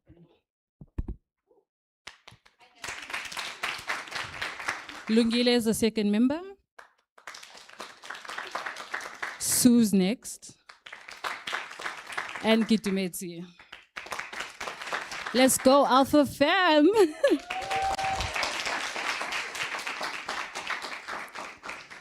All right. Each team, I think, has got its own unique vibe. I definitely know my favorite team, and I'm not going to keep it a secret. Who's my favorite team? What? Now, disclaimer. If they win, I have nothing to do with it. I am not a judge. I'm not on the committee. I don't work for NPI. Yeah? If they win, I have nothing to do with it. But if I tell you why I like them, it's because they were quick to form. And they got to it. And when they were decided, and this is us, and we ain't changing. So I like that, because I like the ability to be able to say, all right, let's go. So let's pick up ourselves for Monday, and let's walk in the room as team members of our teams that we represent. Empire, Alpha Fem, Pushing P. Yeah, I get it. Yeah, thank you. Thank you for the eyes that you cut me up with. Like, we'll show you. Gift, did you see it? Gee whiz. I'm going to show you a Pushing P, okay? All right. Empire, Pushing P, Matrix, Alpha Fem, and... Right. Just because I like you doesn't mean I remember the name. I'm just playing. Folks, you can take a seat. Well done, team leaders.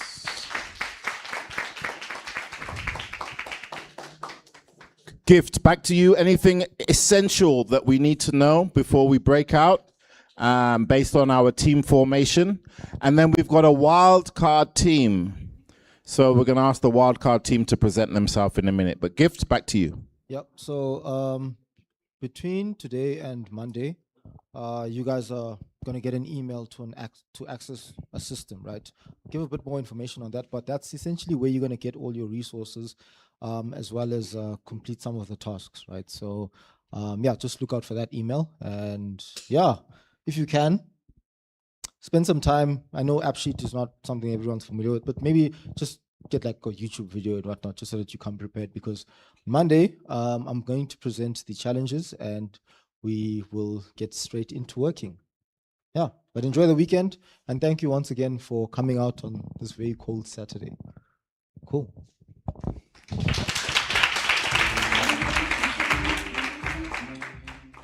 All right, microphone, folks.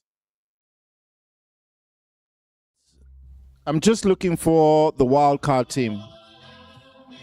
Where's the wildcard team leader?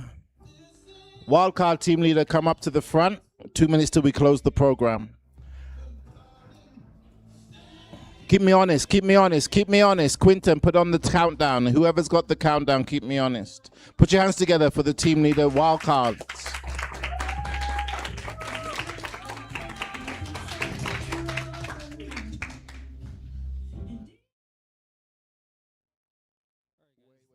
Wait. I didn't ask you to speak. Now, why should we bother with a wild card gift? We've already got 5 teams. Why should we even bother with a team 6?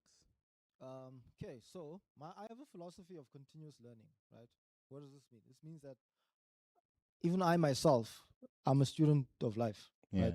I'm continuing to learn. So we thought that, okay, if we already have a problem, why don't we all just solve it? Yeah. Right? Anyone that wants to solve it, let's just, see if we can put together a group of 5, and then there'll be like the wild card team. Yeah. Brilliant. I love it. Welcome, Cabello. You are appreciated. You are definitely going to have to speak quick this time, not like yesterday. And you don't have 5 minutes. You got 1.5 minutes to finish what you want to say about the wildcard team. We need the name. We need why you represent what you represent and what you're about to bring to the hackathon sprint. All right. So this will be inspired because it was like a wild card thing. It'll be a wild inspiration. This week has been amazing, right? To say the least. So wildcard, we're gonna call ourselves Super Access, right? Reason why, because Access became a baby of its own, and the team that was formed, I recognized them as like the Access 70 team. I was no longer part of NPI. I started with NPI, but now it's just become Access 70. So the team I have is Itumele over there, Itu. Then we have Palesa. And then there's, where is she? Okay, she's not here right now. Hey. Nukanya, who works with Gift, but we're so happy to have you with. And your time is up. Welcome to the wildcard team, the Access 70 team. Cabello, we'll see you next week.